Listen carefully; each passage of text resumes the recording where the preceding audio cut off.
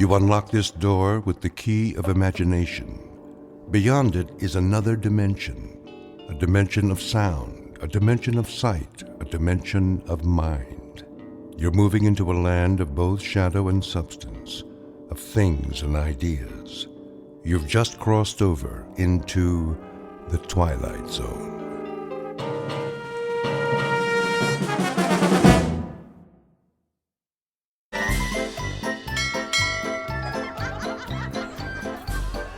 Get your hot dogs. Hot dogs. Pretzels. Popcorn. Take a chance. 3 balls for $1. Cotton candy. Knock one over, win a prize. How about it, folks? Can we? No thanks. So easy, my own mother could do it. Look at all the stuffed animals. Let's go.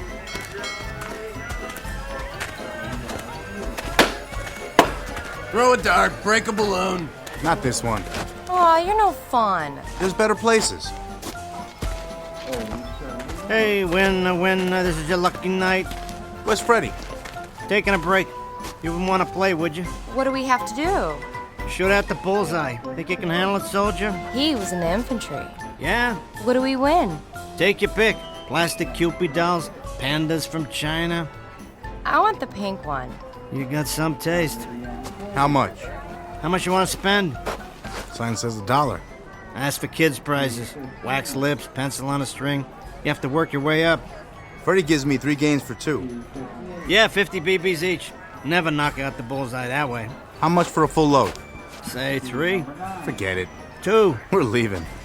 All right. 100 shots for, let me see, a penny apiece. I get to pick my own machine gun. Man knows what he's doing. Ready? Hey, how about a side bet? 5 will get you 10. You hustling me? Come on, show your girl what you're made of. She already knows. Can't blame a guy for trying. Watch this.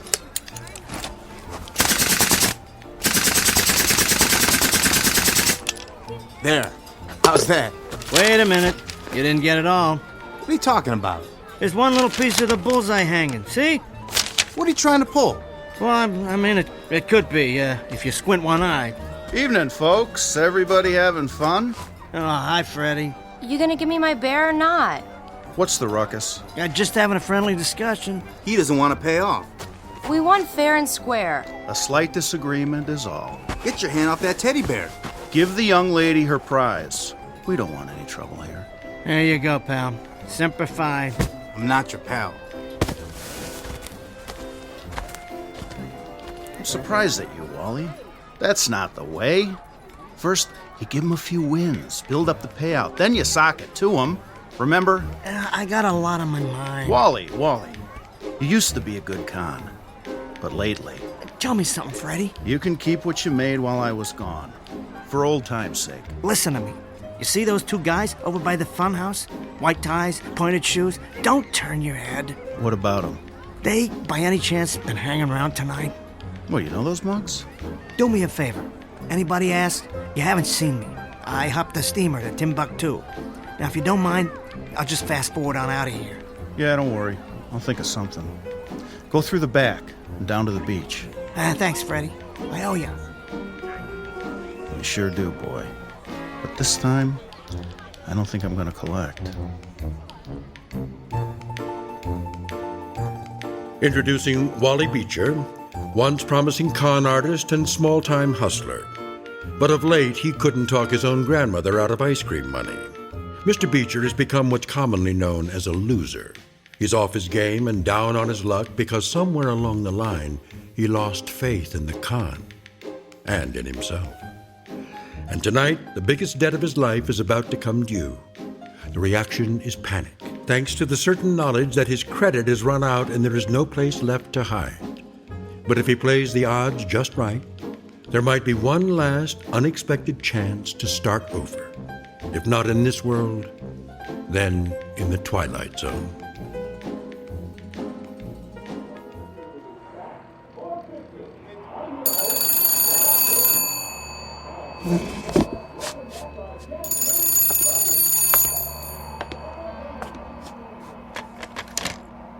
Carlton Motel. Yeah, I got rooms by the day, the week, or the month. By the hour. You have to leave a cleanup deposit. Hey, same to you, buddy.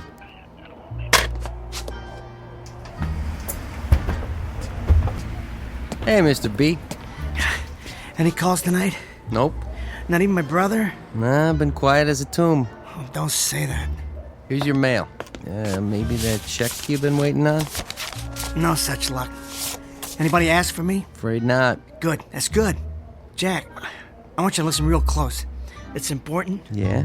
If somebody wants to know where I'm at, I already checked out. Anything you say, Mr. B. Only I sure need that rent before you do check out. Yeah, I'm not going anywhere. Just say I did. Got it, but about that rent, it's Thursday already. You're the first on my list. The manager won't let me carry you much longer. I got some deals going. One of them's bound to come in. Just remember what I told you, especially if they're wearing alligator shoes. You call my room with a heads up, okay? Sure thing, Mr. B.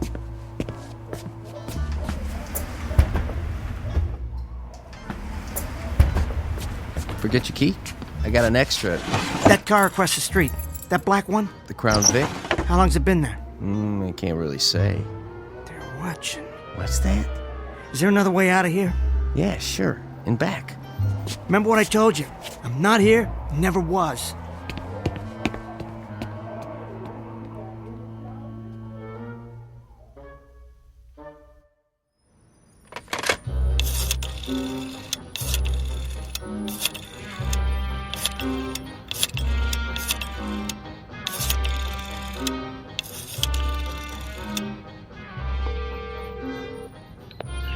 Raj, it's me, Wally. You got a line on the 5th at Belmont? Yeah, tomorrow. The number 9 horse. Yeah, he's still 40 to 1? Put me down for 100, straight across. I understand. No more credit, but this one's a lot. I'm not conning you. The guy I know clocked him in the workout. Raj, come on, Raj. A C note, that's all I'm asking. Wait, don't...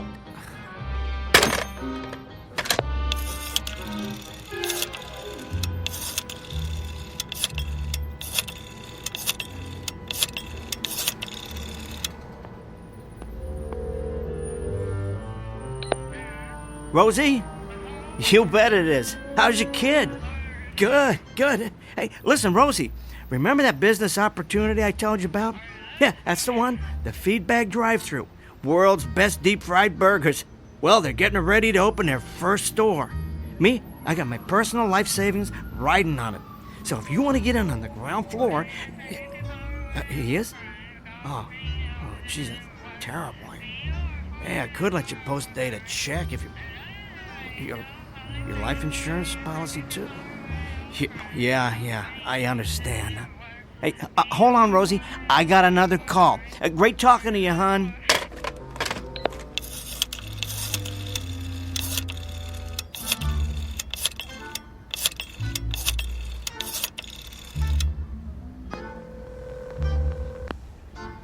Come on. This is Frank Beecher. Sorry, but we're closed for business. Please leave a message after the tone. Frank, I don't blame you for not returning my calls. I know what you're thinking, but I swear, it's not like before. I need to talk to you bad. I hate this, believe me. If there was another way, I got a situation here. Frankie, I'm your kid brother. I don't have anybody else. Call me at the Carlton, please. I'm begging you, Frank. I'm begging you.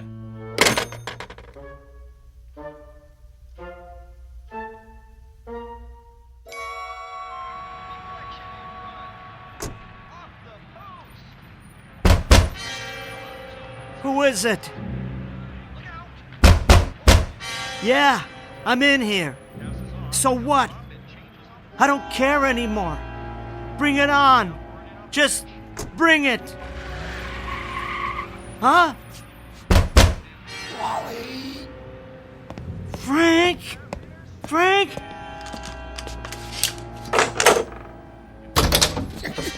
Give me a hand, kid. What'd they do? Funny thing happened on the way home. Sit on the bed. Jeez, Frank, they really worked you over. It's okay. Your nose wasn't straight to begin with, huh? A couple of guys in a black Crown Vic? No. Cadillac. Two gentlemen with scars and pinky rings. They made quite an impression on my head. I'll get some towels. You're bleeding bad. This is a first. Take it easy, Frank. I was always the one who took care of you. You got in a fight at school or fell off your bike. Let me wipe your face. Ow! I'll do it. You order a steak from room service. Blood rare. Best thing for a black eye. Hold this against your head. They have room service here? See, you moved up in the world. And them two guys, did you get a name? Nah, they didn't talk much. But they must be from Western Union, and I'm the message. Those punks. I'll take it out of their skins. You should have called me. I did. Sorry, I'm out of town. It's all my fault. Now, what did you do to rattle their cages? Well, what do you think? Got myself in hock up to my eyeballs when I couldn't make the vig. I've got money. It's too late for that now. Even if I do pay up, they'll leave me sleeping with the fishes. I am stupid, so stupid. Sounds like it's time for Mrs. Pierce. Who? An old lady lived down the hall. Remember? In the building where we grew up. What about her? Every time you got in trouble and you didn't want Dad to find out, what'd you do, huh? You came to me, right? Yeah, you find a way to fix it. I was always a loser, even back then. Yeah, you were little, that's all. You didn't know any better. What's Mrs. Pierce got to do with it? She was the one who took care of things, not me. What do you mean? Oh, when anyone in the neighborhood had a problem, Mrs. Pierce made it right. Don't give me that. It was you, Frankie. When I didn't do my chores or I got in a jam. Nah, I handled some of it, but there was some I couldn't. Like the time Vincent Cazzatori wanted to fight you, or you lost the raffle tickets and the principal called the police. I remember that. Yeah, it was Mrs. Pierce who got you out of it. She didn't want people to know, but she was the one. How? You tell me. I'd tell her, and then she'd pray to her own special saints, I guess. Someone came to her with a problem, she'd make everything right. Yeah, you could count on it. That's nuts. Yeah, it sure is. But it's true. Hey, where's the phone? Who are you gonna call? The cops won't do nothing.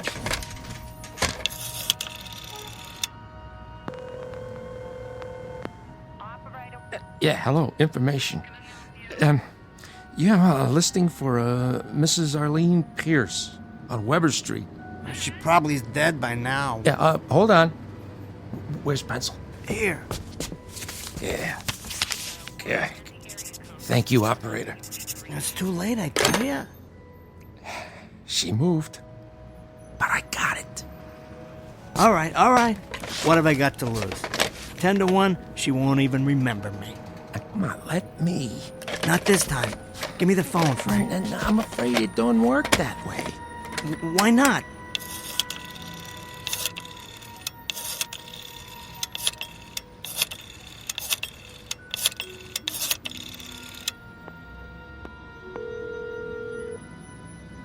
Hello? Yeah, may I please speak to Mrs. Pierce? An old friend from Weber Street. My name's Frank Beecher. It's been years, but... Oh, hello, Milo. Of course. Oh, she is? Oh, I'm sorry. I didn't know. Look, I hope she feels better soon. No message. Just that her friends wish her the best. I'm really sorry to have bothered you. Sick, huh? Yeah. She had a stroke. She's been in a coma since last week. Well, that was a stupid idea anyway. Hey, easy, Frank. Get me the sink, kid. Can you stand up? Here, let me help you. It was the pointed shoes that did it. Frank, you're coughing up blood. Feels like something's broken inside. I gotta get you to emergency. Quick. Not now. Those goons who sent the candygram, they'll want to know if you got the message. Oh, I got it. And I got a message for them. They want to clean my clock? Let them.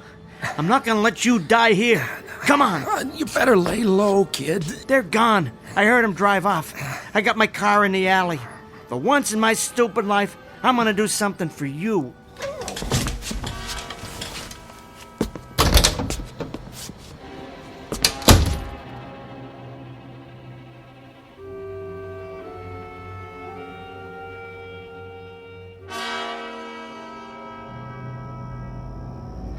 So what do you think? Nice car, huh? It's really cool, Wally. Are you sure it's okay with your dad? Sure. He lets me drive it all the time. I wish you'd slow down. Chicken? You're halfway off the road. I know what I'm doing. I got my license next month. So, baby, where to? Just don't get us in a wreck. How about down by the boardwalk? I have to be home by 10 o'clock. What? I was gonna show you a good time. Walk on the beach, have a couple drinks. I know a guy who'll get me some booze. Name's Freddie. You know Freddie? I'll introduce you. Careful! Hey! Look where you drive it, jerk! Wally, will you please slow down? Too fast for you? That cop wants you to pull over. He don't mean me. Stop! What for? Let me out. At this time of night? I mean it. Now. Oh, okay, Dollface. If that's the way you want it.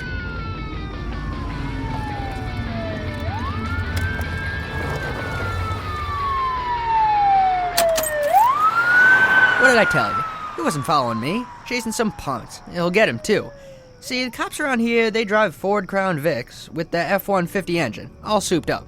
I could probably take him. I got more horses under the hood. Hey, where are you going? Bye, Wally. What's the matter? I'm walking home. It's safer that way. Thanks for a lovely evening. Are you nuts? Get back in the car. Maybe I'll see you around. When you get your license.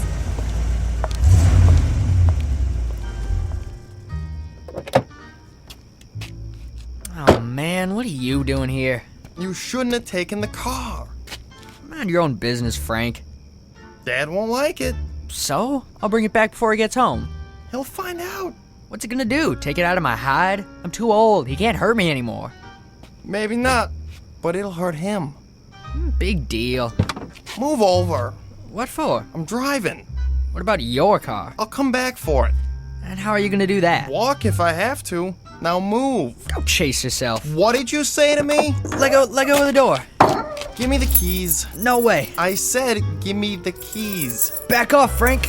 I'm warning you. What'd you do that for? Slide over.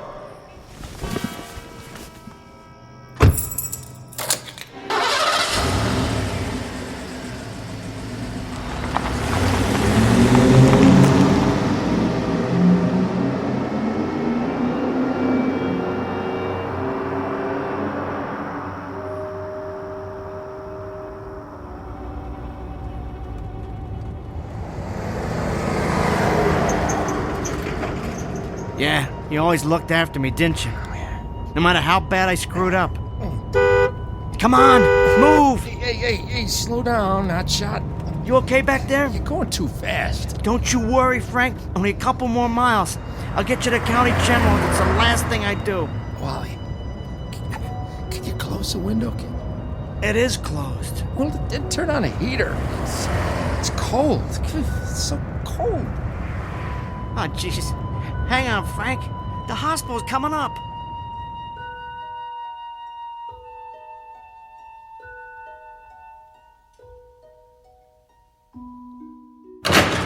All patients in need of emergency care, please sign in. You will be treated in order of arrival. I told you we'd make it. My legs, they won't work right. It's all right. I got you. Please have ID, proof of insurance, or payment in form of cash or credit card. Get me to the counter. I'll take care of it. Can I get some help here? You have to wait your turn. I can't wait. My brother needs a doctor. Fast. Sign in at the window. And then what? Take a number? I have to sit down. Hey, here's a bench. Put your feet up. That's it. Ah, for crying out loud. Wait here, Frank. I'll be right back. But I don't have any insurance. Then I'll need a cash deposit. I can give it to you tomorrow. It's hospital policy, payment in advance. But I need the treatment now. Step aside, please. Just like that? Are you gonna throw me out? Someone will check your vital signs. You'll receive basic care if the condition is life-threatening. Next. I got his wallet and ID. Here's his credit card. Has he signed in yet? He can't. He was coughing up blood before. Then sign for him. What are you trying to pull? There's a pencil on the clipboard. There. That good enough for you? Have a seat. Blood. That's disgusting. Oh, jeez, Frank! Hey, I need some help right now! Somebody clean it up. Hey, mister, you can't do that. Those gurneys are hospital property. Here, get up on this stretcher thing. I'll try. You have to wait your turn. Back off. Sir, you can't go in the main hospital. Out of my way. I need cleanup, quickly.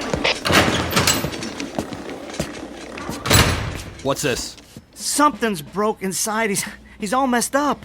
Massive internal hemorrhaging. I'll take him. You gotta do something fast. You just gotta. Where's the chart? There isn't any. Who are you? His brother. Wait outside. Oh, no. Someone see this man out? There's a waiting area at the end of the hall. We'll let you know. Frank. Frank. Cleanup an emergency. Interns to receiving.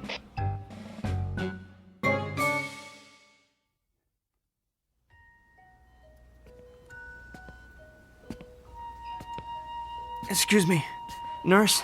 Yes? The guy I brought in? He's gonna be okay, isn't he? The nurse's station will have that information around the corner to your left. These jokers don't even know which end is up. Well, they better figure it out. Oh, Frank. Frank, what am I supposed to do now? Wally? Huh? Who are... It is you. Milo? I'd know that face anywhere. How many years has it been? Oh, too many. I can't believe it. What are you doing here? It's my aunt. My sister's inside with her. Jeannie's here? She comes by when she can. Old Wally. It's been a long time since Weber Street. Oh, sure has. You mean your aunt's in here? How's she holding up? Not so good. Yeah, I heard. That's tough. A stroke, wasn't it? Yeah, we take turns sitting with her. My dad comes as much as he can. It's hard since Mom passed away. Oh, I'm sorry to hear it. Arlene's the only family he's got besides us. So, where'd you move to? Different places. I decided to come back for a while and regroup. You know something? I thought there was a big, wide world out there, but take it from me, it ain't all that. I talked to your brother. We see him around sometimes. He's doing well. Milo, would you mind if I go in? She won't know you're there. That's okay. She's a nice lady. I like to pay my respects. Okay, go ahead then. Come in. Hi, Jeannie. Wally?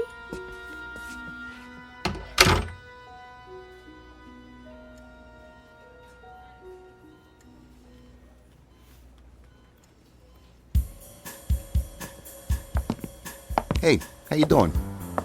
Can I help you? We're looking for a guy. Friend of ours. Fell down, hurt himself. Check emergency. No such luck. Well, this is all private rooms here. He's telling the truth. Says right on the door. P-I-E-R-C-E. What's that spell? Purse. Some name. A little guy was with him. Looks like a weasel. I haven't seen him either. You sound mighty sure. Tell you what, if I do, you'll be the first to know. Now, do you mind keeping your voices down? There's a sick lady inside. Have a nice day. It's nighttime, Sal. Yeah, that too. You know, it don't make sense. They gotta be here. We've seen them come in. I'll check the rooms. You watch the lobby. Sure thing. And call the boss. Tell him we got it covered. The fabulous Beecher boys. One thing's for sure. They walked in, but they ain't walking out.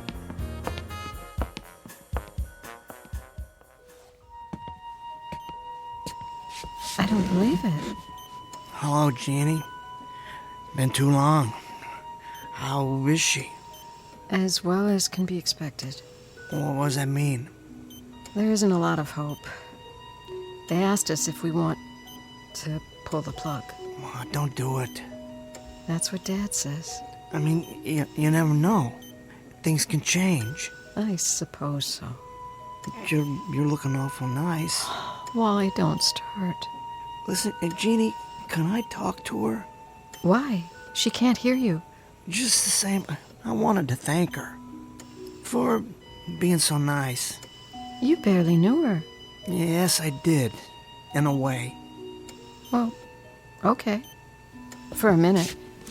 I was going to take a break anyway. Well, thanks, Jenny. Wally? Yeah?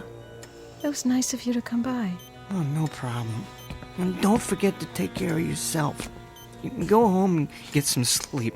Let Milo cover for you. Maybe I'll do that. Bye. Goodbye, Jenny.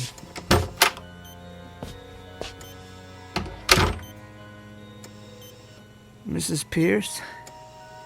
Can you hear me? I hope so. Because I got something to say. It's Wally. I used to live in the building down the hall. Me and my dad and my brother. You remember Frank? He always did good in school. Not me, though. I was a different story. A real dumb kid. I started messing up, getting into trouble. And Frank, he looked after me. Then when I moved out, he wasn't there anymore. Before, he always saved my skin. Except it was you. Oh, it sounds nuts, but my brother wouldn't lie. If I know one thing, I know that. I don't understand how, but the whole time, it was you.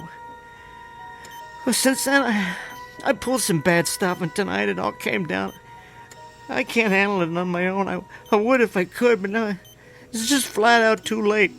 Some guys want my head on a platter, and there's nothing I can do about it, not this time. So I guess what I'm saying is, I need help. I never needed it so bad my whole life. I sure hope you can hear me. I never asked you for nothing. And I'm not asking now. It's my problem. For once, I'm gonna take my medicine. But this isn't about me. It's about my brother. Hey, Frankie! Watch me ride my bike! Look! No hands! That's great, Wally. Frankie, I did all my chores. You think Dad will take us someplace tonight? If he doesn't, I will. Want to get pizza at the corner? Can we? I don't see why not. Gee, Frankie, you're the greatest brother I ever had. Get your jacket, let's go. I wanted to be just like him when I grew up. I had my shot, but it wasn't in the cards. But it ain't right that Frank should suffer. They took it out on him so I'd get the message. Those punks. Well, I got it, only it's too late now. Look, Mrs. Pierce. Yes, huh? Yes? Oh, you can hear me? Is that little Wallace? Mrs. Pierce, thank God. Is anything wrong? Yes, ma'am. I hate to ask you, but... Say it, boy. Frank's hurt bad. If you don't pray for him, he's a goner for sure. You can't let him die. You can't let him die, please. I'm begging you. Very well, honey. What? You can go now, Wally. What do you mean? He's gonna be okay? He's gonna be alright? Why, he already is. What? Just like that? Oh, thank you. Thank you, ma'am. Thank you. You know what this means. You run along, dear. He's waiting for you. Frankie, you hear that? You're gonna make it.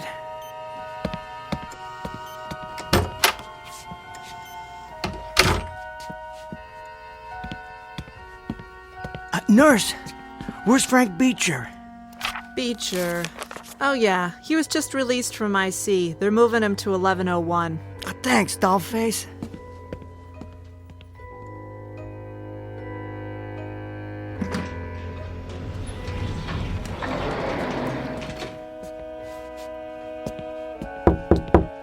Frankie? Hey, kid. You okay? You look like you are. Oh, yeah, it only hurts when I laugh. Well, you sure had me worried for a while. Yeah, I don't know, must have been something I ate. Frankie, I am so sorry. For what? It was my fault. We both know it. But I went and I took care of everything. Oh, is that right? What did you do? I talked to Mrs. Pierce. Wally. Now, don't get mad. You're not going to believe this. But I ran into Milo, her nephew. It's the same hospital she's in. Can you beat that? And while I was talking to her... Wait, I thought she was in a coma. Well, she was, but she come out of it. Anyway, I asked if she could help. She turned her head, looked right at me. Next thing you know... I'm telling you. No, it doesn't work that way. Well, it did this time. I told her what went down tonight, and she must have prayed like she used to, just the way you said. And, long story short, everything's gonna be okay. That's impossible. Well, look at you. It's like I said. Wally, you can't ask for yourself. You have to ask for someone else. That's the secret. Otherwise, it doesn't work. That's why I went to her when you were a kid. But Frank, I didn't ask for myself. I asked her to let you live. You couldn't have known that. I didn't teach you. You taught me good, Frank. Only, I'm kind of slow. It took me all of this time, but I finally got it. And now, it's over. No, not for you. Here, Wally, look in my wallet, right? I got a few $100. I want you to take it, get as far away from those strong-arm types as you can. Then call me, and I'll try to figure something. Maybe I can help you cut a deal. Maybe nothing. You don't have to do a thing. Tonight's the last time I'm running out. Whatever they want to do, let them. The slate'll be wiped clean. They'll never bother you again. Wally, you listen good. Those guys in the Cadillac are bad news. I'll try to buy you some time, long enough to talk to the DA, and we can Forget it! This time I'm standing up for myself. Oh, don't be a fool. I'm not. I used to be, but not anymore. I'm ready. It's been a long time coming. And Frank? Yeah? If I don't see you again, thanks. Thanks for everything. I hope I paid you back a little. Kid. Don't worry about me. I'll be better off. Just think, I won't ever have to run scared again.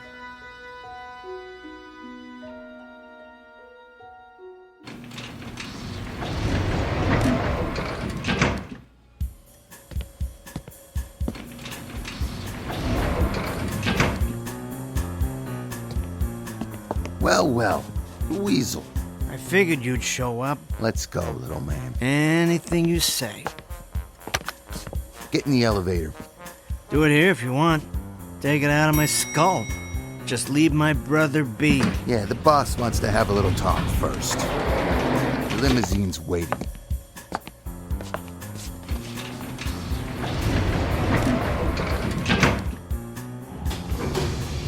Which floor, mister? The parking lot. I'll get the button for you. Hey, what'd you pull the alarm for? You're not going to parking. Say, what's the ruckus? Federal agent, hands out of your pockets. Mr. Beecher, step over here next to me. Glad to. You got the wrong guy. Don't move. You're under arrest. What's the charge? You take your pick. Racketeering, extortion. You know who I work for? We have Mr. Sacchetti in custody. You're making a king-size mistake. Pull that button, we go down to the lobby. The door's open and a friend of mine's gonna be standing there. And he don't like feds. Some friends of mine already picked up your partner. For what? Kicking a coffee machine. I saw you in front of the motel, right? You've been under surveillance. Sure. The V8 F-150. I should have known. The heat always drives Crown Vics. Do me a favor, Mr. Beecher.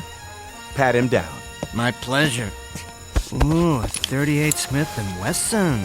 Awful heavy. It could wreck that suit of yours. Get your hands off the merchandise. Hey! Freeze! You, G-Men, drop your piece, or Sonny Boy here gets it. Don't listen to him. You'll never get out of the building. There's a police line outside. Where did they see my little insurance policy? Push the button, now. You won't make it. Throw your piece on the floor. Now push P level, or the Weasel's a dead man. big boy. How'd you like that, huh? This one's for my brother. And this one, and so's this one. And this one too, you dirty... That's enough. Stop. You've won. It's over. You've won.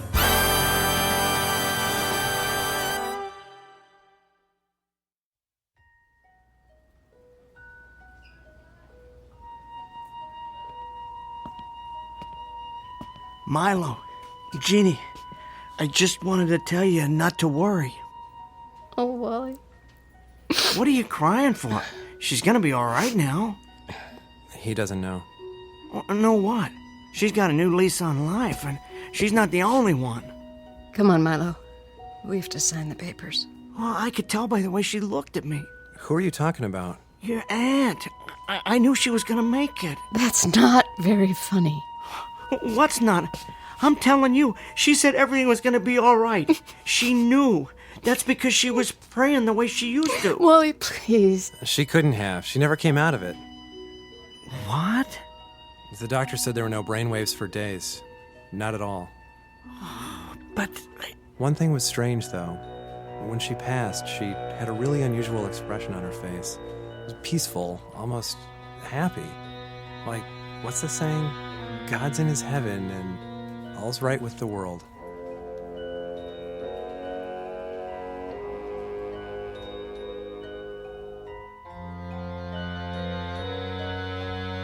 Wally Beecher, once promising con artist and small-time hustler, commonly known as a loser. Despite the odds, he asked for another deck and a fresh deal. It's not easy to end up a winner when you're down that far, but it happens sometimes, thanks to a very special gift, one that must be given as well as received. It goes by various names, the most familiar of which is love. Look for it, and you just might find it here and in the Twilight Zone.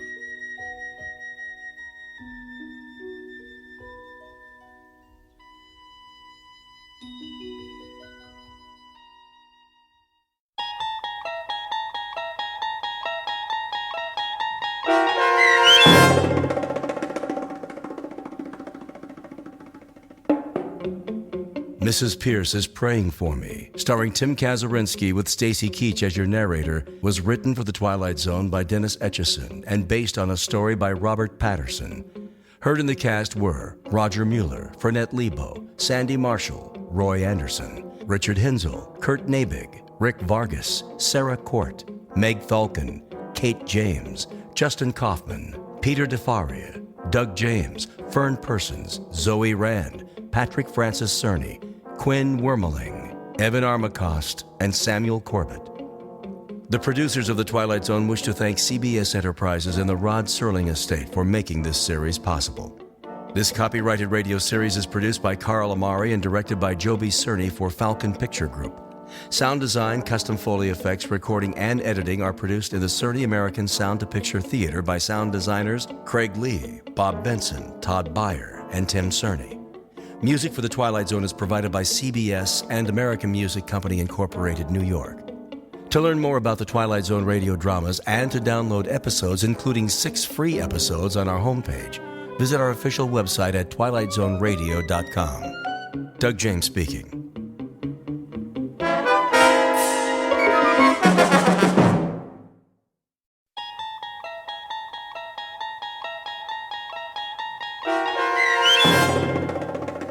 Mute, starring Wade Williams with Stacy Keach as your narrator, was adapted for radio by Dennis Etchison and written for The Twilight Zone by Richard Matheson. Heard in the cast were Amanda Amari, Deb Dotzer, Linda Ryder, Craig Brawley, Valerie Glowinski, Jamie Barron, Richard Shavzin, Roderick Peoples, Doug James, Carl Amari, and CJ Amari. To learn more about the Twilight Zone radio dramas and to obtain audio cassettes and CDs of these programs, visit our website at twilightzoneradio.com. The producers of The Twilight Zone wish to thank CBS Enterprises, Carol Serling, Dennis Etchison, Dick Brescia Associates, Claire Simon Casting, Terry Jennings, XM Satellite Radio, Sirius Satellite Radio, our sponsors and our radio affiliates for helping make this series possible. This copyrighted radio series is produced and directed by Carl Amari for Falcon Picture Group.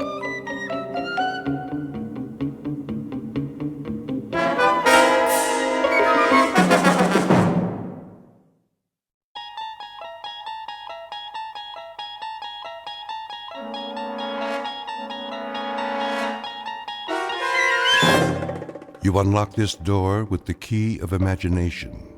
Beyond it is another dimension, a dimension of sound, a dimension of sight, a dimension of mind. You're moving into a land of both shadow and substance, of things and ideas. You've just crossed over into the Twilight Zone.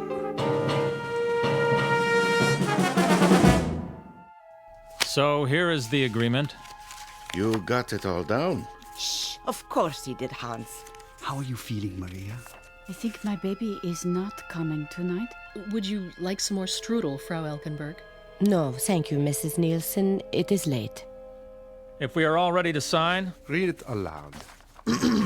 we, the undersigned, having accepted the following propositions. A, that prior to the inception of language, man communicated by telepathic means.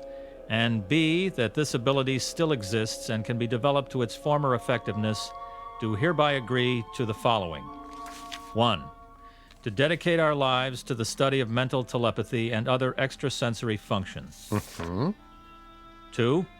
That the findings of this study will be applied not only to ourselves, but to our children, born and unborn. Good, good. 3. That each family unit shall strive to avoid the interference of society. 4. That monthly correspondence shall be exchanged until such time as it is possible for all 4 units to establish a colony in which communication shall be exclusively mental. Comments? More than sufficient, I think. Most specific? Carl? It is what we agreed upon. That sounds very close to disapproval. No, I will sign. You're certain? This must be entered into with absolute assurance. He is assured, Holger. His uncertainty is only a sympathetic reflection of my own. You are still uncertain? Not of the general concept. Yet I wonder, have we the right to impose this study on our children? Even those unborn? Impose, Maria?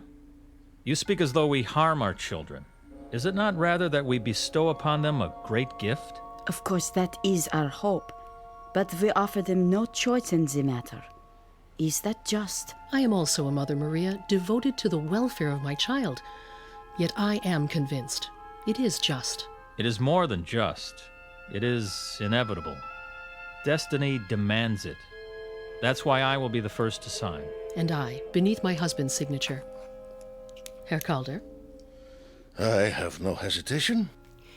Nor have I. Professor Werner? The pen, please. Have you and Holger decided definitely not to remain in Heidelberg? There's a house in Pennsylvania which was left to him by an uncle. And what is the town? It is called German Corners. Ah. May I have the paper? As soon as you have signed. It's for the better, Maria. You'll see. Yes, all right. Thank you. And my signature? Thank you all. It is a nice town, is it? Oh, yes. Small, secluded. Ilse needs to be fed again. Surely not. She's asleep. You see? Excuse me, I must see to her. What you have just witnessed is the curtain raiser to a most extraordinary play. To wit, the signing of a pact.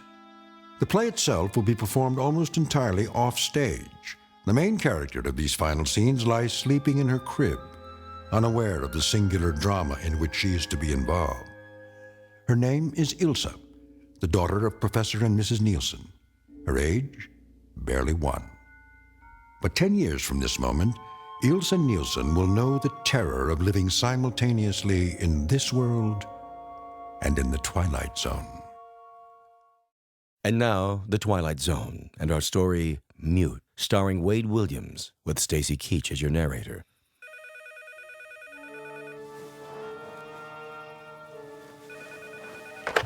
Sheriff? Yeah. This is Tom Poulter. The Nielsen house is burning. What? There's a fire at the Nielsen house, a big one. Hurry! Right away. Harry, what? Max, Harry, I know it's 2 o'clock in the morning. There's a fire at the Nielsen house. Call the volunteers and get the truck out. I'll be there as soon as I can. Did it just start? I hope so. If it didn't. Oh, it's so far. I told them when they first came here it wasn't a good idea to live that far from town, but no, they wouldn't listen. We want privacy, they said. well, that privacy may very well be the end of them. The girl. That lovely girl.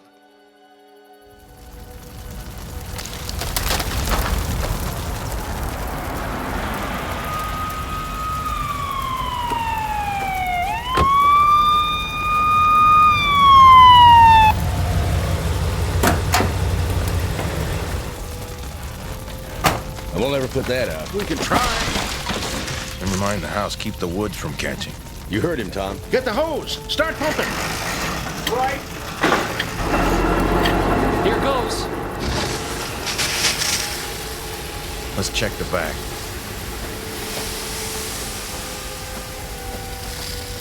There's no way in. They're done for. That poor kid. Harry, over here. Where'd you find her? In the clearing. The sparks we're about to catch. You think she's... Let me see. She burned? Oh. She's alive. You all right? She's in shock, Harry. I'll put her in the car.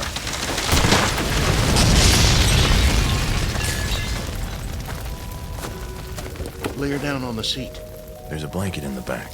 Here you go, little lady. Put this around you. It's gonna be all right now. Bad off. Can't talk, nor cry, nor nothing. She isn't burned, though. Tell me something, Tom. How could she get out of that house without being burned?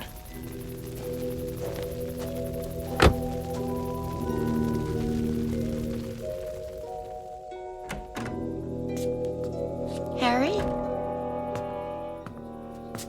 I brought the girl with me. Are you? I'm fine. Is she hurt?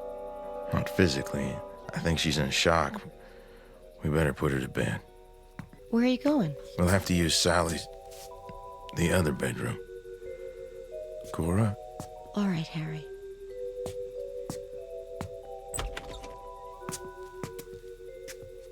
Pull back the bedclothes. Of course. Cover her up. I'll be downstairs. Poor darling. She looks a little like Sally, doesn't she? Harry?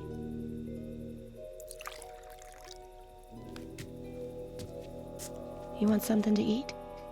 No, I gotta get right back. Thought I'd take a thermos of coffee for the boys. Are her parents? No way of knowing. We haven't been able to get into the house yet. It's burning too hard. But she... Tom Poulter found her outside. Outside? We don't know how she got there. I expect her folks didn't get out, though. It's an awful fire. The poor child. Something's wrong with her. I know she isn't deaf or dumb or retarded or anything, but before she fell asleep in the car, I tried to get her to talk. She never said a word. Not a word. Even in shock, the power of speech isn't completely gone. It's as if she doesn't know how to talk. Oh, Harry. You know something, Cora? I don't think her parents ever taught her.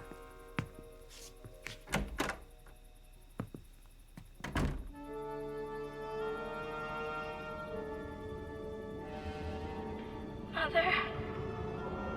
Mother. Mother. Where are you, Mother? Ilsa. Ilsa. Are you near me, Father? Ilsa. Ilsa, you must be brave now. Mother. Mother. Where are you?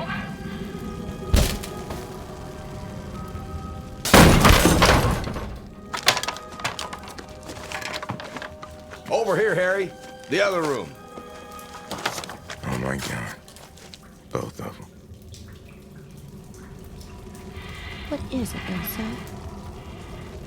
Oh, darling, what is it? I'm not gonna hurt you. Ilsa, what's the matter? They're dead. They're dead. They're dead. They're dead. You still awake, Cora? Is the fire out? Yes, it's out. And her parents? Too late. How did it start? We're not positive, but apparently the professor was smoking his pipe in bed, fell asleep. And there was nothing left to... Everything was burned, Cora, I told you. There's no way of getting in touch with Ilsa's relatives, then. Tom Poulter says the post office gets 3 letters for the Nielsen's from Europe at the end of every month. But wait till the next batch arrives and write to the 3 addresses. What are we going to do with the girl until then? We'll have to keep her here. It'll only be a week or so, Cora, unless the girl can tell us something. I doubt that she can. You don't think she can talk either? I tried everything I could to get her to, but... That explains it. What? Those times Miss Frank and I tried to talk the Nielsens into putting the girl in school, the answer was always no. I don't know why. Maybe there is something physically wrong with her. The Nielsens would have told us if there was, Cora. Not if they wanted to keep it a secret. We can have Doc Steiger check her over, but I don't think he'll find anything. But they were educated people, Harry. Well, why wouldn't they teach their own daughter to talk? They were strange people, too, Cora. Hardly spoke a word themselves. As if they were too good to bother talking to us. It might not be a bad idea to put her into school while we're waiting for those letters. Teach her how to talk, at least. Not right away. No. No, please. Why not? She's got to learn sooner or later, doesn't she? She just lost her parents, Harry. I didn't mean tomorrow or the next day. I don't understand their words. It's a crime, though. A girl her age, not being educated, not even knowing how to talk. Make them stop. Her father, a professor, too, keeping his own child in ignorance. Well, something has to be done about it. Somebody's gonna have to undo what her parents did to her. She needs time, Harry. She's been through such an awful ordeal. She's only a child. A poor, pitiful, orphaned child. Mother. Father. People. Here. I can't understand what they're saying. They speak in loud noises. Not the way we do. Please. Make them stop. Well, at least she likes my cooking. Especially at breakfast. Of course she does. She's a growing child. Do you think she likes us? She's calm when you're around. In fact, she hardly ever leaves your side. The doctor says she's healthy. I don't understand it. If there was something organically wrong with her. Don't talk. Please. Don't make those sounds anymore. There's nothing wrong with her. He checked everything. There isn't a reason in the world why she shouldn't be able to talk. I'm sure she will, when she's ready. Then I'm afraid we got a problem on our hands. She can't just learn on her own. I told you when she first moved here.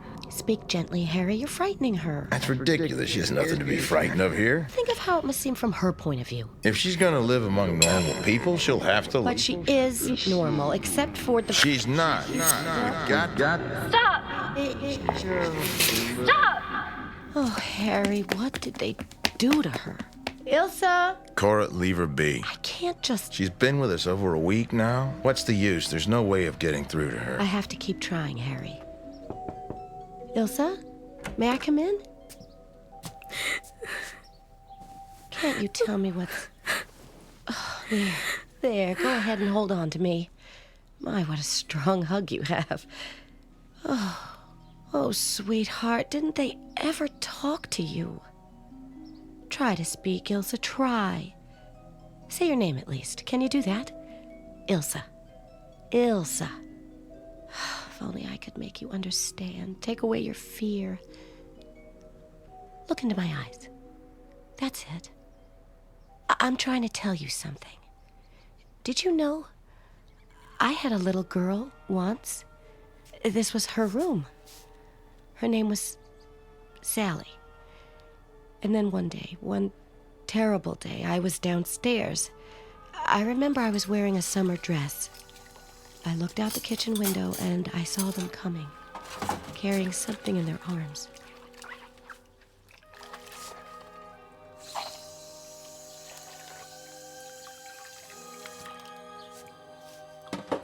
What? What?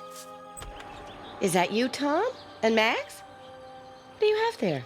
I'm terribly sorry, Mrs. Wheeler. What is that in the blanket? Go on inside, Cora. Why are you bringing it in here? Where's Sally? She was swimming in the lake and... No, she wasn't. She's home, I tell you. Maybe you better sit down, ma'am. Sally? Sally! Sally? Sorry. I can't help but think of it sometimes. But now, you look so much like her. It's almost like you understand. Do you, Ilsa? Do you?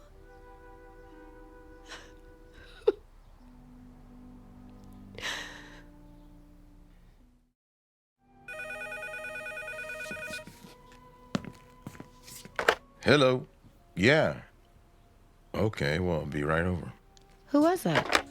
Tom at the post office. The 3 letters came in. Oh. Be back in a while. Yes. Yes, you do that.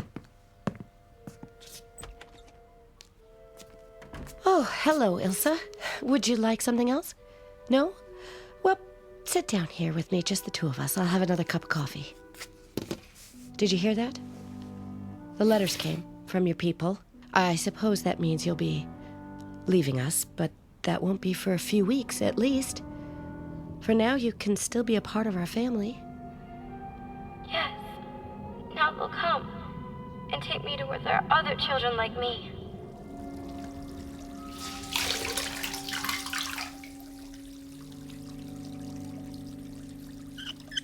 Perfect, Ilsa. You're just about the best helper a person could have. Harry? Everything all right? Oh, why wouldn't it be? Ilsa was just helping me dry the dishes. Do you have them? What? The letters. You said you were... Oh, we can't have the letters, Cora. It's against the law. Tom's got to send them back. All he could let me do is copy the return addresses. Oh. I'm going to... Oh, hello, Elsa. You like to stare, don't you? Go in the living room, Ilsa. I'll be with you in a minute. Get me some paper and envelopes, will you, please? I suppose you have to write them. What do you mean? Nothing. Would you like a cup of coffee? Thanks. What are you telling me? Oh, just about the fire at the Nielsen's dying. Asking them if they're related to the girl or know where any of her relatives are. What if... Hmm? What if her relatives don't do any better with her than her parents did? It's none of our business, Cora. The welfare of a child is everybody's business. We're not in a position to decide for her. No, of course not. Our position is to send her away. Get rid of her. And maybe she'll never talk, Harry. Maybe she'll be terrified of shadows all her life. Cora, I know how you feel. Sally's gone. Another child in the house. But she's not our child, Cora. We have no rights where she's concerned. And there is something wrong with her. Is that why you want to get rid of her? I think you know better than that. I'll finish these letters and put them in the mailbox before I leave.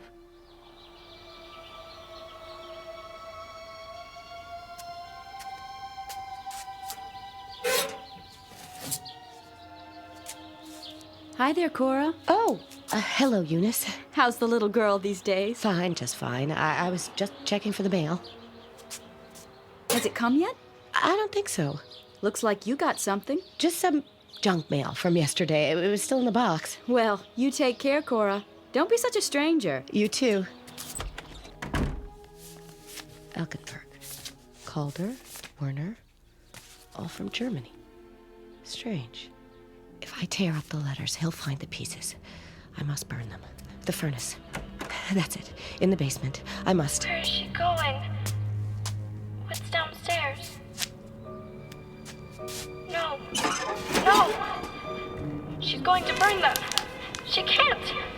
Fire. Fire.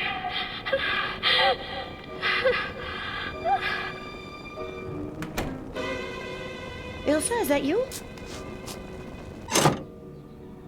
Ilsa, come back! Ilsa! Ilsa! They'll never find me now. Never.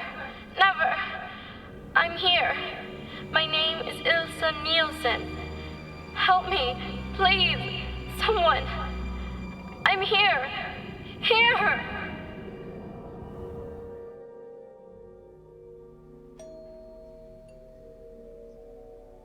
Now, who would that be? Probably Miss Frank. Miss Frank? What does she want? I asked her to stop by. Harry? Are you gonna let her in? Oh, Harry, what have you done? Mrs. Wheeler? Hello, Miss Frank. Is Ilsa here? Won't you come in? Thank you. Good afternoon, Miss Frank. Sheriff? Glad you could come. I felt it was my duty. Please, sit down. You haven't heard from her family, I take it. Like I explained to you the other day, I wrote to these people in Europe 4 or 5 weeks ago, but we haven't gotten an answer.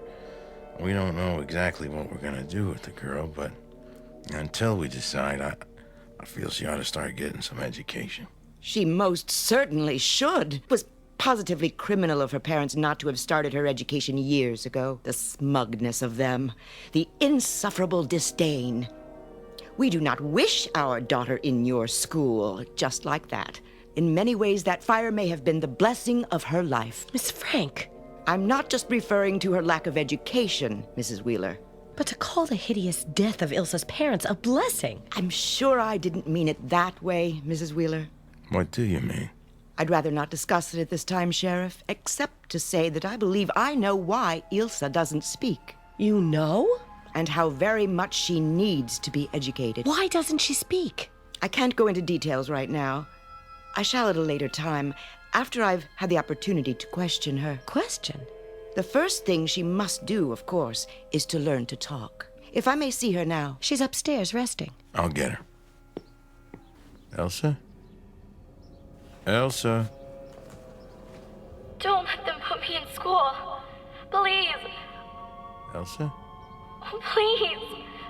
They don't understand. They don't understand.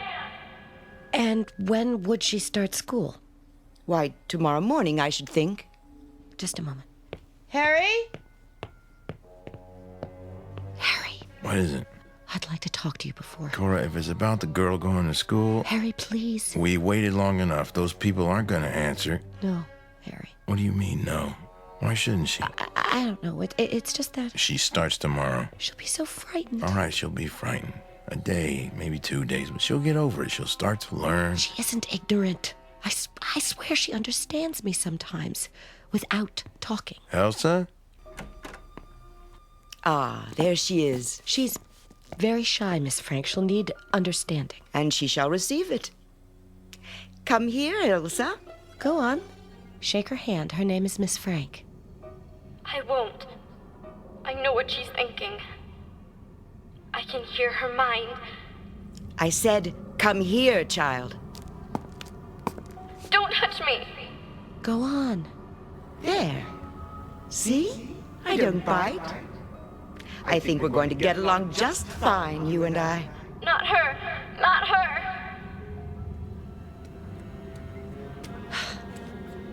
Don't be worried, sweetheart. They're only children, like yourself. Wait for me and I'll come get you after school. Here we are. It's the first classroom. Ready? It won't be so bad. You'll see. Miss Frank? Good morning, Mrs. Wheeler. We were just about to start. I do hope everything will be all right. Ilsa's very shy.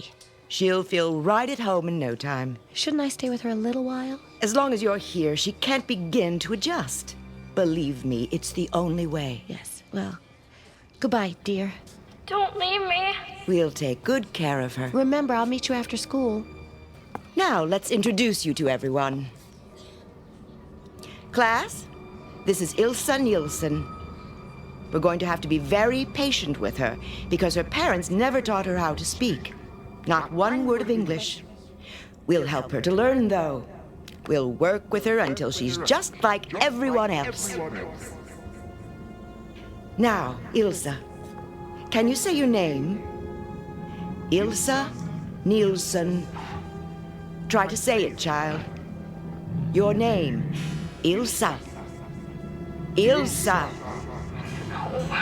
Try to say it, child. Ilsa. Take your hand off my arm. You're hurting me. Try to say it. A little later, then. We have plenty of time. You'll learn. I promise you. You'll learn. Open your books, class. Richard, will you read from the top of page 17, please? This is a boat. A boat sails on the ocean. Ocean? He's trying to tell about the boat in the picture. The boat isn't words. It isn't. Why don't they learn the way Father taught me? Ilsa, look at this picture. Ilsa, you must pay attention. Get up. I said get up. Now, we'll try again. Say your name, Ilsa. Your name. Do you understand? Your name is Ilsa. Ilsa. Stop poking me! Tell her what her name is, class. On the count of 3. 1, 2, 3. Ilsa. Ilsa. Ilsa. Ilsa. Ilsa. That's all for today, children. Don't forget your homework. Wait. Ilsa, I want to talk to you. I want you to know that you're not fooling me. I know exactly what you are. I know because my father tried to make me into the same thing when I was your age. But I was able to overcome the sickness he forced on me. As I'm going to help you overcome it, Ilsa. It's true, isn't it? They were trying to make you into a medium. To distort your innocent mind so that you could communicate with the dead. What is she saying? You've been trained to be a medium. No! Haven't you? It isn't true. It's not what they were training me for. Oh, you understand me. You know what I'm thinking. That proves it. Don't you see? You've just proven it to me. You are a medium. No, you're wrong.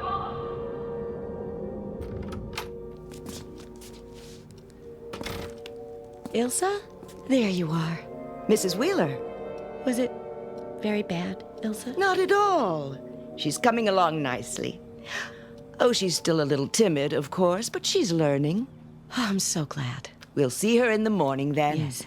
Goodbye, Miss Frank. Goodbye. For now. See you tomorrow, Ilsa. And the next day.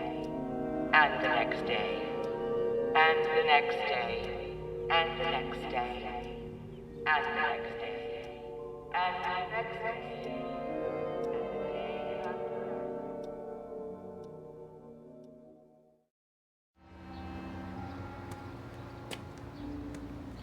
Ask someone, Werner. Please, where might we find authority? Authority? Constable? The... Sheriff? Yeah, the sheriff. Down one block on the other side. Can't miss it. Thank you. I feel so guilty, Carl. What could we do? We simply could not get away sooner. We have our own responsibility to the project. I know. But almost 6 months since we last heard from Holger and Fanny. If only they hadn't chosen such a far-removed location for their work. They are American, Carl. We could not have expected them to reside in Europe. Yeah. You still think something has happened? Why else would they fail to write? I hope you are wrong. That lovely child. Oh, such a talent. The progress with her has been phenomenal. It is as if she was born telepathic. I think that of all the children, she has the most potential. Perhaps they were forced to move like the Eltenbergs to avoid prying. Let us hope so.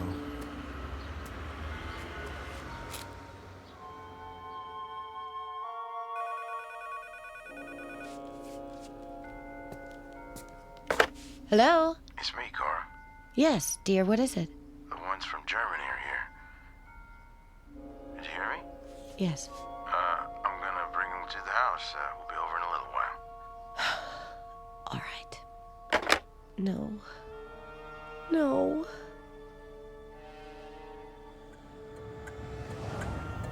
If only we'd heard from you, but there was never a word.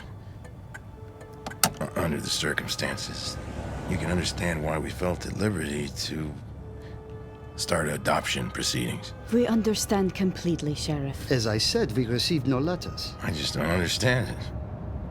Well, Here we are.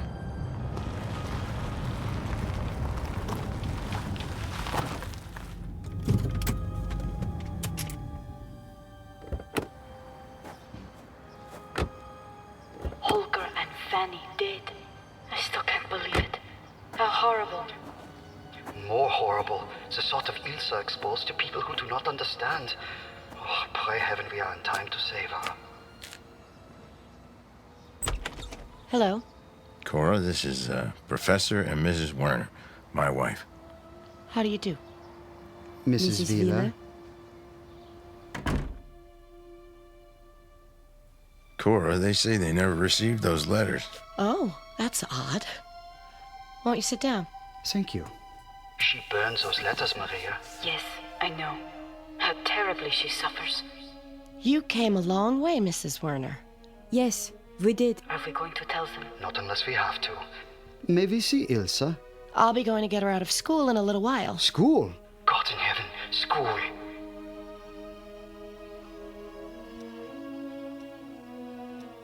Ilsa Nielsen, stand. Come forward. Face the class. Shoulders back. What is your name?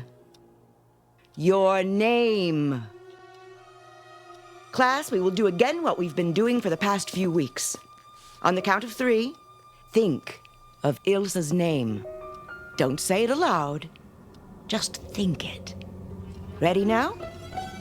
1, 2, 3. Ilsa, Ilsa, Ilsa, Ilsa, Ilsa, Ilsa, Ilsa, Ilsa. Here they are. Ilsa, this is Professor and Mrs. Werner. Ilsa, you remember us? Our children are the ones who are just like you in Germany. You remember the Elkenbergs, the Calders, us, your father and your mother?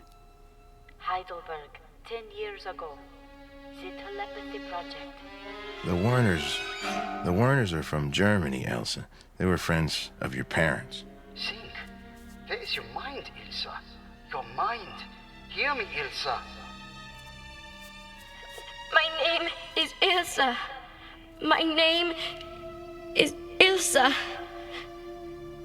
My name is Ilsa. My name is Ilsa. My name is Ilsa. My name is Ilsa. My name is Ilsa. My name is Ilsa. My name is Ilsa. My name is Ilsa. Ilsa, don't. My name is Ilsa. My name is Ilsa. Shh, Ilsa. Don't cry. I'm with you. I'm with you. You can't take her from me. You can't. Cora. No. I won't let them. I love her, and she loves me. She needs me. You have no right. No right.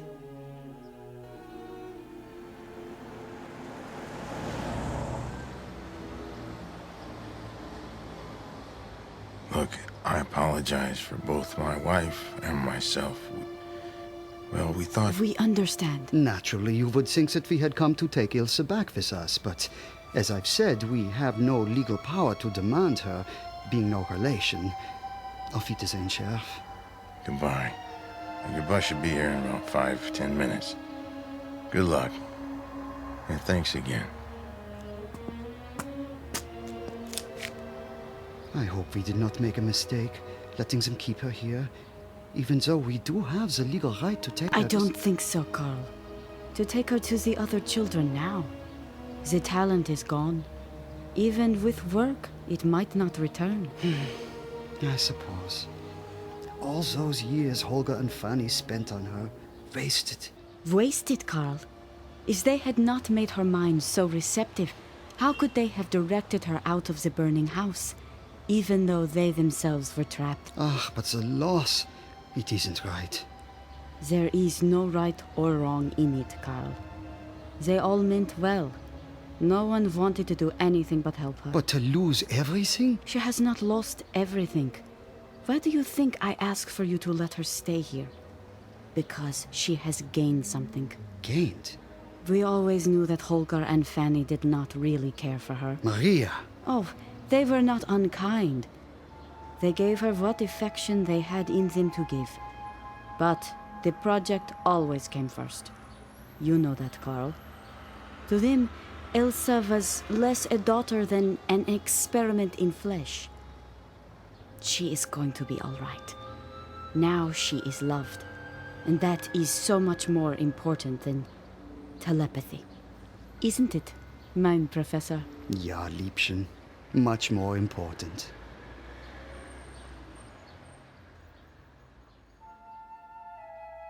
This has been the story of a girl named Ilsa Nielsen, soon to be Ilsa Wheeler, who lives in the town of German Corners, Pennsylvania. She discovered that in the world of nightmares, those which threaten physically are of little consequence when compared to those of the mind. And Ilsa's mind is now possessed by the most valuable talent of all, the capacity to love. From now on, the consuming flames that haunted her dreams will be confined exclusively to the Twilight Zone. We'll return to the Twilight Zone in just a moment. You are about to enter another dimension, a dimension not only of sight and sound, but of mind, a journey into a wondrous land of imagination. Next stop, the Twilight Zone.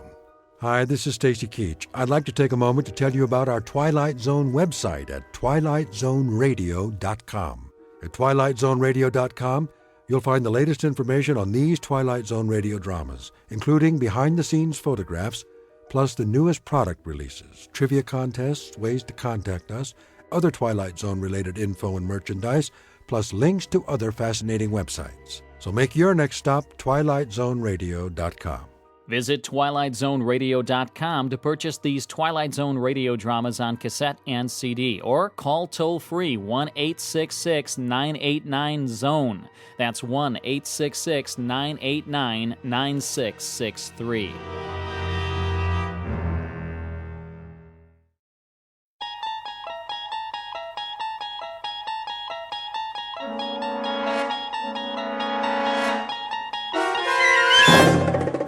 You're traveling through another dimension, a dimension not only of sight and sound, but of mind, a journey into a wondrous land whose boundaries are that of imagination.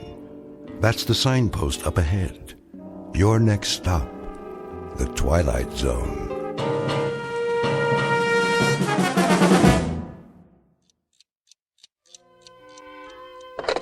Front desk? This is room 14, yeah. Jackie Rhodes. Listen, I was just wondering... What? No, I already paid you for the week. Sure I did. Didn't I? Well, I thought I did. No problem.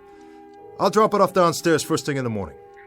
That's right. Cash, same as always. Yeah. You know I always pay my rent. One thing about me, I ain't no welcher.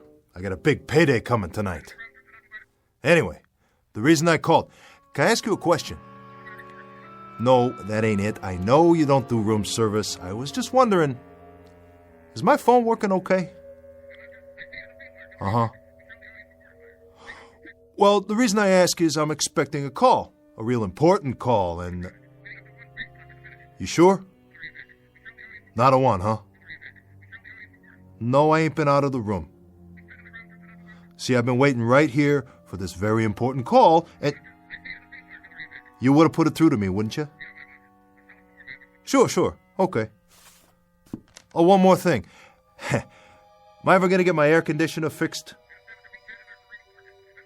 Well, when the super shows up tomorrow, ask him again. Leave him a note or something. It must be 100 degrees in here. Yeah. Thanks. Come on, George. Come on. You said you was going to call. Oh, what a night. Can't even go out for a cup of coffee. Yeah. Oh, hi, George. Fine. You too? Nothing much. Yeah, well, I've been sitting there waiting. That's right. Expecting a call.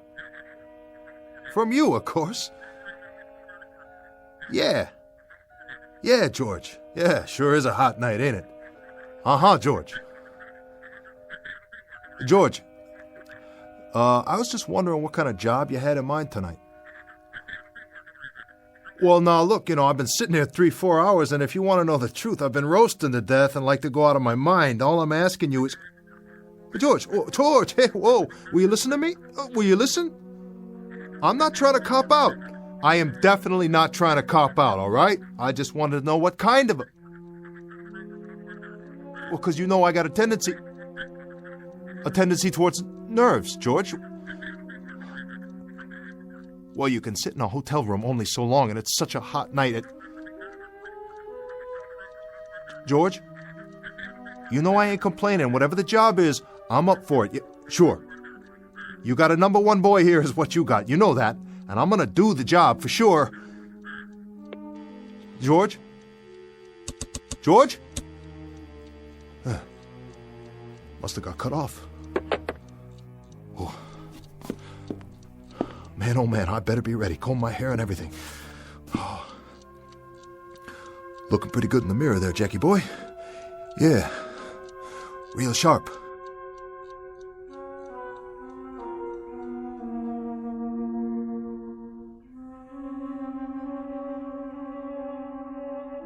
This is Mr. Jackie Rhodes, age 34.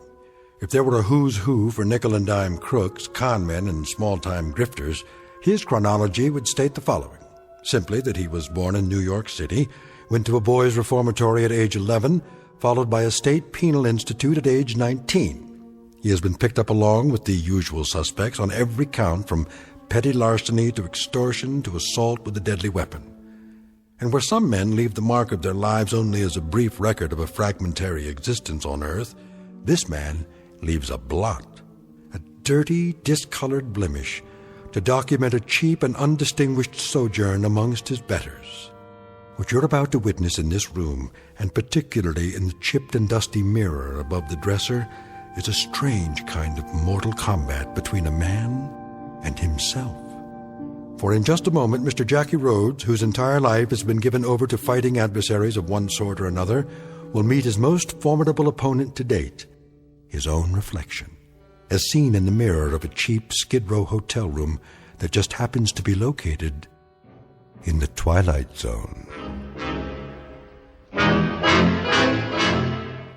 And now, The Twilight Zone, and our story, A Nervous Man in a $4 Room, starring Adam Baldwin with Stacy Keach as your narrator.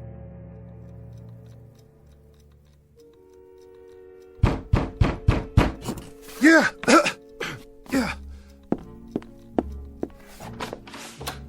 How are you, George? In the pink. And how are you, Jackie? I'm all right.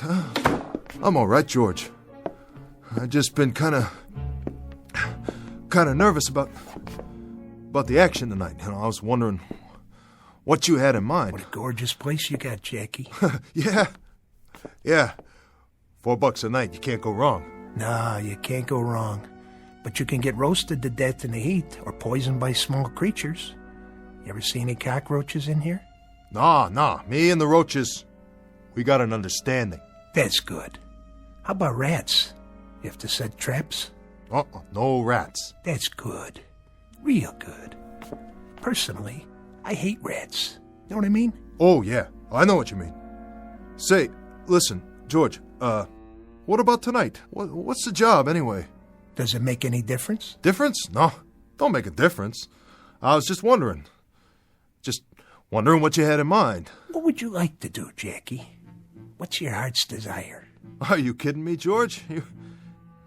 You're pulling my leg, ain't you? No, I asked you a question. Simple as that. Well, if it was up to me, I'd like something with some decent odds for a change. What's that? Well, it's just that I'm all the time getting the hard stuff, George. Last 2 times I almost got picked up waiting out front in the car. Remember the heist? I remember. That stuff ain't for me, George. No? Because if they pick me up one more time, that's 3 strikes and out. I'm long gone and for good. Oh, it's so hot in here, George. Ain't it? Ain't it hot? Anybody ever tell you what you look like? How do you mean? No? Well, I'll tell you. Like a man trying to catch a subway at 5 o'clock at night. You always look like somebody's squeezing you through a door just before the train pulls out. Let me go. What do you do to sleep at night, Jackie? Curl up in a locked closet? Well, now look, George, I ain't knocking you. I don't know why you all the time gotta knock me. All I want from you is... Yeah? All right. What's the job I gotta do? Well, I'll tell you what, Jackie. Tonight I'm gonna let you be a man. I'm gonna let you show some muscles for a change. No shakedowns, no deliveries to a fence, nothing little. Tonight, Jackie, you're getting up in the world. So I got a little present for you. Whoa. What's that? What do you think it is? 22 special. I don't want it. Oh, careful, it's loaded. What do I need a gun for? Well, I'll tell you. Old man runs a little bar on 38th Street, between Lexington and 6th. Feisty old bum, always giving us trouble. Don't like to pay off for the jukebox we got him. Don't like to pay off for the protection. We lecture him all the time and he spits in our eye. How do you like that for gratitude? Well, you don't keep this kind of stuff a secret for long. Lots of people hear about it. We go to another place and we say, "Here you are, pal, here's your bill for the jukebox." And you know what, Jackie? They want to spit in our eye, too.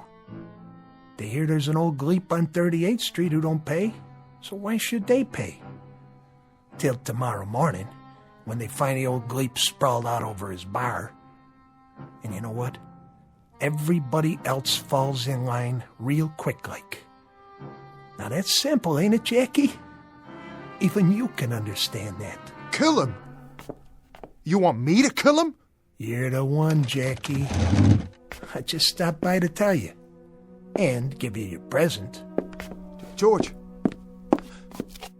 I can get set up just for carrying that thing. You ever heard of the Sullivan Act? George, take it with you, please. This one ain't for me. Jackie, you're in hock to me all the way up to your collar buttons. So don't tell me what's for you and what isn't. But I ain't never done anything like this before. There's always a first time. No, George, no. I'm strictly for breaking and entering. I'm nickel and dime. You put me in an alley and I'll do a mug job, but I gotta do it from behind. George, I got no guts. That's me, understand? You know that. I simply got no guts. Why don't you get somebody else? Get a couple of torpedoes. That's why I need you, Jackie. Because my old barkeep knows every torpedo I got on the line. He wouldn't let him in the front door. You, he don't know. So you're the one. But George, you know me. I'm a gutless wonder. Tonight you gotta get guts, Jackie. I don't care where from. Look under the bed or go buy some. Or get them on the corner. But you find him and you do the job. The bar closes at 2. You beat her when he's about to lock up. And then you do it. George! I'll be back here at 2:30. If I find out that you welched on me, that you chickened out, you are dead. Please, George, please. Thanks a lot, George. Thanks a lot. Oh, never used a gun before. Never. What are you looking at in the mirror? Yeah, you, Jackie Rhodes. Some tough guy, huh? Look at you. So what's the beef? What's the big deal? All you have to do is go out there and get rid of an old guy, some dopey old guy, probably 90 years old, probably 100 years old. That's all, some old gleep. That's what George called him, a gleep. And you can't even do the job. Well, I wish I could trade you in. Yeah, another model. Because this one's all dented and rusted out and don't work right no more. And it's scared. It's all the time scared. Why? Huh? Why are you so scared?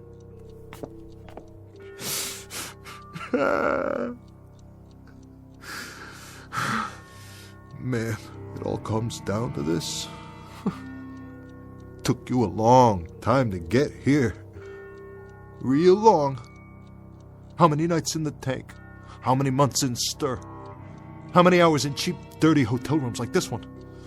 $4 a night to roast to death. Oh, what a way. What a long, miserable way. And for what? What do I got to show? A $4 hotel room and lots of security. Oh yeah, just like a floating crap game. Look at you in the mirror. Yeah, you look at yourself for once in your life, sweating like a pig, biting your nails, and those eyes, those beady, scared little eyes. George better stick with apples and oranges. He better start squeezing cantaloupes for a living, because he ain't no judge of people. Not this one. Jackie Rhodes, the big-time killer. Killer Rhodes. Well, I know you, Jackie Rhodes, and you ain't no killer. You're a softy is what you are, a great big soft bowl of oatmeal.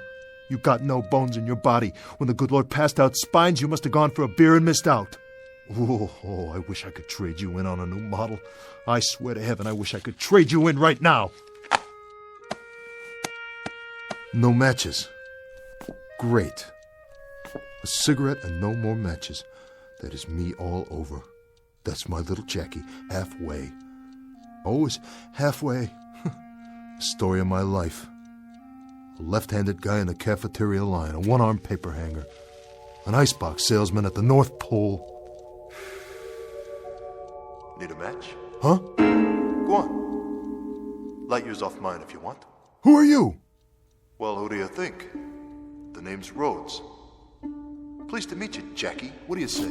Oh! Take it easy, Jackie. Come on back over here. Let's you and me have a talk. Yeah. Oh, you and me, we'll have a talk. Real heart to heart. Me in the mirror. We'll have a big, long talk, just the two of us. The two of us. So this is the way it happens, huh? I've had it. All my marbles gone. Finally. This is the way, right? Right here in this room. No, that's not the way it happens. You're all right. Pinch yourself. You didn't flip out. You're rational. You're sane. No, you got a different kind of problem, Jackie, my man. Very different. I'd say we've got different kinds of problems. And you're telling me that you're... I happen to be you, Jack, and you happen to be me. Say that again? Nice arrangement. Keeps it simple, don't you think? Let me get this straight. You're me, and I'm you? Oh, man, this is crazy.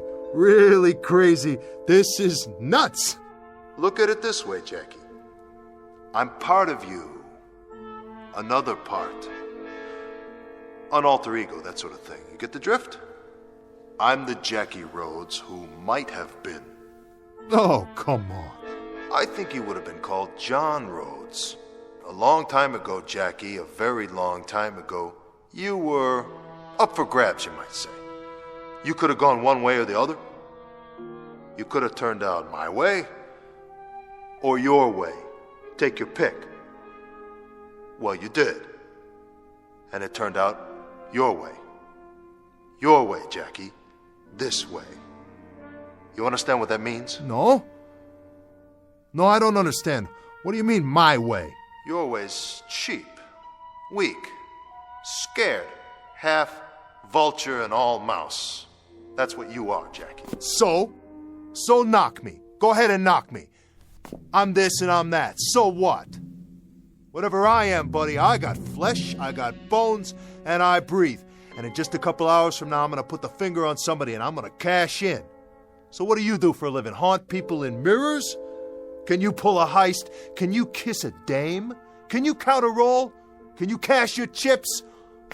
Oh, listen to me. Listen to me having a big argument with a piece of glass. Well, listen, glass, I'm leaving.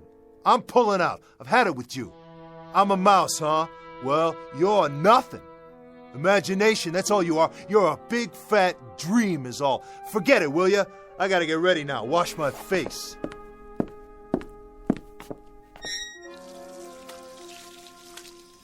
Whoa, some dream. I must have been asleep for a minute. Jackie. Whoa, what are you doing in here? How can you be in this mirror too? Go ahead, Jackie. Finish washing up. It's a big night. You leave me be. I know what I'm doing. You ain't even real. Stay calm. Get away. I'll shoot you if I have to. I mean it. Then where'll you be? In a million pieces, that's where. You can't kill me, Jackie. Because I'm not out here. I'm in you. No matter where you go, I'll be right there. In a store window, in a shiny car, the water in the gutter, I'll be there. I'll always be there. You get away! You get away from me! Oh, don't fold up on me now, just between you and me, old friend. There's a lot that's got to get settled tonight. A whole lot. That's right, Jackie. You got a big night ahead of you. We both do.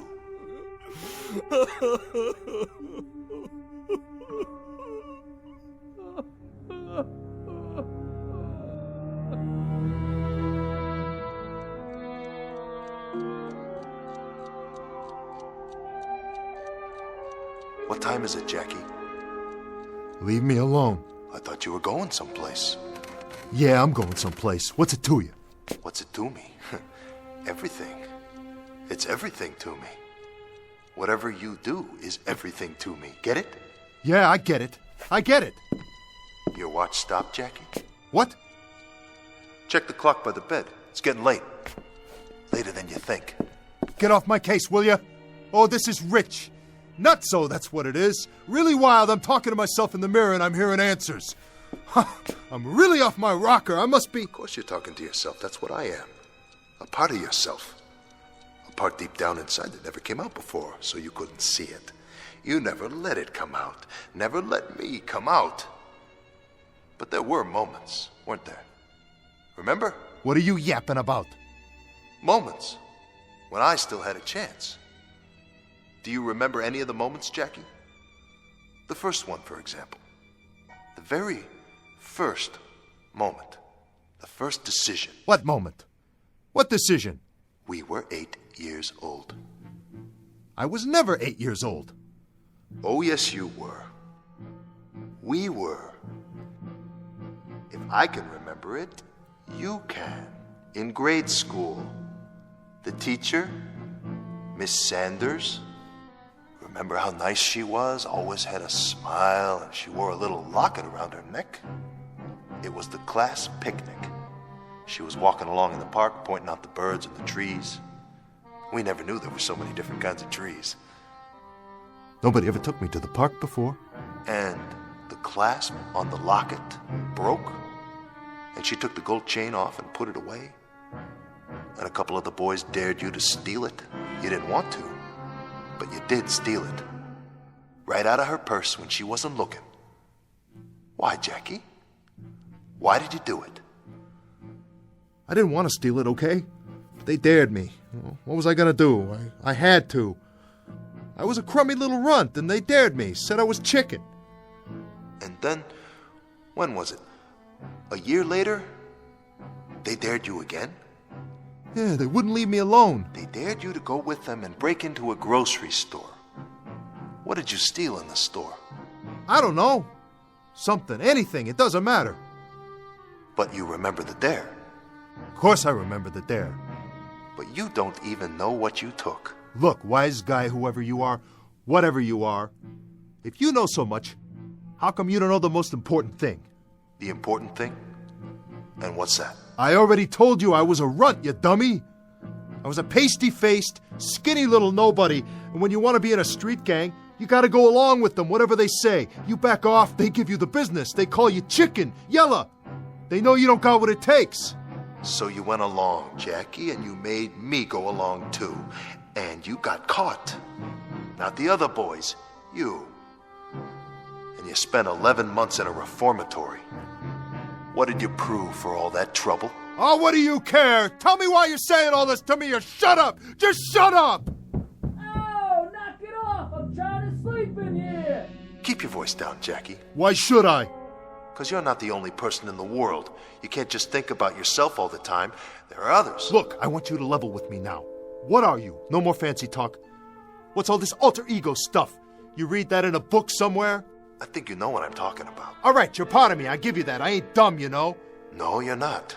You're inside my gut someplace. Well, what are you, a conscience? Is that what you are? You tell me. All right, you're a conscience. So what do you got to say about anything? What gave you the right? I haven't had anything to say about it until now. You never let me out before. But now I've got something to say about it. Oh, boy, do I. I've been waiting a long time. I never let you out. Oh, that's rich. Well, look, buddy, you ain't got no invitation now. I never asked you to show up, did I? So you can crawl back inside and hole up on your own as far as I'm concerned. Who needs you? You need me. I don't need anyone. You've always needed me. Yeah, sure. When you got out of the reformatory, there was a parole officer. Remember him? What parole officer? A very decent guy. His name was Moriarty. Oh, yeah. He liked kids. Had a bunch of his own. You always got the feeling that when he tried to do things for you and straighten you out, it was because he had kids of his own. And but for the grace of God, you might be one of his. Jaw. No wonder I kept you locked up inside. You really know how to talk my ear off. You're walking on your lower lip all the time. Well, I still say, who needs you? I'm asking you, what do you want from me? Don't you know? No, I don't. I'll tell you what I do know. I gotta go out and do a job. I gotta go knock off some old gleep in a bar on 38th Street, and if I don't do it by 2 a.m., you're gonna be able to take what's left of me and scrape me off of the wall with a spoon and dump me in a cup. I gotta get going. I ain't got much time left. Correct. You don't have much time at all. I'm telling you, you better get out of my face or I'll smash up this mirror and you'll be all over the floor. I'll do it, too. What's the matter? Don't you think I can? You're not listening to me. You've never had much time. Moriarty tried to help you when you got out of the reform school, but you didn't have time then either. Get off my back. You had a moment when you could have listened to him and paid attention in that moment, or you could have done what you did. Join another gang. It was your choice. It was always your choice. And 6 months later, you were in jail again, only this time it was for real, and Moriarty couldn't help you any more than that girl Janie Reardon could. Janie Reardon? I remember Janie. She was a nice kid. She was more than that.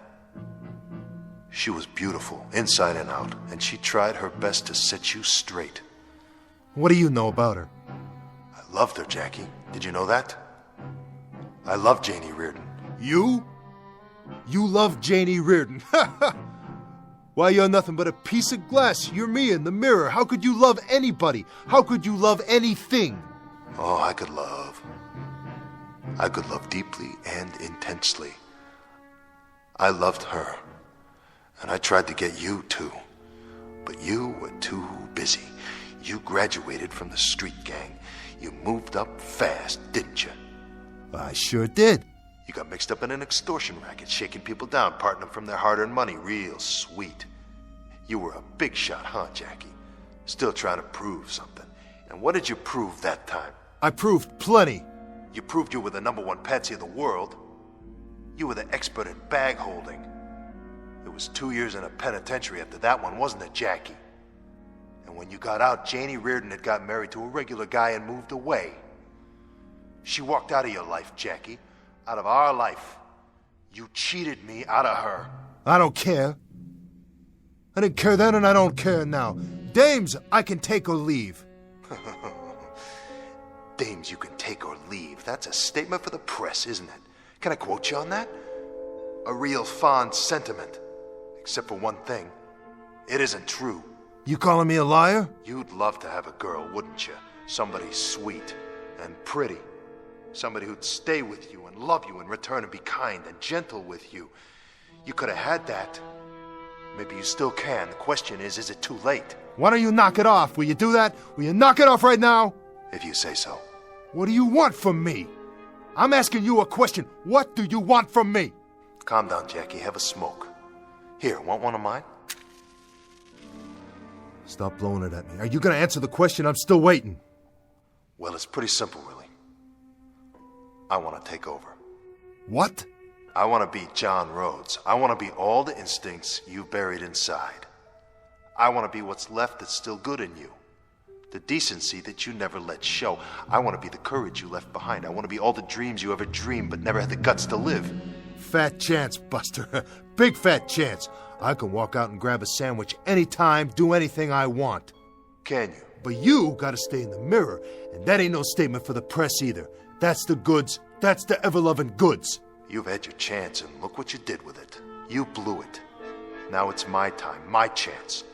By the look of things, I'd say you need me to be the man for a while. Oh, yeah? I don't just talk the talk. I can walk the walk. I can go out and knock off an old man and cut me some nice cabbage for my trouble anytime I want to. And nobody's going to tell Jackie Rhodes what to do or how to act or what to feel, not you or anybody else. Then why haven't you done it? What are you talking about? There's still time. Who's that, Jackie? How do I know? Don't you? Are you sure? Or did you forget? Maybe you wanted to forget. I didn't forget nothing. Then answer it. Go ahead. Shut your trap for a minute. Let me think. I gotta think. You know who it is, don't you, Jackie? Don't you?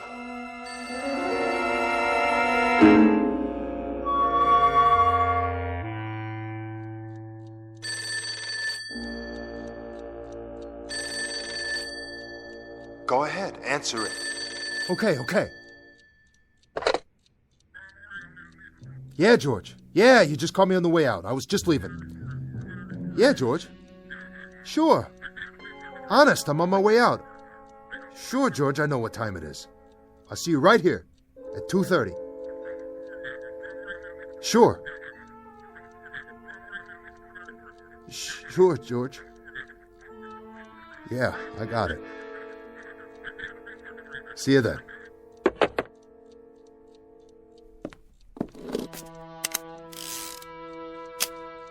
Still think you need the gun, huh? Sure, I need it. I got a job to do. Get out of my mirror. I want to see how I look. Doesn't make any difference, Jackie. Sure it does. Man's got to look sharp. Nobody thinks he's a bum or nothing. Nice tie. But you don't need that either. Oh, yeah? You're not going anywhere. No. You know why, Jackie? Because this job of yours, this killing, this last decision in a long line of dirty decisions, this is one I want to make. Back off.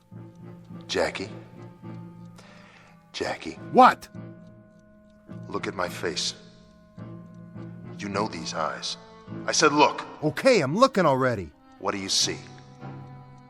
I'm not kidding, you know that. You can tell. I want out now, Jackie. I want to take over. I want to help us. I want to get a decent job and make some friends. I got a job and I got friends. Yeah, but what kind? I got everything I need. You got nothing, only an ache inside, no friends, and no honor. You're nothing. Knock it off! Hey! How'd you do that? I told you. It's time for me to come out. Now, what do you think you're doing? Where are you going? I'm going to take care of business. Oh, man, you don't know how good this feels. You can't! You can't do that! I just did, and I'm gonna do a whole lot more before the night's over. I'll stop you. Wait! How come I can't get out of this? Mirror? Because that's where you live now. Inside me for a change. Better get used to it, tough guy, just till I get back, okay? See you in a while. 38th and Lex. You know where that is? Yeah, I know. Don't forget the gun. I didn't forget it. But it's right here in front of me on top of the dresser. I don't need it.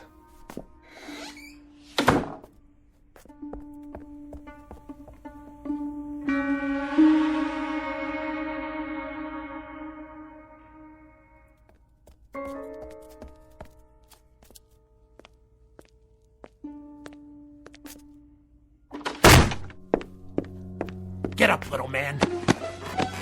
I said get up. Hi, George.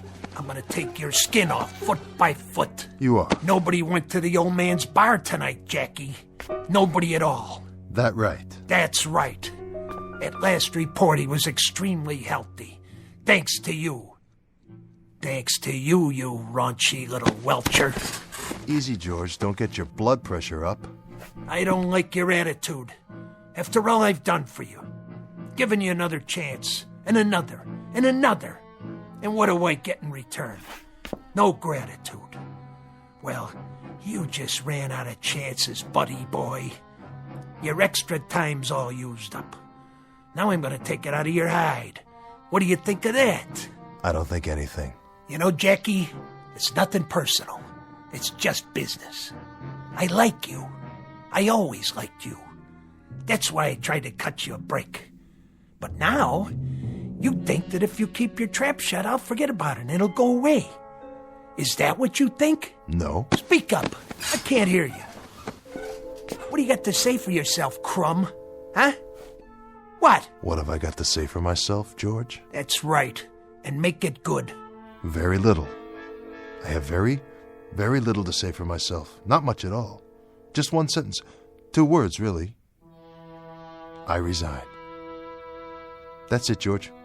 I resign. What? You what? I said I resign. You know what that means, don't you, George? It means quit. Walk out. You're not walking anywhere. When I get through with you... Throw in the towel. Toss in your cards. Retire. I like the sound of that one. Well, that's me. I'm retired as of, let's see, 2:42 a.m. Why you? Oh, you can have your gun back, too. It's right there where you left it on the dresser. I never figured you to be that much of a sucker, Jackie. Now that I've got my gun back, what do you think I'm going to do with it? Or did you even think that far? Yeah, I thought about it. And? And I figured you'd try to make me eat lead. Well, you got that much right. Of course, I took the liberty of removing the bullets first. Guess you want them back now, huh? Well, they're right here in the wastebasket. Here, let me give them to you. Oh. Good kid. I didn't think you had it in you. Neither did I. Come on, Jackie. Let's see what you got. Why not? I already know what you got, and it's not much. I've seen your kind before, on the playground, in dark alleys, in the joint. You're a bully, George.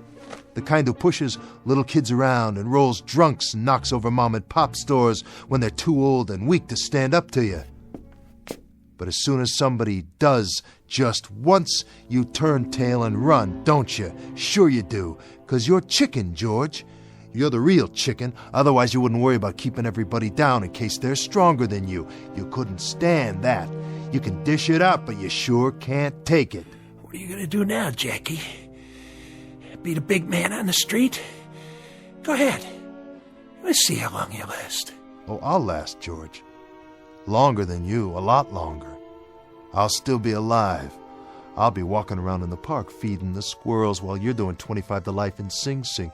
That's going to be tough, George. Real tough for a punk like you. Now get out and don't let me see your sorry face again. Give the desk man what I owe him on your way out, for the time I spent waiting for you in here. See you in hell, Jackie. Wrong, my name's not Jackie, it's John. That's Mr. Rhodes to you, and don't forget it. I'm the one who just changed your life permanently for the worse.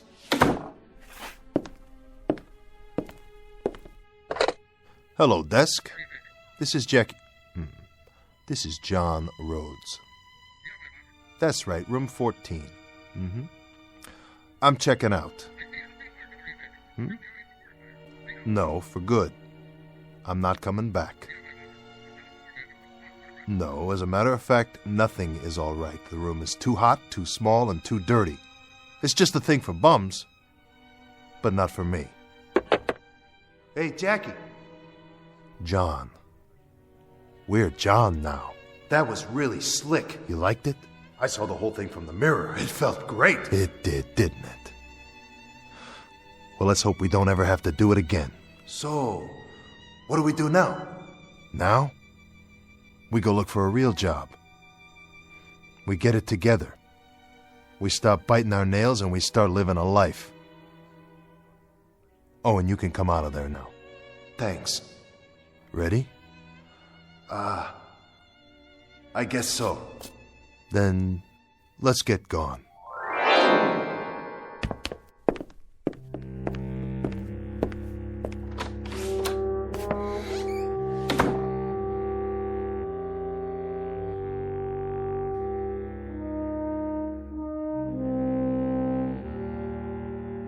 Exit Mr. Jackie, make that John Rhodes, age 34, about to carve himself a nicer and more acceptable piece of life. And while we do not offer this story as the norm or the rule, there is a school of thought that says there really are two people in each one of us. And so, for the gentlemen out there, a word to the wise, mind who you're shaving tomorrow morning. If you nick yourself and the mirror yells, ouch, you may have just checked into the Twilight Zone.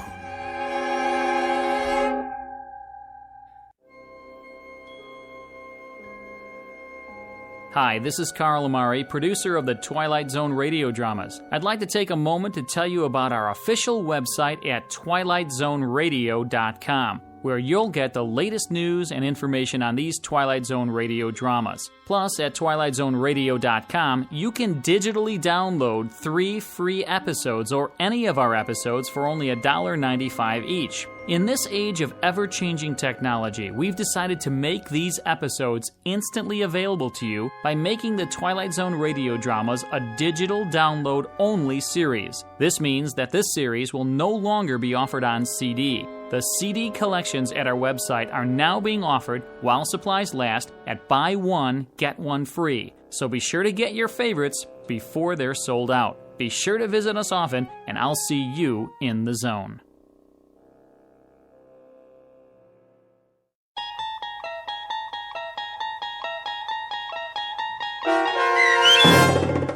A Nervous Man in a $4 Room, starring Adam Baldwin with Stacy Keach as your narrator, was adapted for radio by Dennis Etchison and based on a script by Rod Serling. Heard in the cast were Turk Muller and Carl Amari. To learn more about the Twilight Zone radio dramas and to obtain audio cassettes and CDs of these programs, visit our website at twilightzoneradio.com. The producers of The Twilight Zone wish to thank CBS Enterprises, Carol Serling, Dennis Etchison, Dick Brescia Associates, Claire Simon Casting, Terry Jennings, Don Longo, the American Forces Radio and Television Service, our sponsors, and our radio affiliates for helping make this series possible. This copyrighted radio series is produced and directed by Carl Amari and Roger Wolski for Falcon Picture Group. Doug James speaking.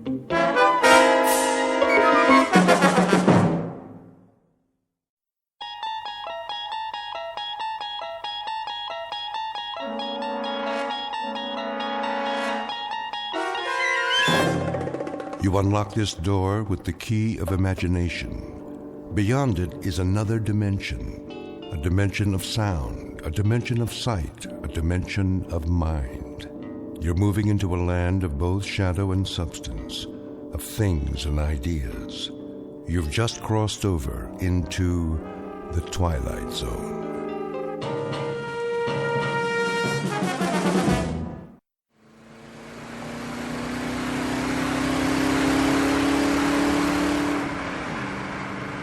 Don? How fast are we going? Oh, 60, 65. Steady as she goes. Are you sure the speedometer's working? I think so. Why? It's just that those hills over there, they haven't moved all morning. Hills don't move, you know that, honey. But we've been driving for hours. Shouldn't we be a little bit closer? This is the wide open spaces. Objects are not closer than they appear. You can say that again. What you have here, ma'am, is the great American Southwest. Desert to the right of us, desert to the left. Amber waves of cactus and all that.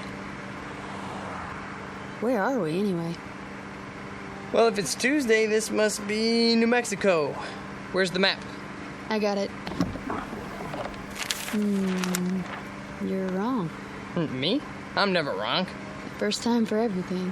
Actually, it's Arizona. You're kidding. Nope. Nope? Yep.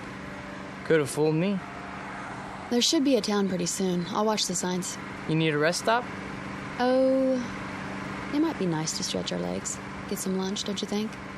I think that's a capital idea, Mrs. Carter. Say that again. What? Mrs. Carter. I like the way it sounds. So do I. How long has it been? Let me see. 238 hours and 17 minutes. Wow, you're good. You're right, I am. Don't forget it. Not much chance of that. You want a soda? There should be some in the back. All gone, I already checked. Then we better hope for a town. We could use some gas, too. Dawn, look out. What does he want? Gosh, I don't know. To go around us? Well, let him. Don't worry. I'm not gonna duel with him. Look at that. His license plate. 3 7s. Dawn, listen. What's wrong with the car? I don't know. We still got a quarter tank.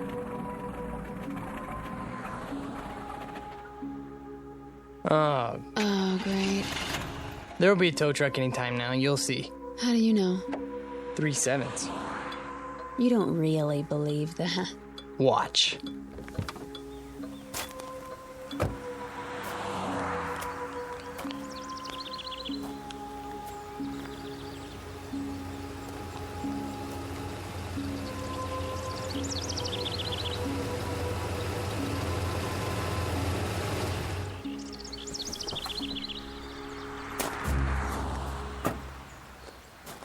Hi there, folks. Need a tow? As a matter of fact, we do. Well, come on then. Hop in the front seat. Gas station's about 20 miles. They got a mechanic? Oh, sure do. Fix it right up. What did I tell you? Huh? Let's go, honey. You are so lucky, Dawn. Luck had nothing to do with it. Don and Pat Carter, honeymooning couple on their way back to New York. They've had the time of their lives, and they'll be home in a few days. Or that was the plan. But their new life together is full of surprises. Very shortly, Mr. and Mrs. Carter will be subjected to a gift of sorts, one that most humans never receive in a lifetime. They will be given a glimpse into the future. The price of that glimpse? A mere penny, 1/100th of a dollar. The time is now. The place of their revelation is a little diner in Ridgeville, Arizona. But what our honeymooners don't realize yet is that this unassuming town just happens to lie on the outskirts of the Twilight Zone. And now, The Twilight Zone and our story, Nick of Time, starring Marshall Ullman and Jamie Brown, with Stacy Keach as your narrator.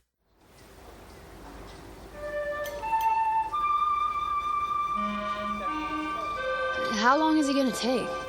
Relax, honey. He just put it up on the rack. How can I relax in this heat? You could fry an egg on the sidewalk. Well, that's not a bad idea. I'm getting pretty hungry. I'd settle for a cold drink. There's a water fountain at the side of the station. Fine, I hope it works. Go ahead. I'll talk to him and see what's going on. You do that. Dawn, all I want to do is go home. Me too, baby. There's a lot of miles between here and Manhattan. And you have to be back at work next week, remember? How could I forget? There's a promotion hanging in the balance. Look, I'll see what's up, then we'll have some lunch. Okay? Okay. I don't mean to complain. Good luck. Hang in there a little while longer, we'll make it. I know we will. I'm just impatient to get on with our life. Me too.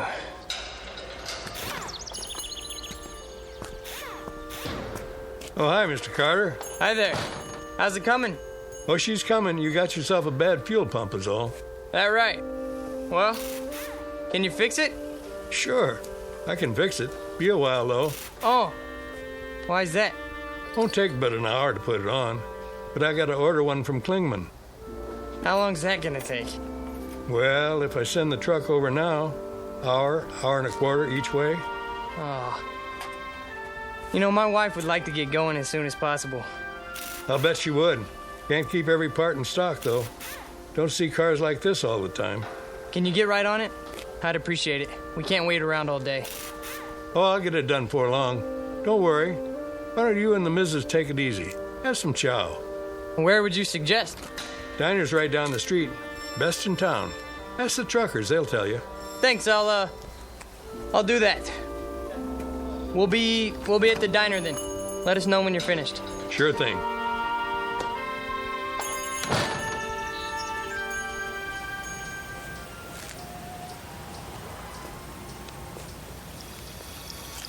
There you are.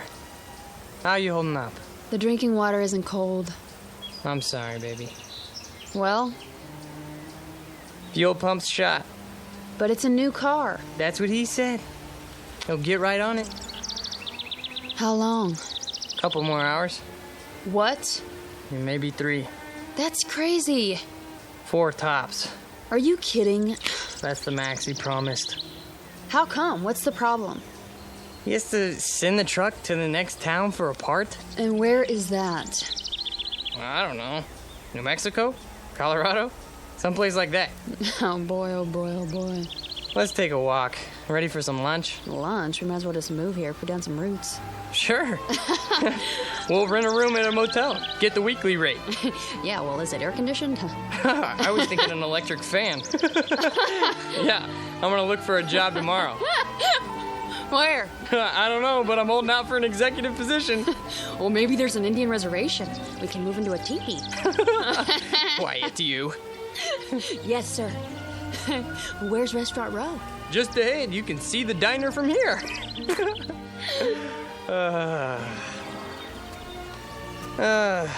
Speaking of jobs, you think I should phone the office again? Easy, lover. You're going to lose that promotion if you keep pestering them. I'm probably gonna lose it anyways. Oh, that's a fine attitude. I thought I married a man on the way up. Who's the best man for the position? Me. There you are, then.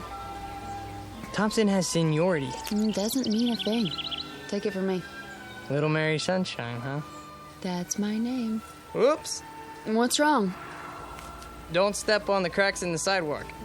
Why? Or I'll break my mother's back. I'm only trying to save her life. Thank you, dear. Here we are, the best coffee shop in town. The only coffee shop in town.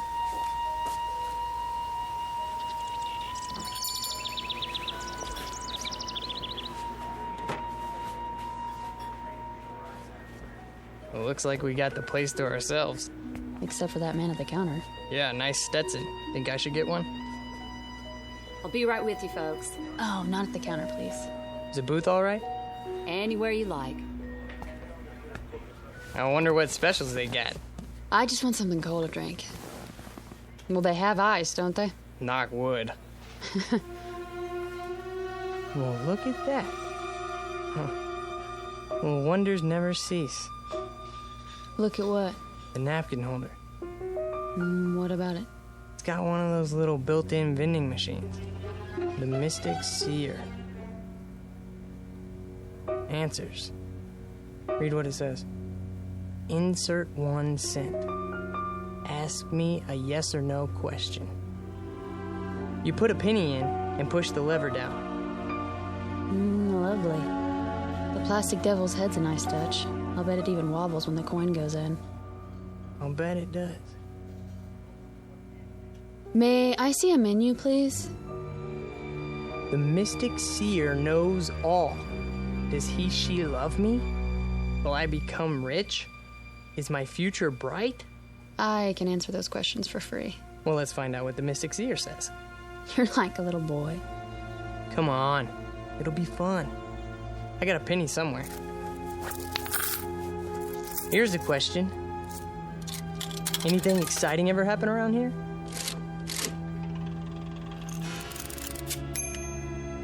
How exciting. Like those little pieces of paper you get in fortune cookies. Things are not as they seem. Now that's interesting. Is it? Menu, darling. Oh, right. Here you go. Oops. What's the matter? I knocked over the salt shaker. Well, I better throw some over my shoulder. Don, really? There, that's better. Just to be on the safe side. Soup of the day, fresh garden salad. I wonder how fresh. Honey. Do you think I should phone the office in New York? Do you? I guess not. Breaded chicken fried steak with country gravy. Doesn't that sound yummy? Very low-cal. Howdy. Howdy. Some water for you folks, or you made up your minds yet? I'll have a lettuce and tomato sandwich on whole wheat, iced tea with lots of ice. You, sir? I'll have the same. Coming right up. How's the water? Ugh, yuck.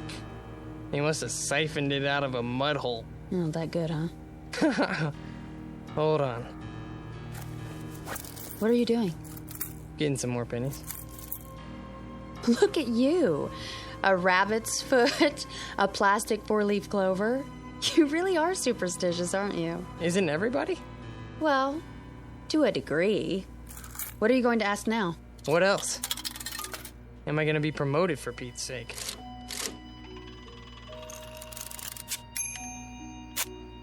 Ha! What does it say? It has been decided in your favor. See? Your worries are over. I think I'll phone, though. Honey. I was gonna call anyways, wasn't I? There's a phone by the restroom. I'll be right back. Well, you'd better be. Here you go. Thanks. You need any ketchup? This'll be fine. Well, if you want anything, you just let me know. Thank you.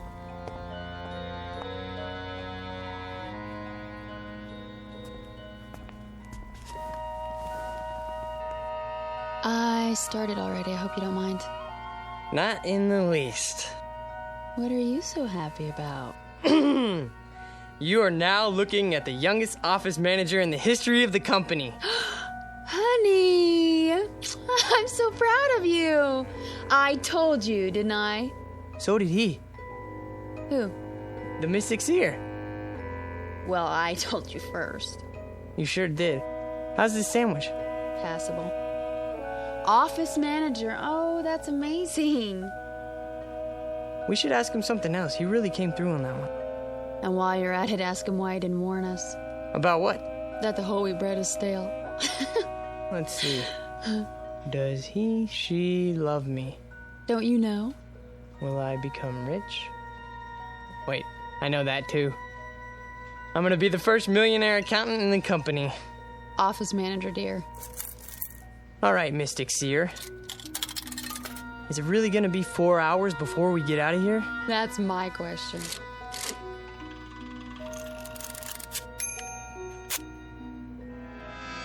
You may never know. What does that mean? Who knows? He does. Look at that winking eye. Devilish creature. I gotta know more. Well, it'll cost you another penny. So, I'm an office manager now. What do you mean we may never know? Wait. It's not a yes or no question. You mean something could keep us from knowing? Something could happen to us?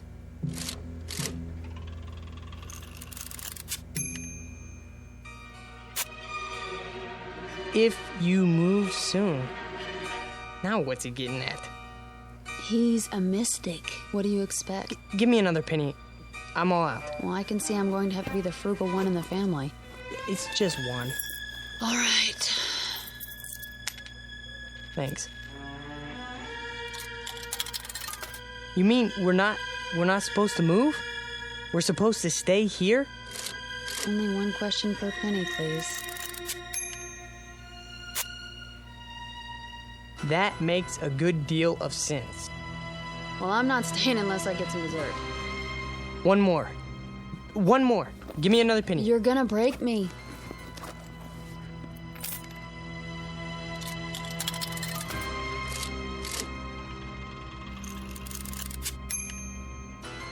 Try again? Here. That's all I have. Okay, machine. Should we stay here till 3 o'clock then?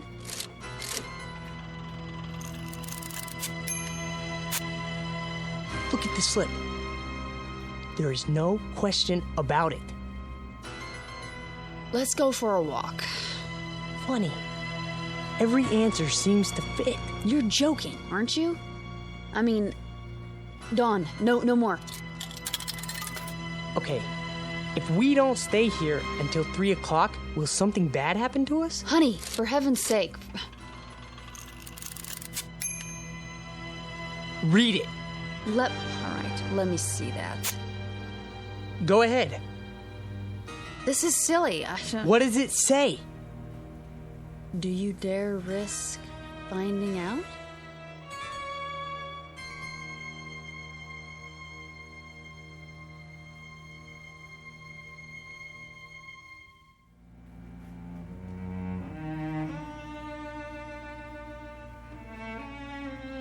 That's what it says. Do you realize what it means?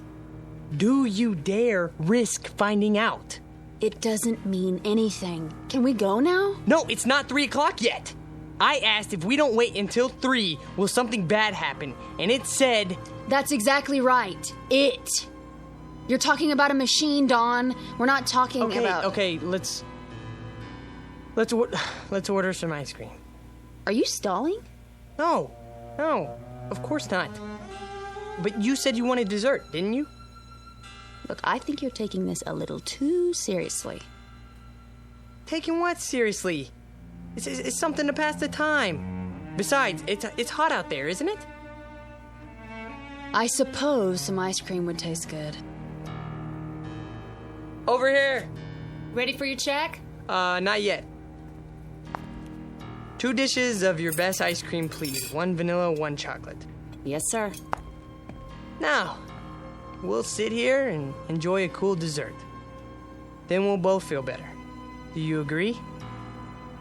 If that's what you really want.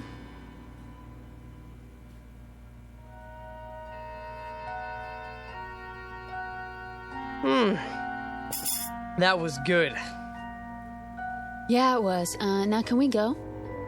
Are you sure you don't want anything else? I'm sure. Some more iced tea? Dawn, please, let's go. Okay. Yes. I suppose we should. It's 2:45 already. Do you have enough cash? Of course.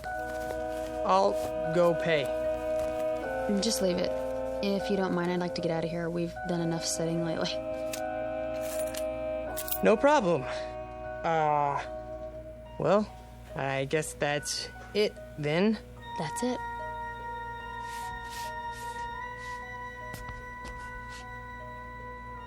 The money's on the table with the check.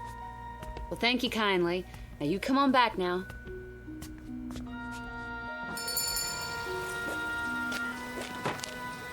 Whew, still hot. Yeah. Hotter than ever. Maybe it won't take them 4 hours to fix the car, you think? Maybe. Don. What? Tell me one thing. Yeah? You didn't really want to stay in there till 3 o'clock, did you?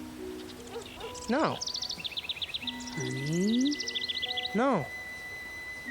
But what? Why was it so specific? Specific? You saw the answers.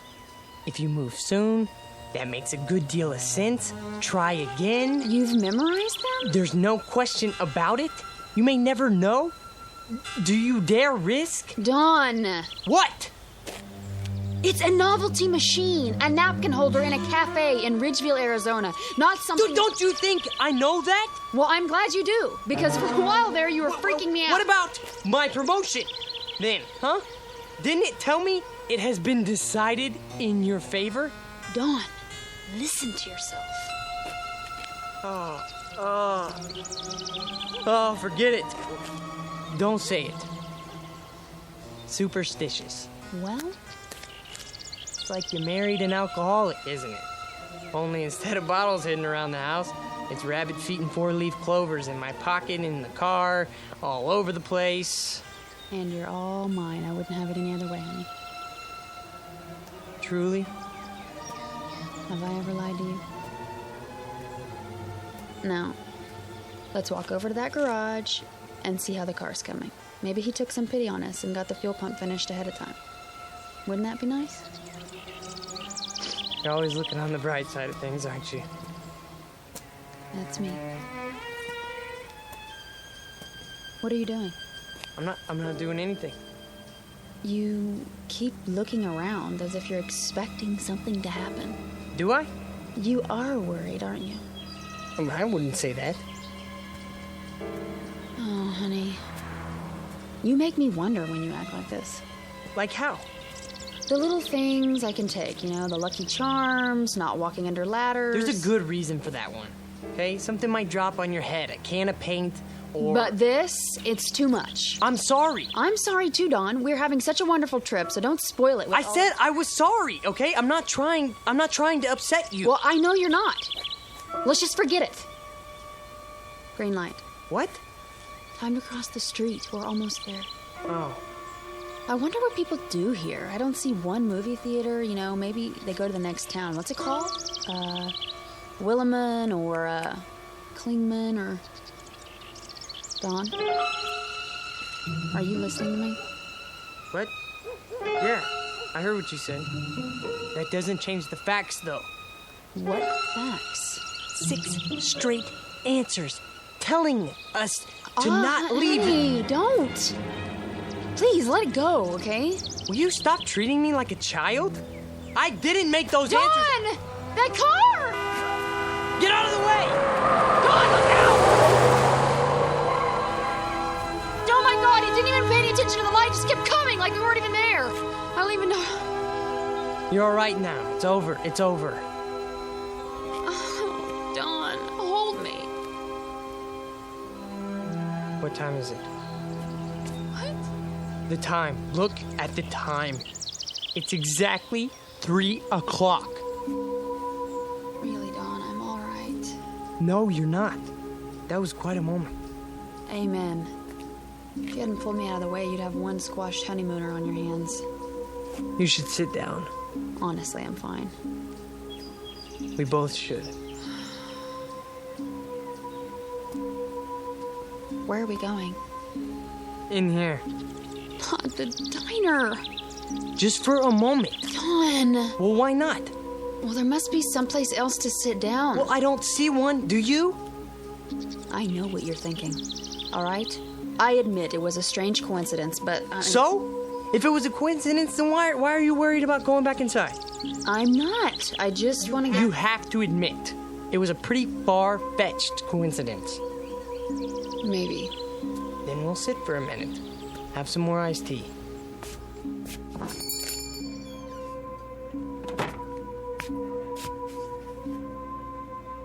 Well, hi, you two. Back already? Yeah. It's pretty hot out there. Yeah, sure is. I'll be right with you. Thanks. Oh, no. They're sitting in our booth, in front of our mystic seer. Yes, they are. Well, we'll just have to try another one. How about that booth? Or the next one. They have machines, too. I'm sure they, Honey. What? Look at me. Do you honestly believe that gizmo over there can foretell the future? It foretold ours. How? Sit anywhere you like, folks. Thank you. Sit down, honey. Yes. All right, what'll it be? Just some iced tea. Honey? I don't care. Make that 2. Be right back. I asked you a question. It's a reasonable one. How? You want to know how? I don't know. But when that car almost hit us, it was 3 o'clock. That's exactly when the fortune... Dawn, you said 3 o'clock, not that machine. You decided to sit here until 2:45. You What did I do? What did I do? Oh, this is ridiculous. Ridiculous. What are you so upset about? You can't even consider the possibility that... Here you go. Great. Anything else for now? No. Wait, yes. Can you bring me some more change? What kind? A quarter's worth of pennies. Make it 2 quarters if you can spare it. Well, I can give you a roll. That would be great. Sure, just a minute. Dawn, what are you doing? What any logical mind would do. Before we do anything else, I'm gonna get the answers we need, and I'm gonna get them now.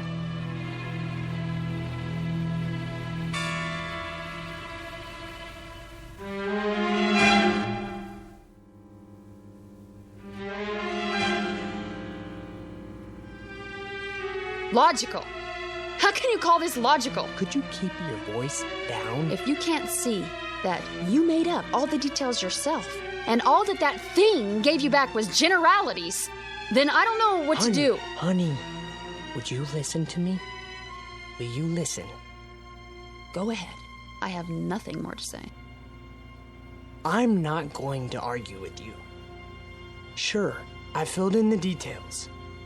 What does that prove? Could the machine make them up? All it has inside are answer slips that are already printed. Then we agree. What are you... Let me finish. You heard me talk 100 times about mathematical probability, right? It's my job. It's what I work with. I know that. There are probably thousands of these machines in diners all over the country. There are at least 10 of them in here alone. And every one of these thousands of machines are hundreds of little answer slips arranged in some kind of order. Probably a different order for every machine, right? So, it's mathematically possible that the way the slips are arranged in just that one machine at this particular time might apply to our future. how can you say that? Iced tea for 2. Right. And your pennies. You know, too bad that thing's not a slot machine. Isn't it, though? All right, you need anything else, just wave. I'm here all day. Got it. I'd appreciate it, honey, if you wouldn't act as if I were losing my mind. Well, aren't you? Is that what you think? Let me try to explain. You don't have to explain anything. But I do. Try to follow what I'm saying. There is a higher realm of mathematics that goes beyond probabilities. Some of it comes from quantum physics. Why are you telling me this? Hear me out, please. Jung, the psychologist, talked about synchronicity, meaningful coincidence. The point being that there are no pure coincidences. Everything is interconnected. If we can just spot the connections, it's what the Chinese I Ching is based on. The one where you throw 3 coins and look up your fortune in a book. Dawn, please. It's not fortune telling. It only seems to be. The idea is there are 64 hexagrams. Each one represents a pattern that reflects our place in the world at a given moment. Find the right one, and all else follows. It couldn't happen any other way. But the coins could come up in any combination. No, that's just it. Given everything else, at a particular point in time, there is only one pattern that fits. The Qing is just a means of identifying that pattern. So, you do believe in fortune telling? You're not listening. I said... How can you let yourself be controlled by such a thing? Can't you see what you're doing to yourself? What am I doing? What about the questions you asked? Were they mathematically determined too? I don't know. All I know is that the answers matched them. They would have matched any questions you asked. Does he love me? You may never know. Will I become rich? If you move soon. Is my future bright? There is no question about it. Ask anything, okay? It will always seem to fit. Honey, that's not the point. What is the point? We're about to find out. They're leaving. We can have our old booth back. Oh, Don. Bring your glass. Now we can test the hypothesis.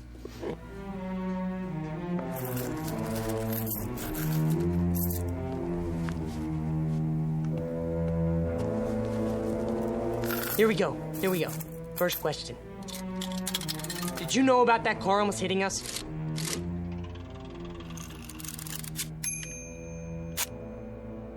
What do you think? Oh, that's conclusive. Will we reach New York City all right now?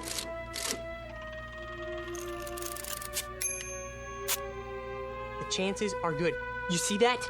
Very precise. What do you expect? Okay, a slip of paper should come out that says, "Hiya, Dauncey and Patsy, so how's by you?" I never said these slips were made for us personally.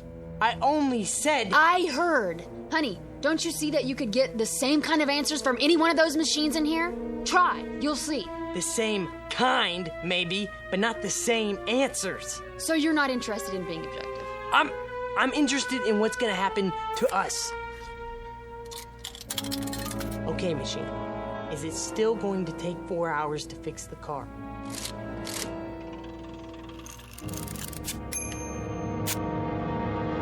It has already been taken care of. Swell, that's it then, let's go. Wait! Maybe it doesn't mean... Mean what? Mr. Carter? Yes. Oh, hi. From the garage. I thought you'd like to know your car's ready. Is it? Had a lucky break. Found a fuel pump right here in town. Last one they had, too. That's good news. We'll be right over. Okie dokie. Shall we? You think that was a coincidence? Yes. Why don't you ask it some questions then? Or are you afraid to? All right, if that's what it takes. Okay, go ahead. Here's a penny. Will we reach El Paso by tomorrow? We're not going through. Quiet. You're trying to trick it. If that's what you really want. See? It can't be tricked. Will I ever get married? Read it. The answer to that is obvious. Mystic Seer. It isn't possible to foresee the future, is it? What does it say? That's up to you to find out. You're a stupid piece of junk, aren't you? It all depends on your point of view. I don't want to stay here. Even if it's true? Sit down. Especially if it's true. What are you talking about? I've had enough. We're not finished with the test. Maybe you're not, but I am. I think you are afraid of it. Not of it, Dawn. Of what then? Don't you know? Can't you see it on my face? Fine, then I'll finish it for you. Okay, machine. Are we always going to live in New York?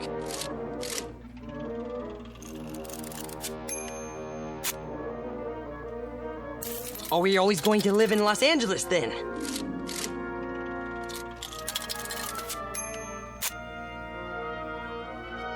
Well, then are we going to live in the Midwest? Then are we going to live in this country? Dawn. Dawn. No more. What? Let's go. No!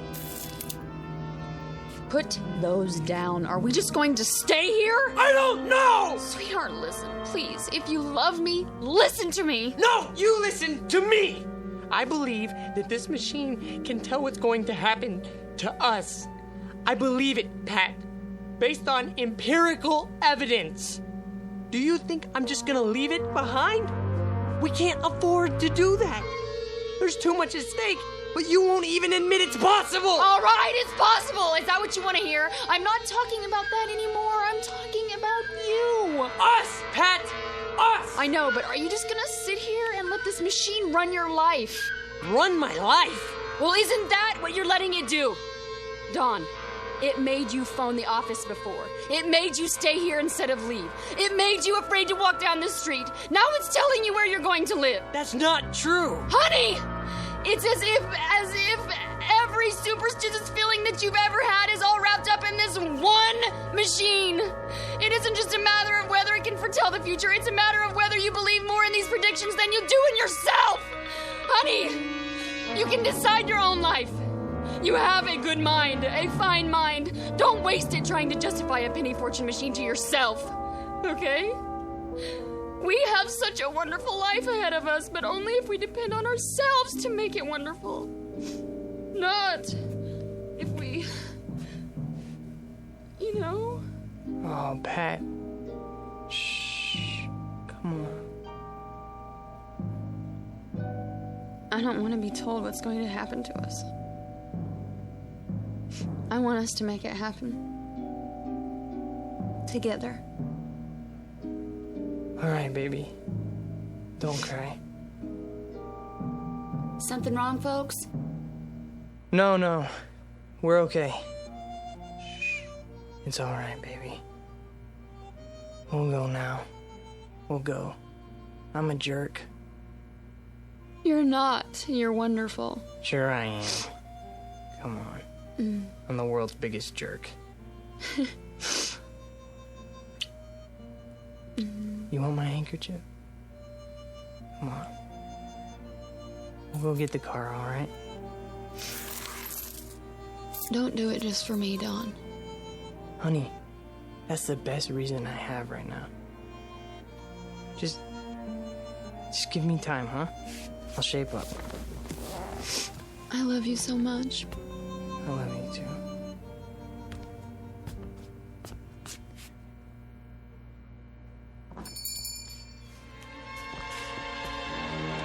There it is. No one's using it. Thank God. Sit anywhere you like, folks. Wow, it's you two. Can we sit here, please? Soon as I clean up. We don't care. Has to be this one. All right, suit yourself. Just water again? It doesn't matter. Do you have any more pennies? I think so, yes. Then go ahead. Can we ask some more questions now?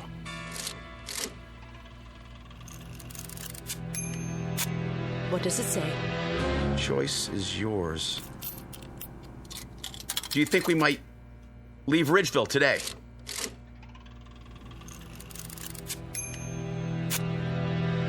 Let me see. Oh. Well, where are we going to get some money to live on?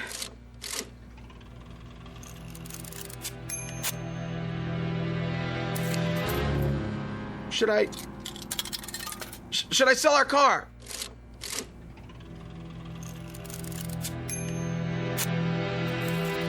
What? Then?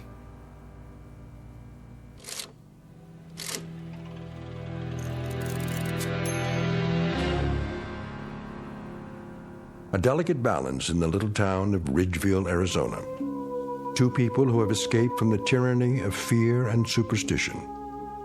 Two others permanently enslaved by it. One couple able to face the future with confidence. Another couple facing it with hopeless dread. Victims of life imprisonment in the darker regions of the Twilight Zone.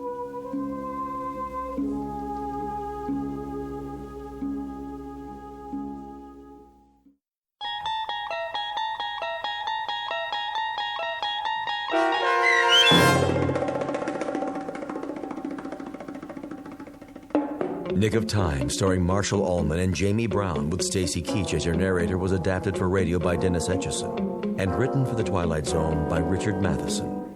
Heard in the cast were Paul Cook, Craig Brawley, Amber Lake, Jeff Lupetin, Kate Johnson, Doug James, and Elizabeth Lido. To learn more about the Twilight Zone radio dramas and to obtain audio cassettes and CDs of these programs, visit our website at twilightzoneradio.com. The producers of The Twilight Zone wish to thank CBS Enterprises, Carol Serling, Dennis Etchison, Dick Brescia Associates, Claire Simon Casting, Terry Jennings, XM Satellite Radio, Sirius Satellite Radio, our sponsors, and our radio affiliates for helping make this series possible. This copyrighted radio series is produced and directed by Carl Amari for Falcon Picture Group.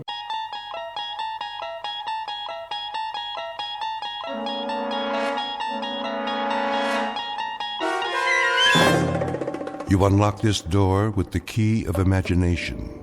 Beyond it is another dimension, a dimension of sound, a dimension of sight, a dimension of mind. You're moving into a land of both shadow and substance, of things and ideas. You've just crossed over into the Twilight Zone.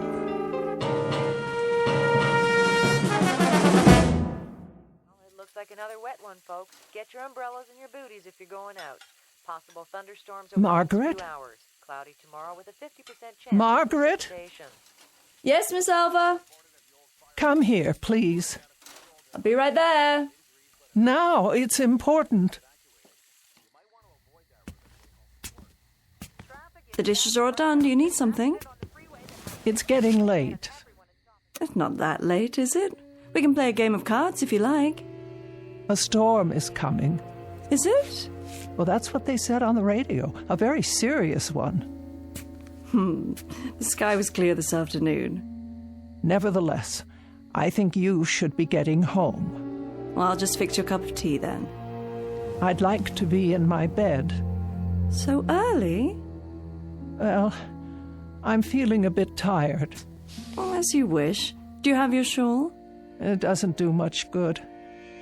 Oh, awfully chilly this evening. I'll raise the thermostat. Ah, there's the rain. Oh, I hope the roof holds. Why wouldn't it? You had it reshingled last year. Here we go.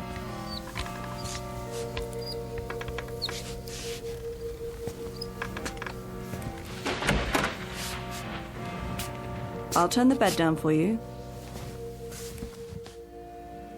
Now, take my hands up and out of your chair. Oh, thank you. Thank you, Margaret.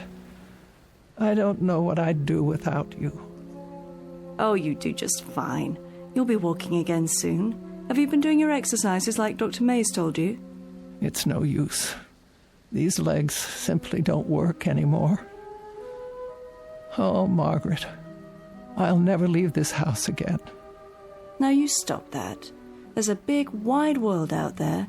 Places to go and people to see. The only way I'll see them is if they come here. And there's not much chance of that. Most everyone I know is passed on. Surely not. You have a phone right next to the bed. Call some friends. Keep in touch. It's been too long. I don't know if the numbers work anymore. Of course they do. If they don't, talk to Miss Finch at the telephone exchange. She'll look them up for you. Now, wait right here. I'll get your pills and a nice cup of hot tea. Hurry, Margaret, the rain. You'll never get home. Oh, don't you worry about me, Miss Selva. I'll be back with your tray. Oh, my. Such a terrible, terrible storm. Miss Elva Keene, who lives alone on the outskirts of Linden Fleet in Maine. Her world has shrunk to the size of the small house she owns and may never leave again. For some years, the pattern of Miss Keene's life has consisted of sitting in her wheelchair or lying in her feather bed, knitting, reading books, listening to the radio, eating modest portions of food, napping, taking her medication, and waiting. For exactly what, she's not sure. Perhaps for something different to happen. Something small but significant that will make all the difference. Miss Keene doesn't know it yet, but her time of waiting has just ended. For something different is about to happen, by way of an unexpected phone call in the middle of a stormy night. A telephone call routed directly through the Twilight Zone.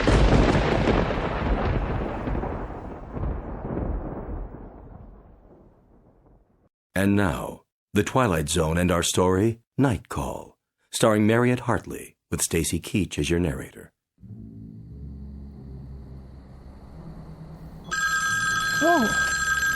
Oh, someone calling? At this hour? Oh. Hello?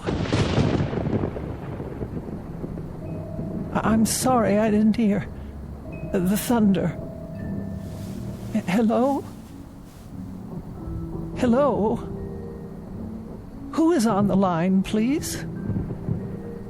Oh, no one, apparently.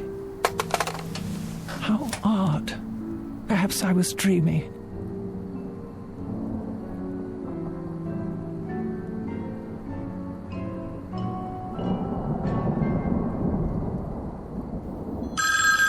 Oh, for the love of... Hello? Hello? I can't hear you. If you wish to speak to me, please say something, or I'll hang up.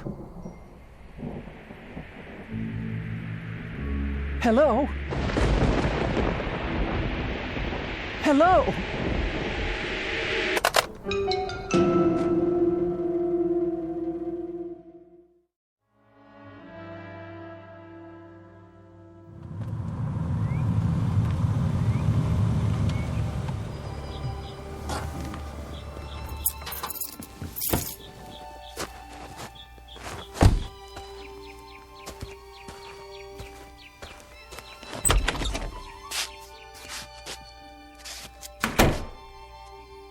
Hello? Just a moment, Margaret. You're up early this morning. Oh, what is the matter with this phone? I'm trying to make a call. No one's picking up at the switchboard. Well, I imagine they're pretty busy this morning, what with the storm and all. I suppose. Phone company, Miss Finch speaking. Ready for your tea? Just a moment. Miss Finch, this is Elva Keene. Yes, Miss Keene. Can I help you? I certainly hope so. Oh, I'll do my best. What is the problem? Last night, about 2 a.m., my telephone rang. Oh? I answered it, but no one spoke. And I didn't hear any receiver hanging up. Just silence. Is that right? Or rather, a crackling sound like wind and rain. That would be electrical noise, a faulty line, most likely. The same thing happened a few moments later. Well, I'll tell you, Miss Keene, that storm last night about ruined our service. We've been flooded with complaints about fallen wires and bad connections. I'd say you're pretty lucky that your telephone is working at all. Oh, you would you? Yes, ma'am. And would you say then that someone was trying to call me, but that the connection was washed out? That's as good an explanation as any, Miss Keene. But who would have tried to call me in the middle of the night? I'm sorry. I wish I could be of more help, but the way things are right now... Is it likely to happen again? I really couldn't say. It might. Were you expecting a call? Not at that hour. It depends on what's causing it to happen, of course. Could you find out? If there's a breakdown somewhere, our crews will find it and repair it. And what am I to do in the meantime? If it does happen again, you just call me and I'll run a special check on it. Will you do that? Well, if that's your only suggestion. I'm afraid it is. I'll be here in any event. Well, goodbye, Miss Keene. Goodbye. All taken care of? I'm not sure. I'll start your tea, and then we'll move into the living room. Would you like that? Margaret. Yes, Miss Alva? Did you call me? When? Last night. At 2 a.m? No, ma'am, not me. Oh. I thought you might have tried to check on me because of the storm. But then I don't pay you for nights, do I?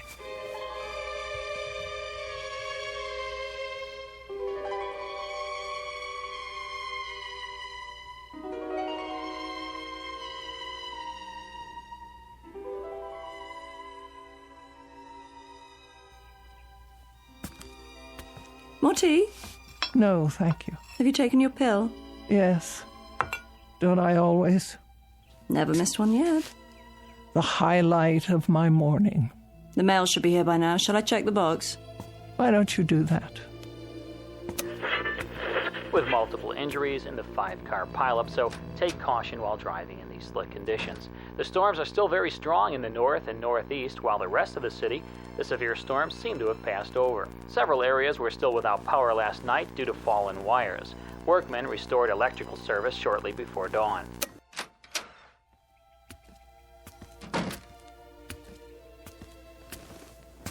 Here's your mail, Miss Alva. Thank you. Anything interesting? Oh, an advertisement. Another advertisement. The light bill, the telephone bill, of course. No personal letters. You heard from your sister a few days ago, didn't you? Oh, that was weeks ago, Margaret. 3 weeks and 2 days, to be exact. Has it been that long? Yes, that long. Nobody cares whether I live or die. Oh, sure they do, Miss Alva. You don't understand. Don't I? You can't. You have no idea what it's like to be alone. But you're not alone. I come by during the day.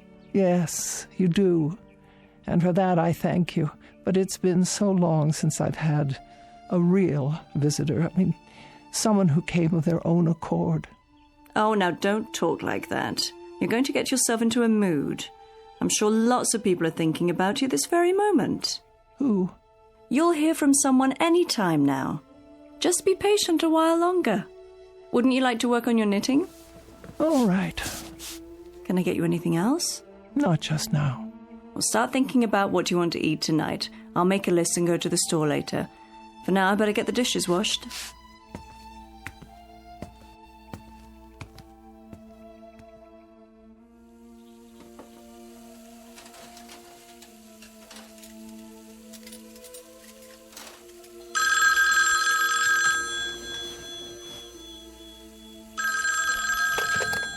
Hello? Hello? Margaret? Yes?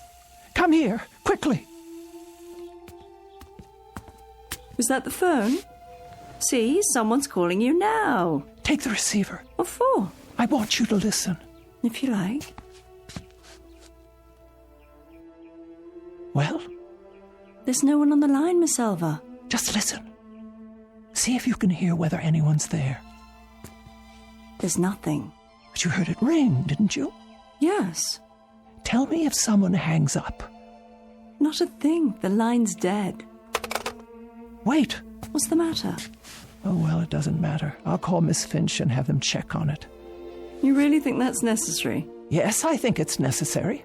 Am I to suffer calls like that at all hours of the day and night? Calls like what? There was no call. Then why did it ring? It was a mistake, that's all. How could it be a mistake? Someone must have dialed my number. Not if it's a malfunction. Something's wrong with the equipment. I'm sure they'll... What are you doing? Reporting it. Phone company, Miss Finch speaking. Hello, Miss Finch. I thought you should know. I've received another one of those calls.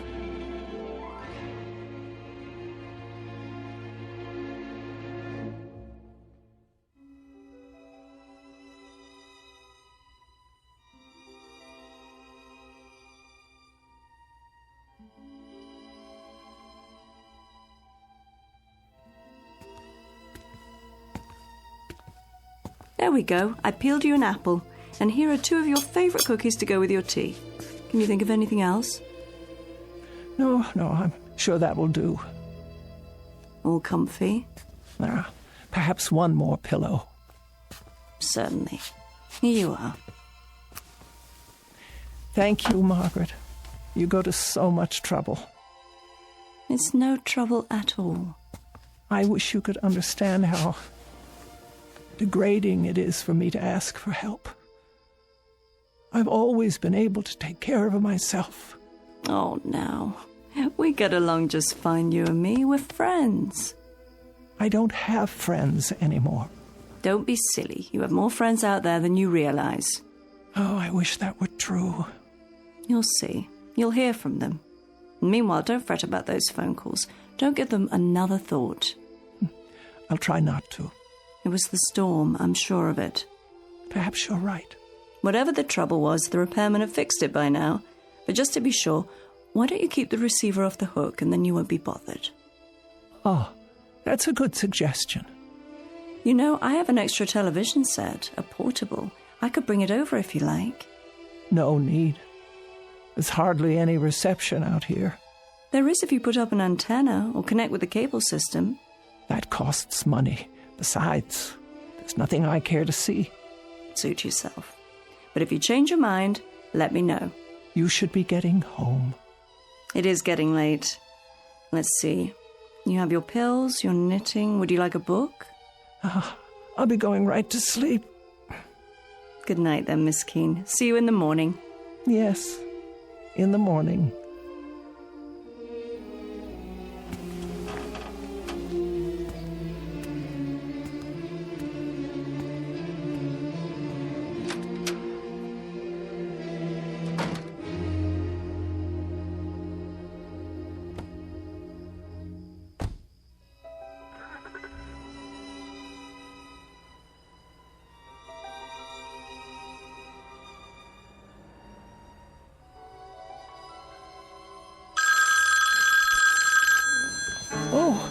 Margaret, there it is again.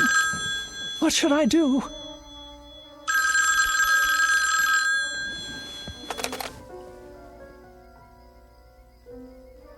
Nothing. Just as I thought. I won't speak. I'll hang it up and then leave it off the hook.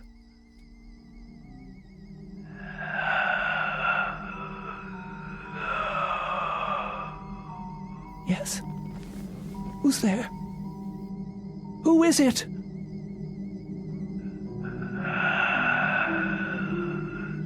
Hello? What is making this sound? Is anybody there? Anybody at all? Who is on the line? Who is it? Who? Hello?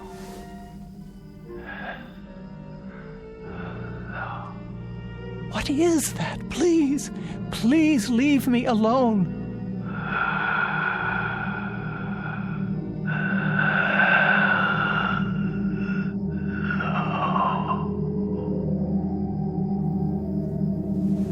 No.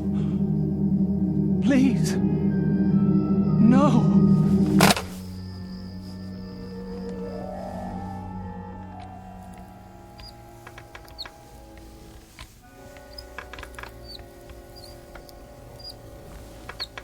Here we are, your favorite spot in the living room. Not today, please.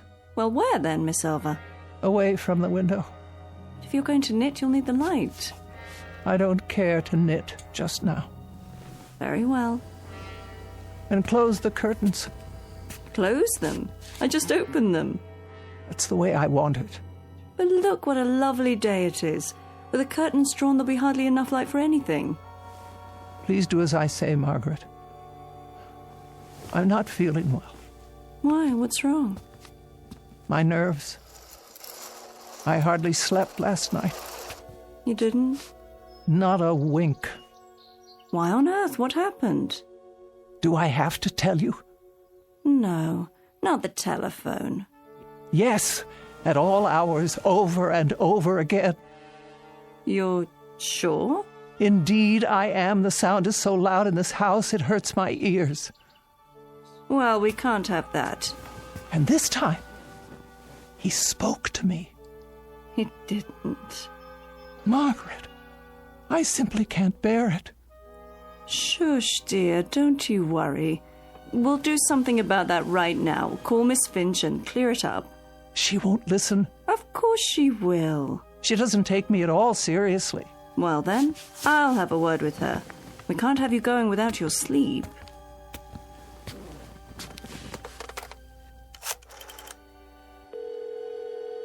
Operator. Is that Miss Finch? It is. This is Margaret Phillips, Miss Keene's private nurse. Oh, yes. How are you? I'm fine, but Miss Keene isn't doing so well. Oh, sorry to hear that. Why haven't you fixed her line yet? I've told her we'll repair it as soon as... It's gone beyond that. Now someone is speaking to her. She can't sleep at all. If Miss Keene's health should be disturbed any further, the phone company will be held responsible. Now, just a minute. Give me the phone. Here she is now. She'll tell you herself. Miss Finch. Yes, Miss Keene. There's a voice on the phone. A voice? It says one word over and over. Hello. It doesn't sound normal. It sounds distorted. Are you sure it's a voice? What else could it be? Well, static on the line sometimes. It was someone, I tell you. The same someone who kept listening to me say hello over and over again without answering back. The same one who made those horrible noises. What kind of noise? I don't know. That's why I'm calling you. It must stop immediately. A voice, you say? Was it a man or a woman? I couldn't be sure. So you have no idea? I tell you, there is no way of knowing. It could be either. And you're positive it wasn't someone on your party line? Oh, don't you think I know the people on my party line? Of course, Miss Keene, of course. Well, I'll have a man come out as soon as possible. The crews are still pretty busy, what with the damaged lines and all from the storm, but I'll tell them to put a rush on it. And what am I to do if this person calls again? Hang up, Miss Keene. But whoever it is will only call back. And then I have to answer to stop the ringing. That's my best advice. It's either that or disconnect the line. No, you can't do that. What if there were an emergency? I have no way to call out. That's true. Then there isn't much choice. I suggest you talk to them. Try to find out more. Get a name if you can. Do that and we'll have something to go on. We'll take immediate action, I promise you. But I don't wish to speak to them at all. Then I'm afraid there's nothing we can do. So you won't help me? We can't. It could be absolutely anyone. There's no way to know. I see. Then, good day to you. What did she say? Not a word of help. It's obvious she doesn't believe me. Oh, I'm sure that's not true. As far as she's concerned, I'm just a nervous old biddy falling prey to my imagination. But she didn't actually say... Well, she'll find out differently. You all will, if it's not too late by then. Such talk. You're letting yourself get way too upset. Why don't we have some breakfast? Would you like that? No, I'm not hungry. In a while, then. We'll both have something. I'll leave the curtains drawn so you can catch up on your rest. Would you like a pillow for your back? Make sure they're completely drawn. But it's so dark in here. I can't afford the risk. What do you mean? Well, if someone's out there, he could be watching. Watching what? Me.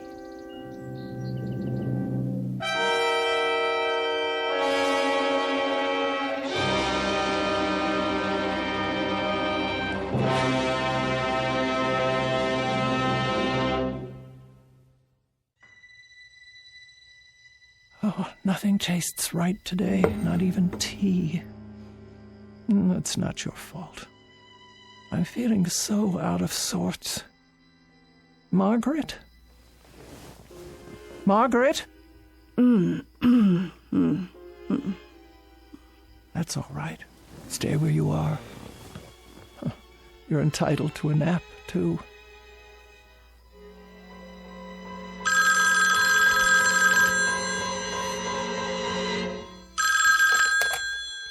There. That will stop it. I won't put it to my ear. I won't. But if I don't take the call, I'll never know who it is. Oh. All right, I'll leave it on the hook. And the next time it rings, I'll force myself to speak to them and find out what they're up to.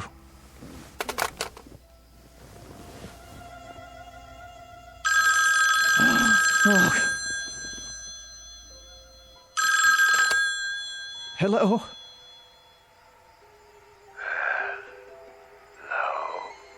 Who is this? Who's calling, please? Hello? Who's calling?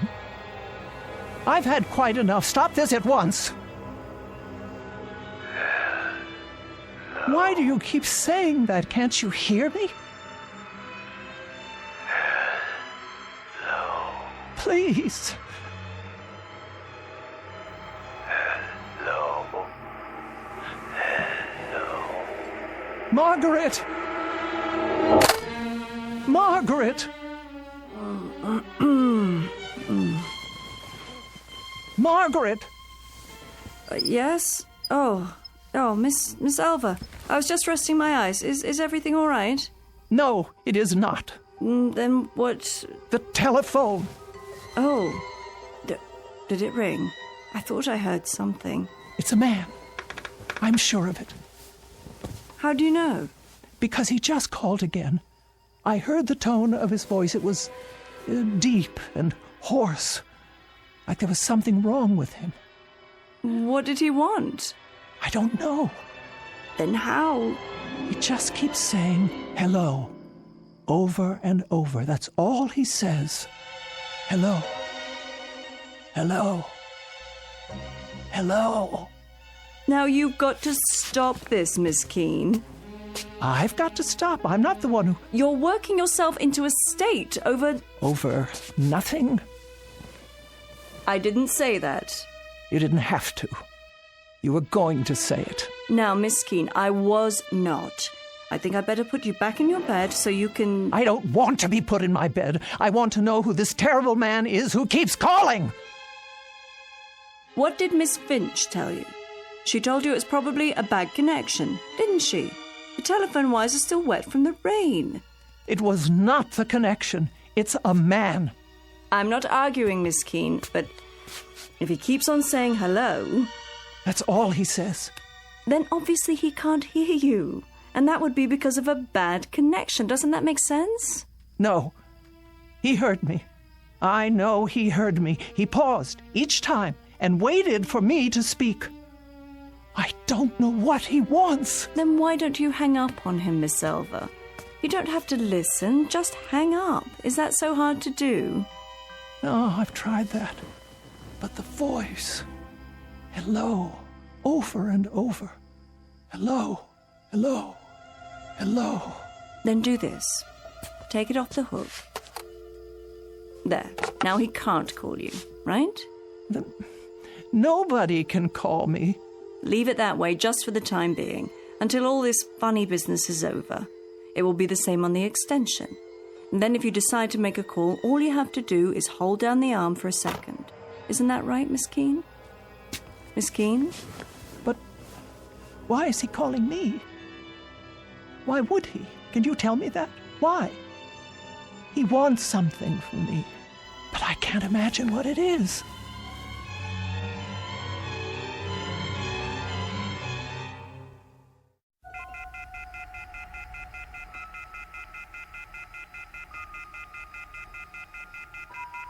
Oh, I can't bear that sound. Try putting a pillow over it. There. No. Hello. Hello? Where are you?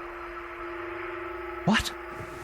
I want to talk to you. No. Where are you? I want to talk to you. Please. Where are you? I want to talk to you. No, I beg of you. Where are you? I want to talk to you. Leave me alone. Leave me alone.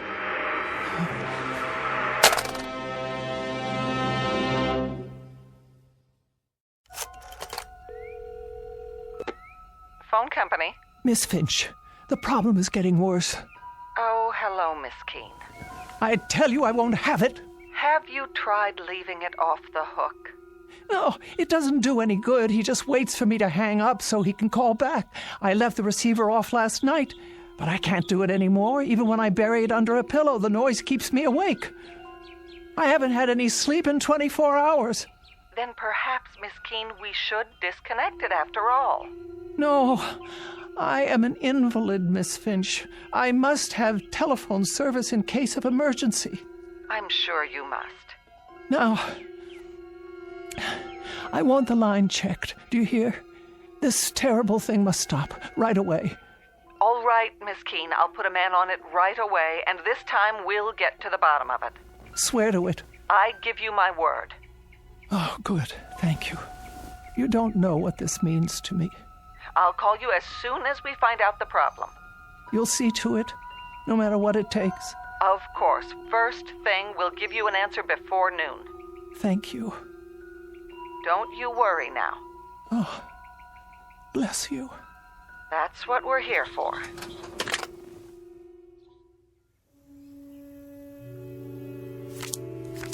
Your play. What?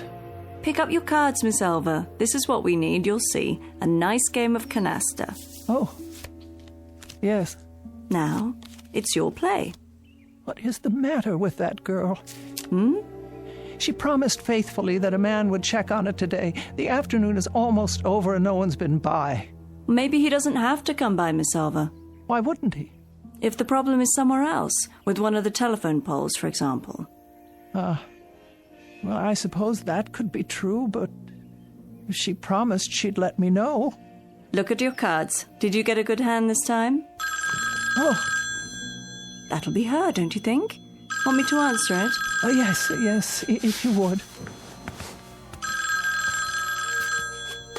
Hello? No, this is Margaret Phillips. Would you like to speak with her? Who is it? Just a moment. You see, it's Miss Finch. Now everything will be fine. Oh, yes? About those calls you say you've been receiving, Miss Keene. say I've been receiving. Why don't you believe? We sent a man out to trace them. I have his report here. And? He says he followed your line through all its connections. He found the problem. Well, what is it? A fallen wire on the edge of town. Fallen wire? Yes, Miss Keene. The weather blew it free of the pole. I don't understand. One end was on the ground, so no signal at all was getting through. Are you telling me that there were no calls? I'm sorry, but there's no way anyone could have called from that location, Miss Keene. I tell you, a man called me. There must be a phone there. There must be some way for him to call me. Miss Keene, the wire is lying on the ground, unattached. Tomorrow our crew will put it back up and you won't have any further trouble. There must be a way that someone got through. But there is no one out there. No one at all. Out where? Miss Keene, it's the cemetery. Oh. Miss Keene, are you there? What is it, Miss Alva? Miss Keene? Miss Keene? Why have you dropped the phone? Will you tell me what's wrong? Miss Keene, for heaven's sake, what is it?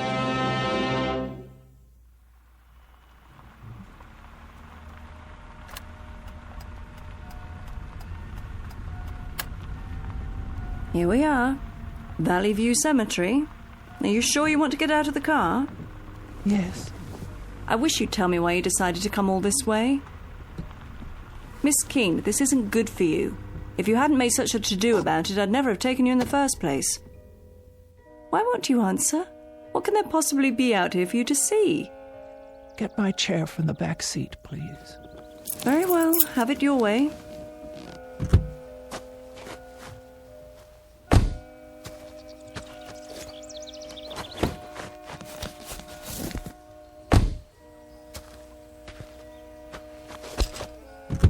Careful. Now. Up and out.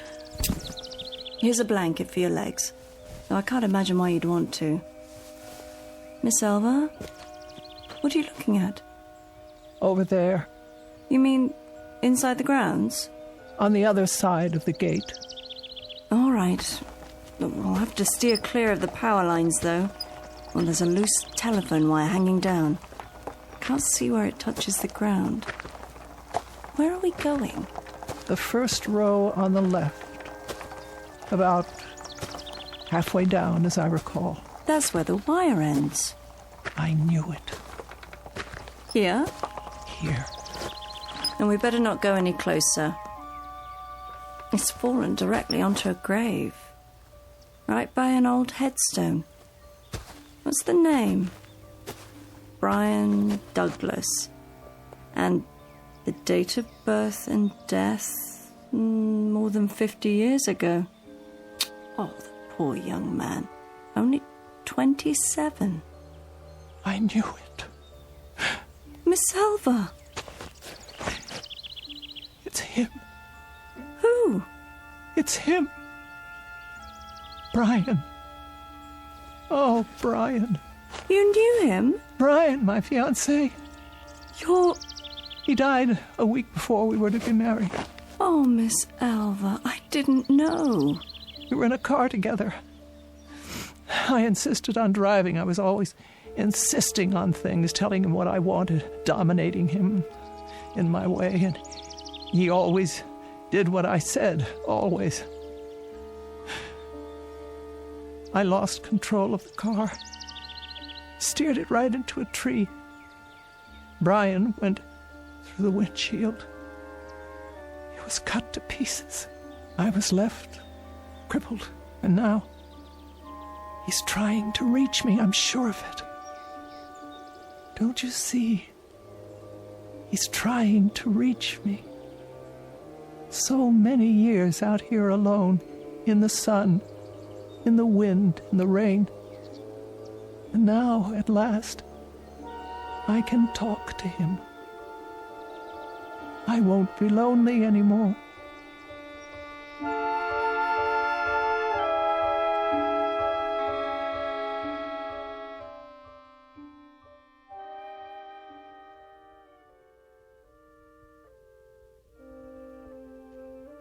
Would you like more covers on the bed? No, Margaret, I'm perfectly fine. I can plump up your pillows for you. It's not necessary. I can't leave you like this. I'll be all right. Good night. But... Good night, Margaret. You call me if you need me now. I will. I'll be home all night. Yes, Margaret. Good night. You sleep well.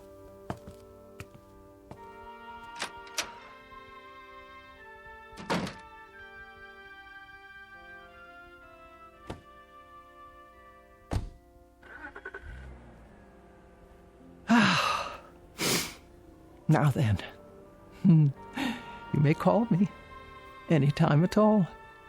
I'm waiting. Oh, this is ridiculous. Now that I want you to call. Brian? Brian? Are you there? Can you hear me? It's Elva. Elva! Oh, Brian. Brian, my dear. Brian, where are you? Where are you, Brian? Can't you hear me at all? Brian! Are you there, Brian? If you are, please speak. It's Elva. Elva! You can speak to me now. I didn't know it was you. I thought... Brian, please, I know you're there. It's Elva. Talk to me, Brian, please. I beg you. You said... leave you alone. No, but I didn't mean... I always do what you say. Oh, God, but I didn't mean... Brian, I didn't mean that. Not this time. I didn't understand. I only meant... Oh, Brian. Brian, speak to me. No, Brian, don't go. Don't leave me here. I didn't know it was you. I didn't understand. I tell you, there were so many things I didn't understand. I didn't mean to say. Brian, please. Please. Oh, please. No. Oh. According to the Bible, God created heaven and earth. But it is every man's prerogative and every woman's to create their own particular and private hell. Case in point, Miss Elva Keene, who in every sense has made her own bed, and now must lie in it. Sadder but wiser, by dint of a rather painful lesson in responsibility, transmitted from the Twilight Zone.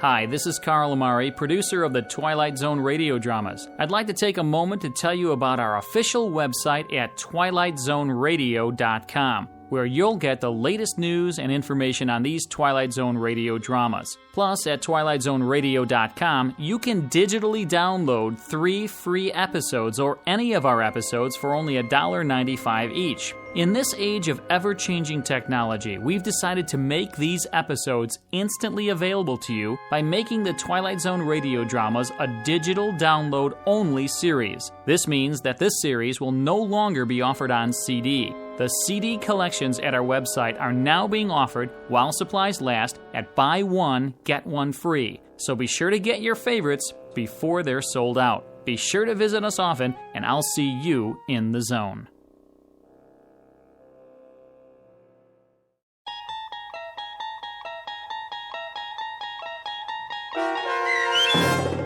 Night Call, starring Marriott Hartley with Stacy Keach as your narrator, was adapted for radio by Dennis Etchison and written for The Twilight Zone by Richard Matheson. Heard in the cast were Sarah Wellington, Meg Thalken, and Doug James. The producers of The Twilight Zone wish to thank CBS Enterprises and the Rod Serling estate for making this series possible. This copyrighted radio series is produced and directed by Carl Amari for Falcon Picture Group and Westwood One. Sound design and custom Foley effects for The Twilight Zone by Cerny American creatives Bob Benson, Greg Lee, Michael Slaybach, and Matt Sorrow. To learn more about the Twilight Zone radio dramas and to contact us, visit our official website at twilightzoneradio.com. Doug James speaking.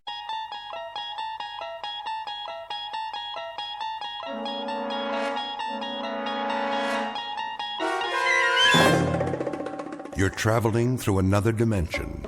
A dimension not only of sight and sound, but of mind. A journey into a wondrous land whose boundaries are that of imagination. That's the signpost up ahead. Your next stop, the Twilight Zone.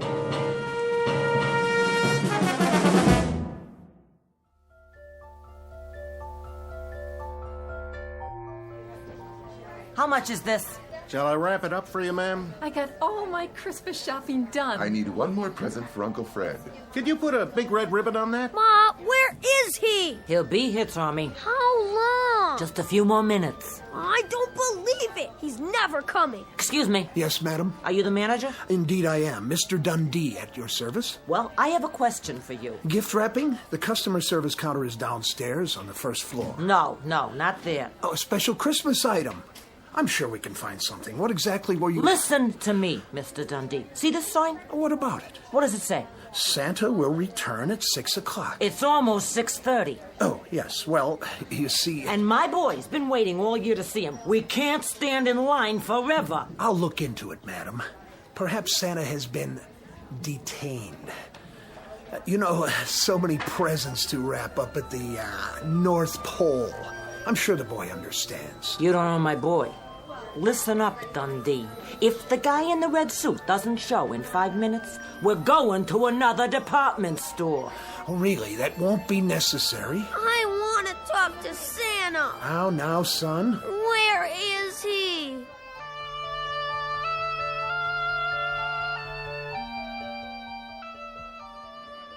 Bartender, pour me another one, will you? Coming right up. Hey, Corwin. Yeah. See the clock on the wall? What about it? You told me to tell you when it was 6:30? Well, it's 6:30. That's exactly what it is. 6:30 on the dot. So what happens now? You turn into a reindeer? Would that was so. One more, my good man. That's 5 drinks. No, 6. And a sandwich. You owe me, Santa. Relax. I've got your money right here. Say, will you look at that? Where? Those two at the window. Little boy and little girl. Sad faces, don't you think? Yeah, they peek in here, they see Santa getting plastered. Real nice. Go on, shoot! That's not what's eating them. What is it then? They know there isn't really a Santa Claus. No kidding. Why do you suppose that is? How's that? Don't you ever wonder why there isn't a real one? For kids, I mean. What am I, a philosopher? You know what your trouble is, Corwin? You let that stupid red suit go to your head. Here's your change. I'll flip you for it. Double or nothing. What do you think this is, Atlantic City? Come on, eat your sandwich and get out of here. I've had enough to eat. Where's my drink? I'm coming. Oh, ouch. And keep your fingers out of the till. All right. Can't you take a joke? I catch you doing that one more time, I'm gonna break both your arms up to your shoulder blades. Now go on, get out of here. What's going on? Nothing, just Santa trying to hoist the joint. What's that for? Your tip, my good man.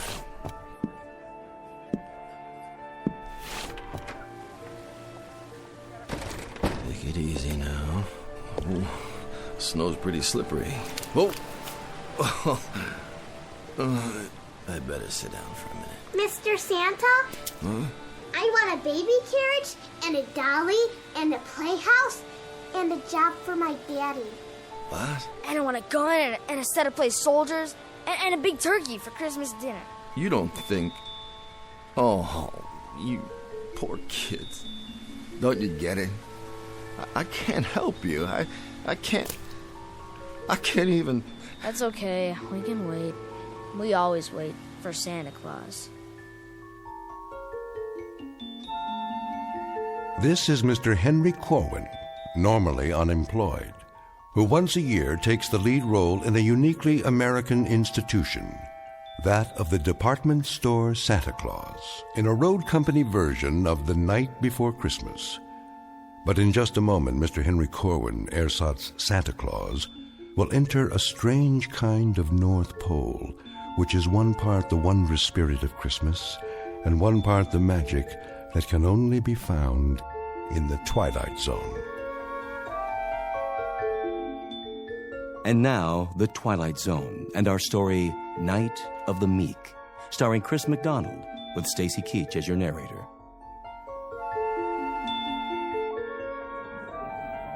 Where is he? This is so inconsiderate. Here he comes, finally. Will you look at that? Why, he can hardly stand up. Oh, it's disgraceful. There you are. Hello, boys and girls. Ho, ho, ho. Corwin, you're an hour late. I am? 1 hour and 9 minutes, to be exact. Can you beat that? Now, I advise you to get up on your throne without further ado. I'm going. And refrain from disillusioning these children any further. All right.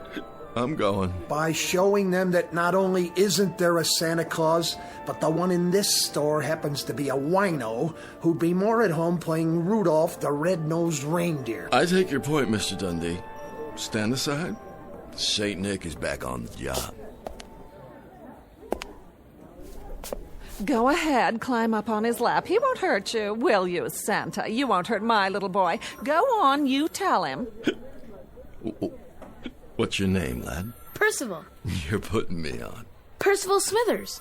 The third. My dad's name is Percival Smithers. My grandfather's name was Percival Smithers. Oh, I get it. Well, I guess that's not your fault. So, what would you like for Christmas, young Percival? A new front name. That's a good one. A real good one. I gotta remember it. Hey, Ma? Yes, dear? I smell something funny. You do? Yeah. And I know what it is, too. The same as Dad. Santa Claus is loaded. Leave my boy alone. Lady, I never laid a glove on a kid. Oh, you've got some nerve drinking on the job. Madam, I am mortally ashamed. You should be. Come along, Percival. I hope this won't scar you for life. Is there some trouble here? Trouble? No, there's no trouble, except that this is the last time I trade in this store. It seems you hire your Santa Clauses out of a gutter. Hey, who are you referring to? Drunken sot. Come on, Percival. Some Santa Claus? You don't even look like him. Mr. Dundee, that lady's got a problem. All right, everyone back to work. Back to your positions. And you... As for you, Mr. Kris Kringle of the lower depths, since we are only a few hours from closing, it is my distinct pleasure to inform you that there is no further need for your questionable services. You've had it. Now get out of here. It'll be my pleasure. Pick up your pay downstairs. Oh, and one more piece of advice. I'm all ears. Get that moth-eaten red suit back to where you rented it before you really tie one on and destroy it for good and all, you drunk. Thank you ever so much, Mr. Dundee. As to my drinking, it is indefensible. You have my abject apologies. Don't waste your breath. That just doesn't cut it with me anymore. But I have feelings, you know? Plain old human feelings, same as anybody. And I find of late that I have very little choice in the matter of how I express my emotions. I can either drink or I can weep.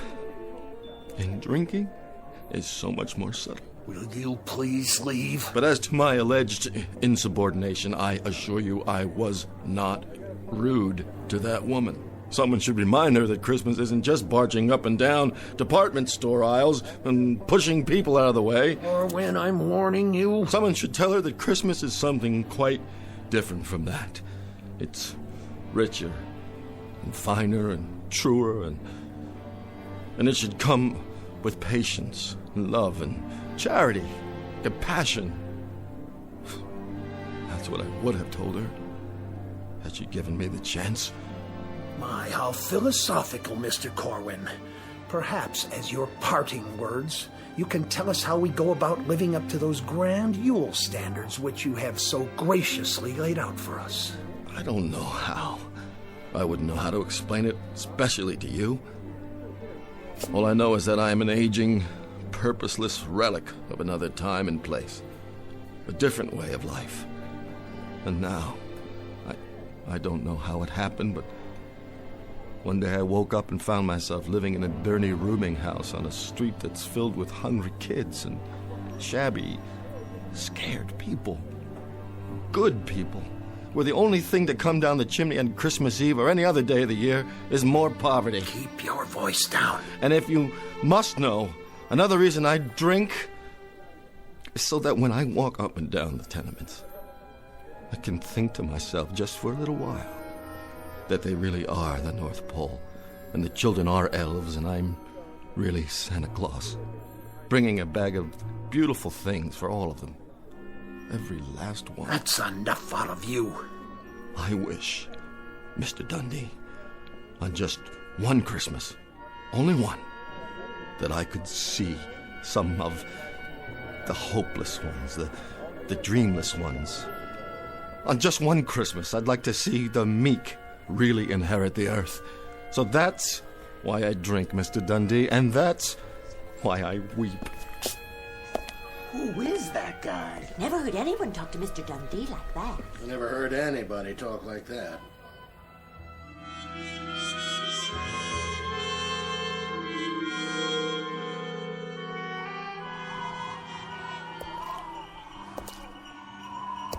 What in the heck is that? Sleigh bells? Yeah, sure it is. Better get home and sober up. Could have sworn I heard... Who's there? In the alley. Stop hiding behind those garbage cans. What are you afraid of? Come out so I can see you. Oh, gave a start there, kitty. I gotta get sober. Look at the mess you've made. All right, I'll clean it up. Put the cans back in the bag. Lift it up. Put it back where it belongs. Wait a minute. What's in this bag, anyway? Oh, I don't believe it. It can't be. It flat out can't.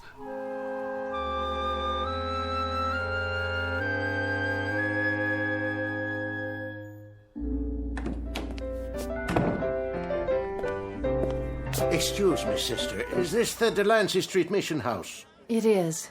Could I get something to eat, sister? You take a seat with the others. Have yourself a nice cup of coffee. Oh, sure. Dinner will be served after the sermon. Gotcha. Okay. Thank you, sister. God bless you. Have a seat. At least the coffee's hot. Sit down and take a load off. The sermon ain't so bad. No, it don't take long. Here's a chair. Don't mind if I do.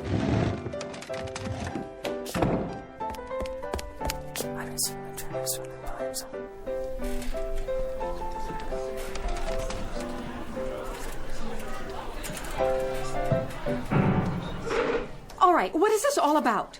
You, the noise, the commotion, what is the idea of barging in and disrupting our Christmas Eve?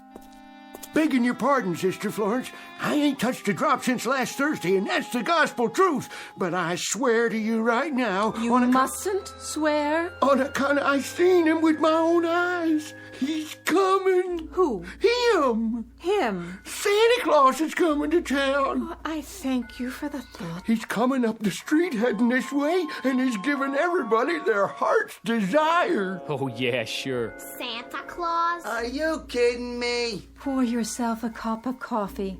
Black. Merry Christmas! I told you, sister, it's him. Now, what'll be your pleasure this year, gentlemen? How about you? Me? Yes, sirree. Well, I'd sort of like to have a new pipe. Ha ha! Let me take a look at my bag. Here you go. A new meerschaum. How's that? Oh, thank you. Thank you kindly. How about you? A woolen sweater? A woolen sweater you shall have. Size? Who cares? Here you go. Next. Some new shoes? How about some pipe tobacco? A carton of cigarettes? Another sweater, maybe? Slippers. A smoking jacket. Where did you get all these gifts? Sister Florence, don't ask me to explain because I can't. I'm as much in the dark as anybody else. All I know is that I've got a bag here that gives everybody just what they want for Christmas. As long as it's putting out. Let's see here. What do you need? How about a new dress, sister? All wrapped up with a pretty ribbon for you. Well, we'll see about that. Don't you want your present? Let's open it for her. Well, looky, an evening gown. And it's strapless. There he is. There he is. That's the man. What's your name? Henry Corwin, officer. At least it was Henry Corwin. Maybe now it's Mr. S. Claus or Kris Kringle. I don't know anymore. You're drunk, Corwin. Is that it? Naturally, I'm drunk. I'm drunk with the spirit of the Yule. I'm intoxicated with the wonder that is Christmas Eve. I'm inebriated with joy and with delight. Yes, officer, I am quite indubitably drunk. All right, hold on there. I'm going to get to the bottom of this. You can begin by handing over that bag of yours right now. Wait a minute. You got no call. The bag, or I'm placing you under arrest. You can't arrest Santa Claus. I sure can. And I can arrest every one of you. So let's have that bag, or we're all going down to the station house.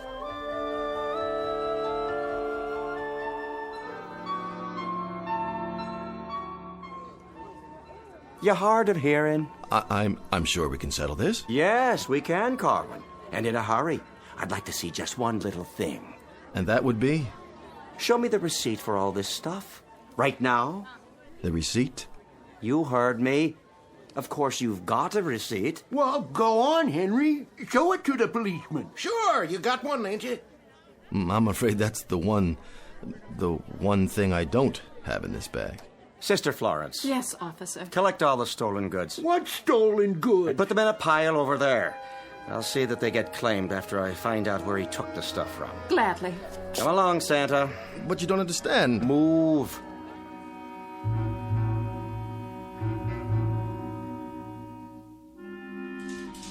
I want to report a missing person. Yes, ma'am. Fill out a report. Do I get a phone call? After you see the judge, now sit down. Can you take these handcuffs off? Ah, here we are.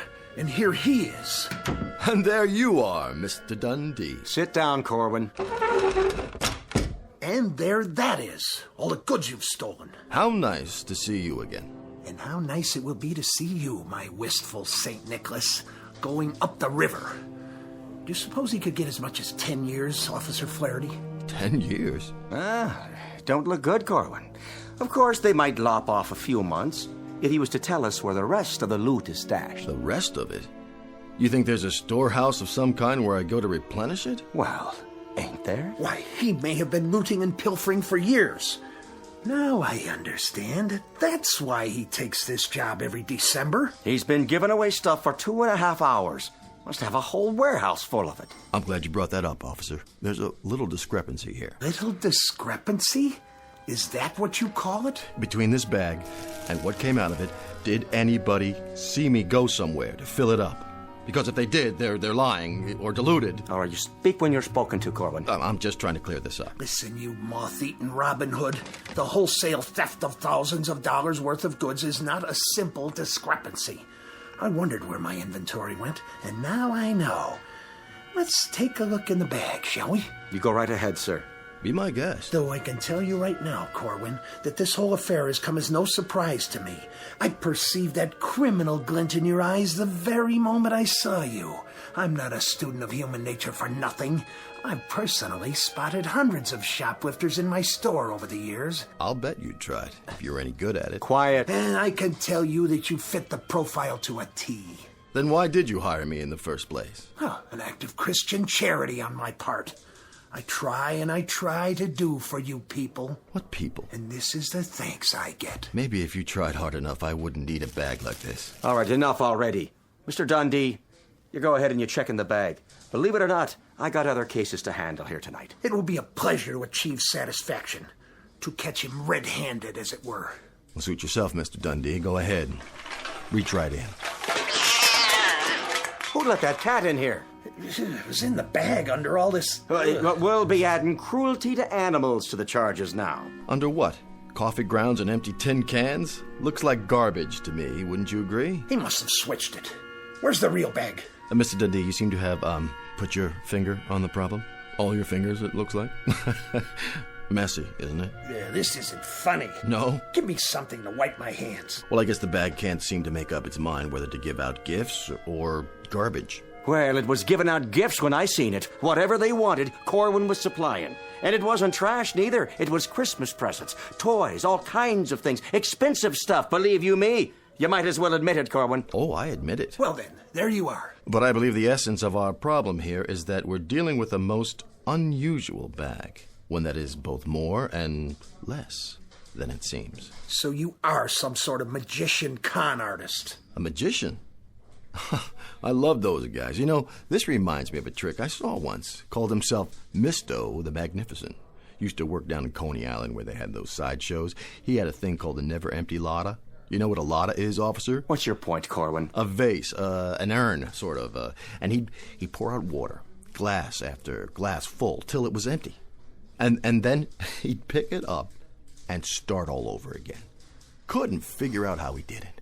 But this bag here, I guess it's like the never empty lotta. Only thing is, I'm no magician. I wouldn't know how to work it anyway. Whatever's going on, it's out of my hands. Some greater power is at work. I'm just the one who happened to be there at the right time and the right place. All right, no more talk. I told you I'm a busy man. For now, Corwin, my advice to you is clean up this mess and get out of my police station before I find a reason to book you. All right. If that's what you want, happy to oblige. Just like that? You're letting him go? My hands are tied. There's no evidence. And you, Officer Flaherty, call yourself a policeman? Hey, now. Well, I suppose it's a demanding task to distinguish between a bag full of garbage and an inventory of expensive stolen gifts. Too demanding for a civil servant whose salary is paid by my store's city taxes. You can believe me, Mr. Dundee. It's just like Corwin says. We must be dealing with something supernatural here.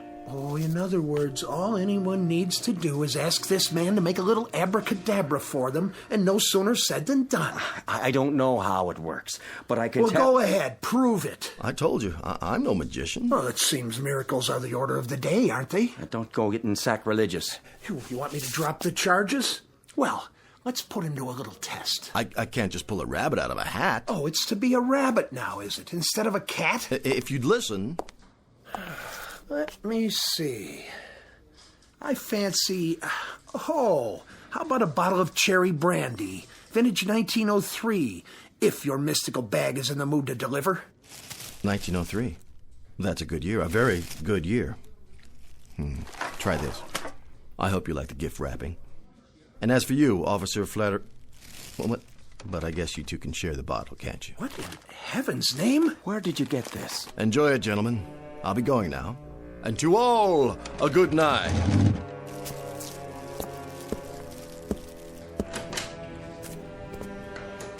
Well, let me open that package for you. You go right ahead. No telling what's inside.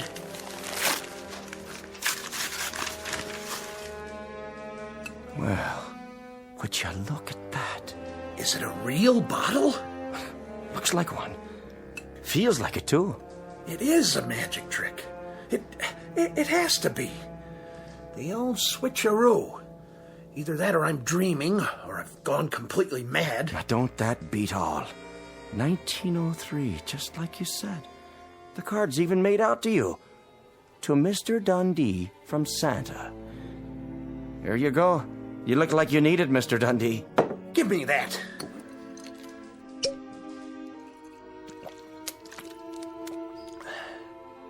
I don't believe it. It's cherry brandy.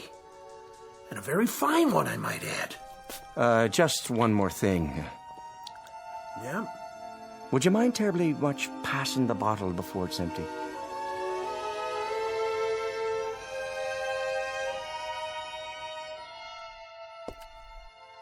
Funny, the bag isn't that heavy.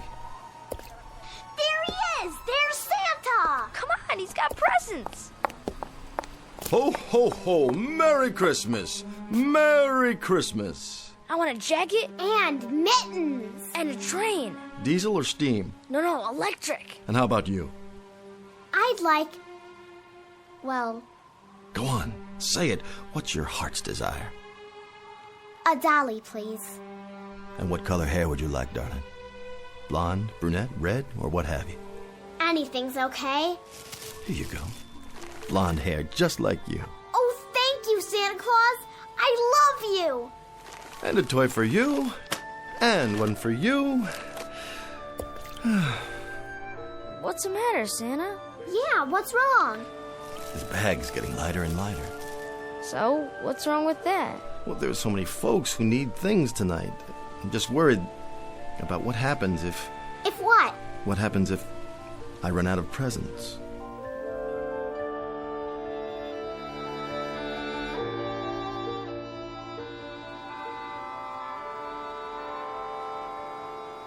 There it is. Midnight. Could have guessed it.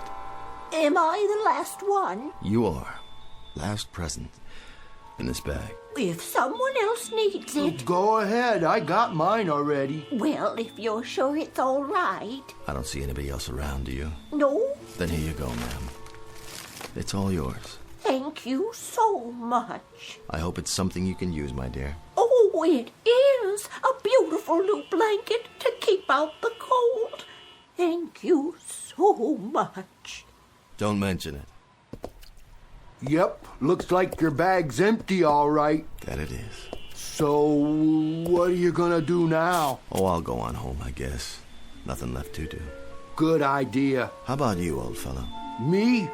I can find lots of good places to sleep tonight, only this time I got these great big old socks you give me to keep me warm.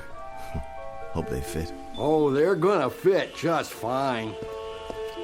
Oh, hey, Santa. Oh, can I call you that? Well, might as well. One last time. I kind of like it. I was thinking... That can be dangerous, my friend. Well, it just ain't right. What isn't? What do you get out of it? Well, don't worry about me.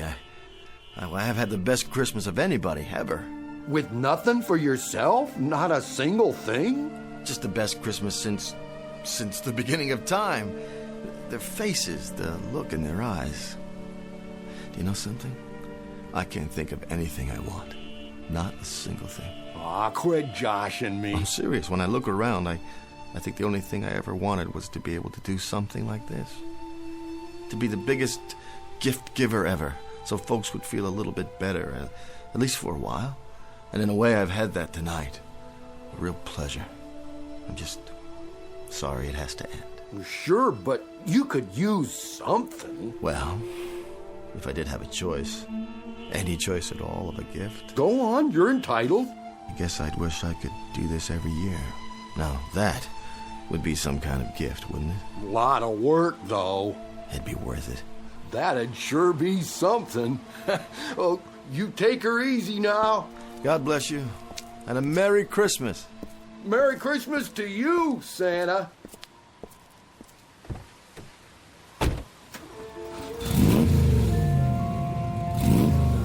Oh, and thanks for the car.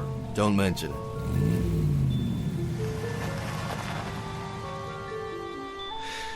Whew, I might beat. Now, how did I get here? That's the alley. Guess I better put the bag back where I found it. What's all this? Looks like somebody's throwing out their Christmas decorations already. That's no decoration. That's your sled. Yeah, sure. A sled and a reindeer right here in the alley just for me. Somebody sure made the eyes look real. He is real. Yeah, about as real as you are, little fella. Little fella. We've been waiting for you. And I suppose you're going to tell me you're a real elf, too. I sure am. We've been waiting for you to come back. Say, where did you rent your costume? I never saw one look that good. Pointed hat, turned up toes. Costume? I made this myself, by hand. And the little bells? Must have been a heck of a party. It better be a costume because I haven't had a drink in... Uh-oh. Oh, no. What's the matter, Santa? No, not me. You got the wrong guy. No, I haven't. Did you hear what I said? We've been waiting quite a while, Santa Claus. Better get a move on. We've got a whole year of hard work ahead to get ready for next year. Ready? Come over here. Yes, Santa? Pinch me. If you say so. Ow! You don't have to do it that hard. Are you ready now? I don't know. Come on, get in. There's plenty of room. Where? In this sleigh. You sure you don't have the wrong person? Oh, Santa, stop joking and get in. We're late. I don't have to. I could turn around right now and go home. If you do that, a lot of people would be very sad. Next year. You wouldn't lie to me. Elves can't lie. Okay. Move over, Shorty. Now, how do you work these reins?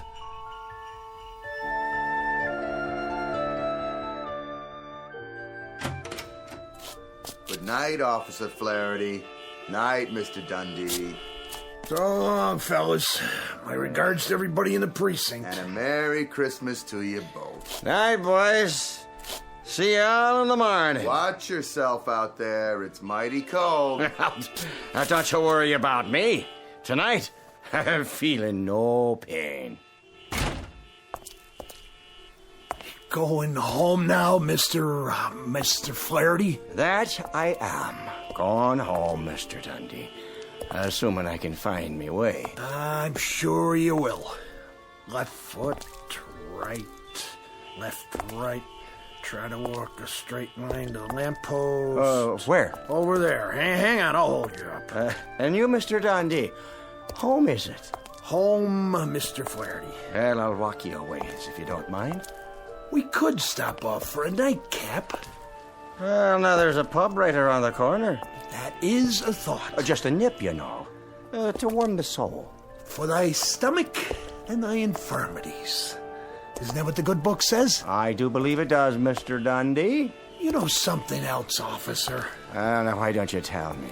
That's what friends are for. That they are. So go ahead now. Tell me all about it. Well, sir, this is the most remarkable Christmas I've ever had. You don't say. Ho, ho, ho! Merry Christmas! Flaherty, did you see it? Did you? I thought I saw something. What did you see? No, you first. Mr. Dundee, I don't think I'd better tell you. You'd report me for drinking on duty. But you're not on duty. True. Go ahead. What did you see?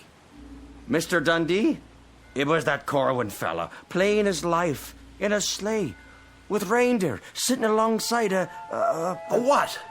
One of his little helpers. So help me. All done up in proper costume. They were riding towards the sky, big as you please. One question for you. Yeah? Did we drink a whole bottle of cherry brandy back in the station house? Vintage 1903, but only one bottle. The finest I ever tasted. So I guess that's about the size of it then, isn't it, Mr. Dundee? Flaherty, you better come on home with me. We'll make some hot coffee. Yeah, and pour a little whiskey in it. We call that Irish coffee, you know. Oh, I do know. And then we'll talk some more about all this. Sort it out. What is there to say? If a man can't believe his own eyes, what can he believe? Then, we'll thank God for miracles, Mr. Flaherty. That we will, Mr. Dundee. That we will.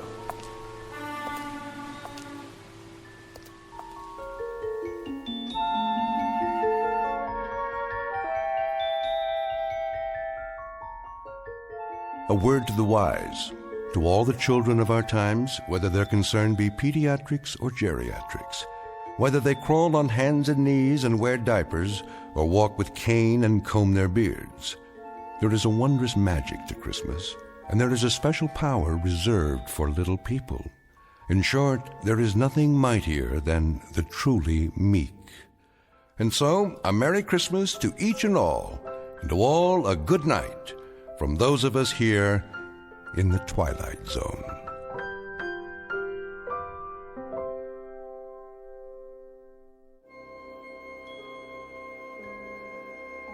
Hi, this is Carl Amari, producer of the Twilight Zone radio dramas. I'd like to take a moment to tell you about our official website at twilightzoneradio.com, where you'll get the latest news and information on these Twilight Zone radio dramas. Plus, at twilightzoneradio.com, you can digitally download 3 free episodes or any of our episodes for only $1.95 each. In this age of ever-changing technology, we've decided to make these episodes instantly available to you by making the Twilight Zone radio dramas a digital download-only series. This means that this series will no longer be offered on CD. The CD collections at our website are now being offered while supplies last at buy one, get one free. So be sure to get your favorites before they're sold out. Be sure to visit us often, and I'll see you in the zone.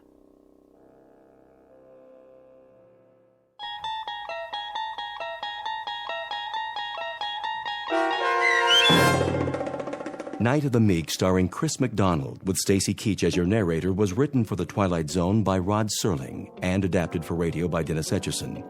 Heard in the cast were Taylor Miller, Turk Muller, Doug James, Peter DeFaria, Peggy Roeder, Adam Tangway, Richard Hensel, Meg Thalken, Lucas Ellman, Zach Gray, Carl Amari, Roger Wolski, Rick Peoples, and Lauren Patton.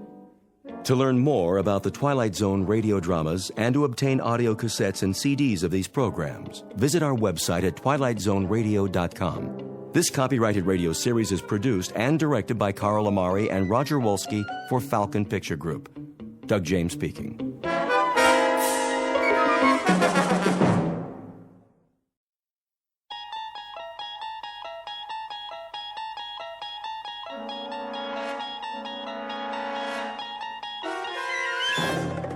You unlock this door with the key of imagination. Beyond it is another dimension, a dimension of sound, a dimension of sight, a dimension of mind. You're moving into a land of both shadow and substance, of things and ideas. You've just crossed over into the Twilight Zone.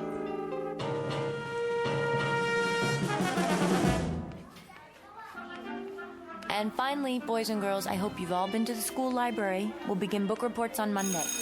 Till then, have a happy Thanksgiving. Walk, please. No running. And button your coats. It's cold outside. Knock, knock. Oh, hi, Lynn. Did you get your car fixed? Not yet. You're kidding. It was supposed to be ready yesterday. Something about a part they had to order.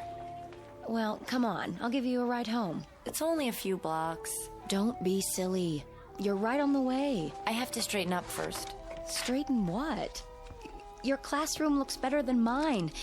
You know, Helen, they have people who come in after we're gone. They're called janitors. I know. You're very kind, really, but I have to... Have to what? Who's that? Where? In the hall. I don't hear anything. That song. Hello? Is someone there? What's the matter? I thought I heard a child. Take a look. All the kids are gone, and we're off for 4 whole days, okay? Now grab your stuff and let's get out of here. We can have a drink if you want. I know a perfect little place. I don't know. I do. Trust me, they have a great happy hour, and you won't believe the men. From the bank and that new office building downtown. You go ahead. I'm fine. Oh, I get it. Hot date tonight, huh? Nothing like that. I have a test to grade. So, you've got till Monday. I know, but maybe some other time. All right, be that way. Get your papers. I'll walk you out.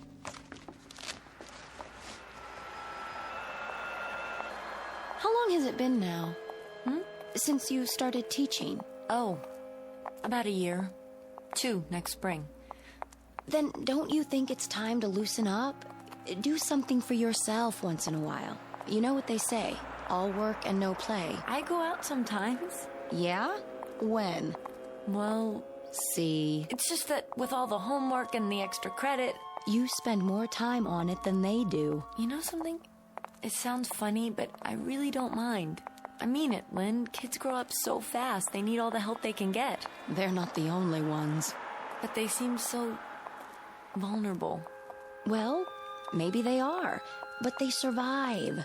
The bumps and bruises, the sore throats and earaches, it all works out, one way or the other.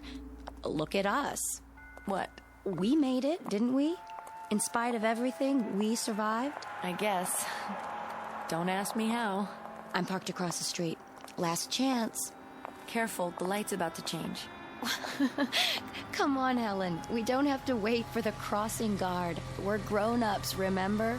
That man. What man? In the car. Sort of distinguished. Don't stare. He's staring at you. Have you seen him before? Not around here. I'd remember. Lynn, do you ever see people and they remind you of someone, but you're not sure who? Someone you might have met once and... All the time. The trouble is, they don't remember me. It's just a feeling I get sometimes. Sorry, I don't know what I'm talking about. I'll open your side. Get in. No, I'll walk. But it's freezing. It's all right, honestly. It'll give me a chance to think. Are you sure? I'm sure. See ya. Hey, you have some place to go on Thanksgiving? What? Oh, yes, of course. Dr. Anderson's. Doctor, huh? You didn't tell me about him. He's an old friend of the family. Well, if it doesn't work out, you can always come over to my place. I'm cooking a really big bird. Thanks, Lynn. Call me later. I will. November. A wind stirs. Leaves blow in the streets. And people move a little bit faster just to get home before dark. To this, add a young woman named Helen Foley, age 28, who has a calling. She believes in helping children, whenever and wherever she can. Taken all together, these are the improbable ingredients of a basic human emotion called fear. And the recipe is almost complete. All that's needed now is the face of a little girl, as perfect as a cameo and as solemn as a sphinx. Because Helen Foley is about to learn the properties of terror. In a few moments, a most unusual child will take her by the hand and lead her on a journey into the Twilight Zone. And now, the Twilight Zone and our story, Nightmare as a Child, starring Bonnie Somerville, with Stacy Keach as your narrator.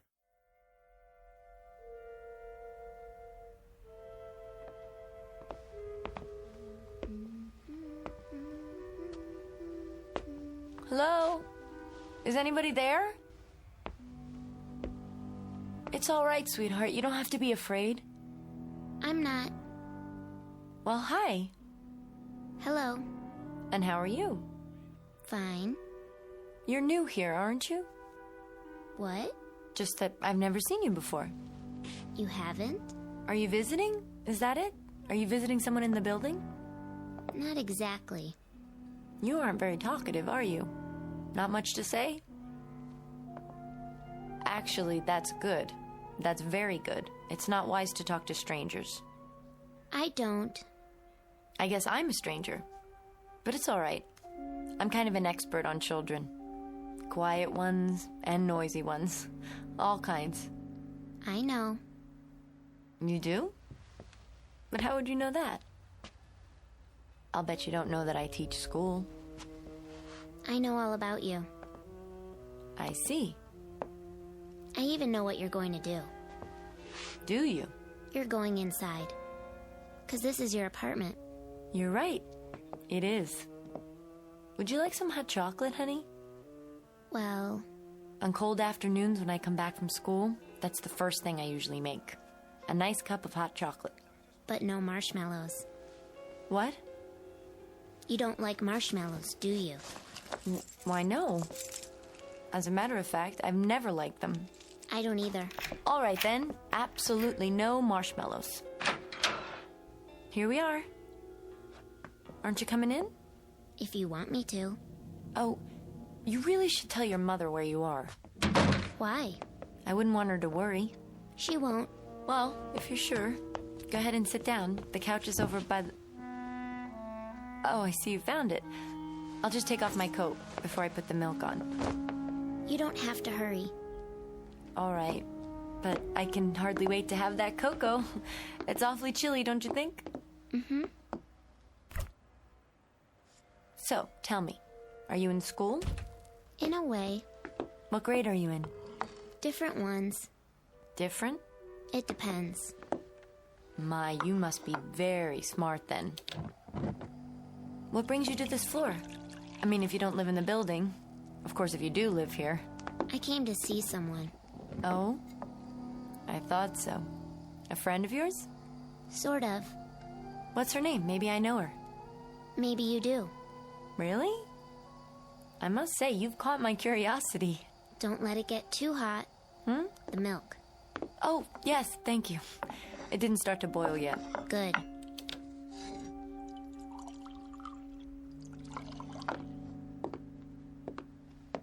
Here we are.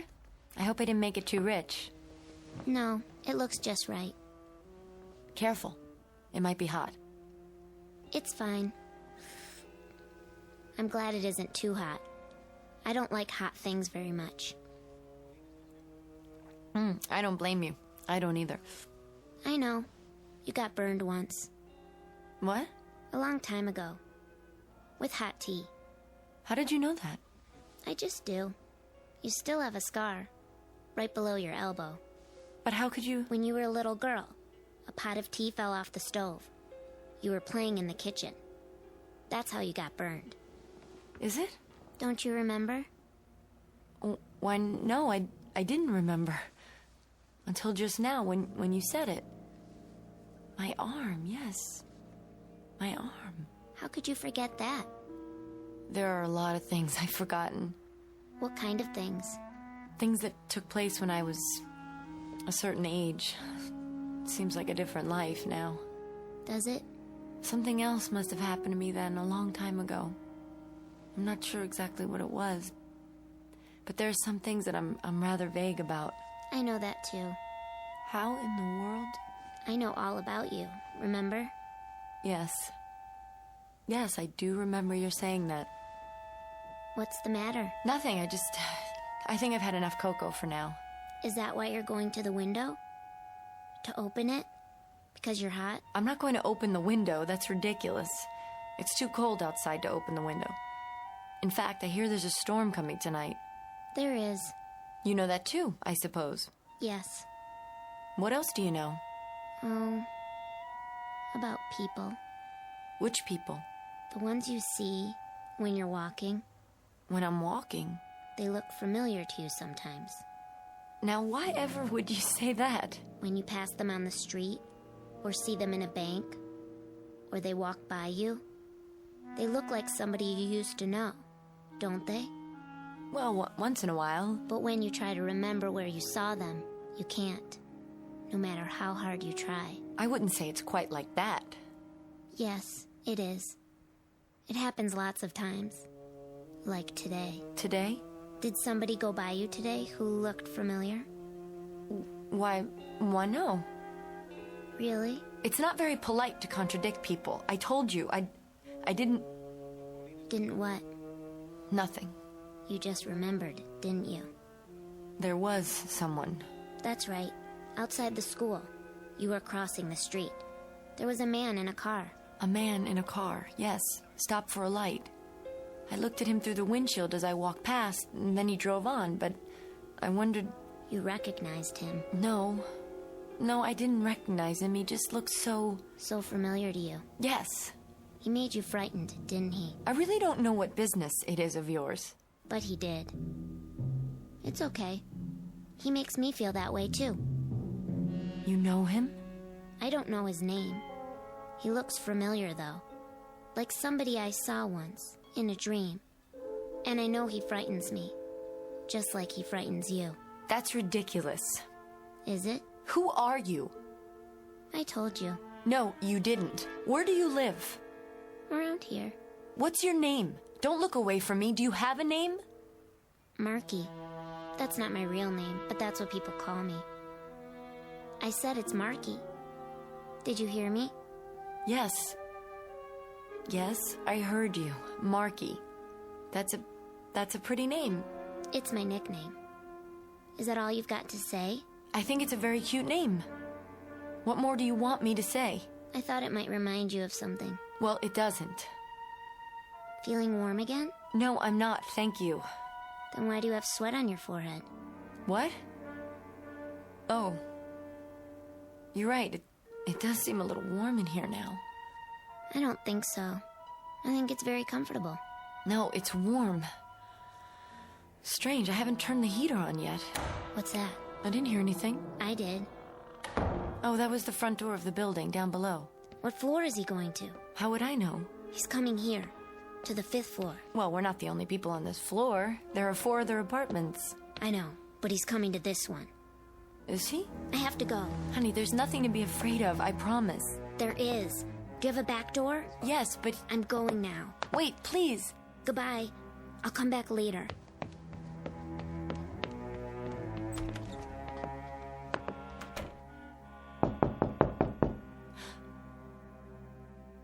Who is it? Miss Foley.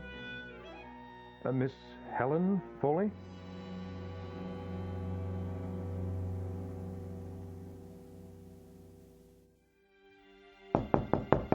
Miss Foley, do I have the right apartment? Who is it, please? It's Peter Selden, Miss Foley. I don't know whether you remember me, but I knew your mother very well. Who? That's better. Mr... Well, do you remember me now? Why, you do look familiar. That's a start. Didn't I see you? I thought you looked at me a little oddly. Yes, that's right. In front of the school, I was stopped for a red light. So you were? Do you mind if I come in for a moment? Why, no. Please do. Thank you. Won't you sit down, Mr... Selden. A friend of my mother's, you say? I'm not sure It's been a lot of years, Miss Foley. Quite a few, indeed. 18 or 19 at the very least. That long? Then I must have been... Got you stumped, huh? Well, it's no wonder. As you were just a child then. You couldn't have been more than 10 or 11. But I remember you. See, I used to work for your mother. Peter Selden, her financial consultant. Any bells yet? I do seem to recall the name. I'd heard that you... Well, after the tragedy, you were ill for a time. Isn't that right? Yes. Quite some time. What were you able to recall? Pardon? You said you seemed to recall... I'm not sure. It was all so terrible. In that time of recuperation afterwards... No, I shouldn't bring this up. No, it's all right. Well, in all those weeks and months, were you able to recall what it was that... What I mean is, Miss Foley, you drew a blank after that evening. I wondered if it ever came back to you. Any of the details to help with the investigation. That evening? The evening of the tragedy, when your poor mother was killed. I don't know that I... No, it must be very painful to even think of it. I should apologize. No, it comes back to me in pieces sometimes.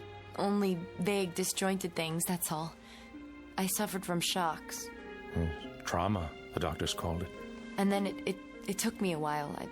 I was in therapy for a long time. After I got better, I moved to Chicago. I lived with an aunt there. Yeah, so I'd heard. I've only been back here for a year or so. I teach elementary school. Yes, I'd heard that, too. You'll forgive my interest, but I remembered you so well.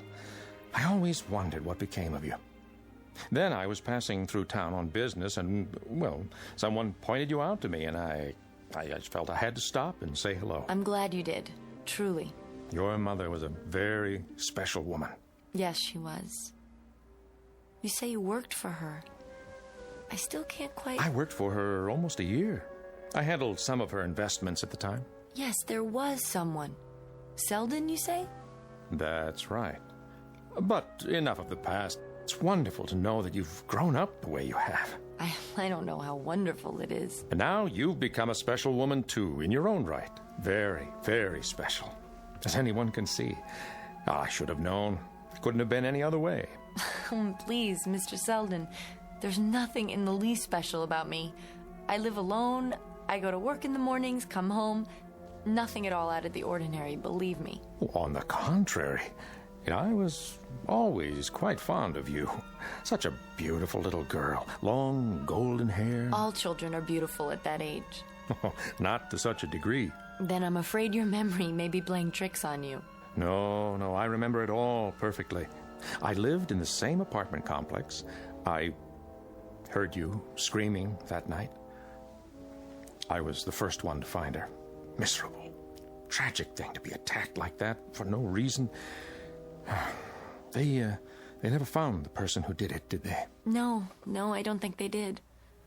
Though I can't be sure. I'm not sure about anything that went on then. It just sort of left my mind, all of it. Oh, that's probably a blessing. At least for you. All I remember is a kind of vague, nightmarish feeling. Waking up in bed, hearing my mother scream, and seeing this person.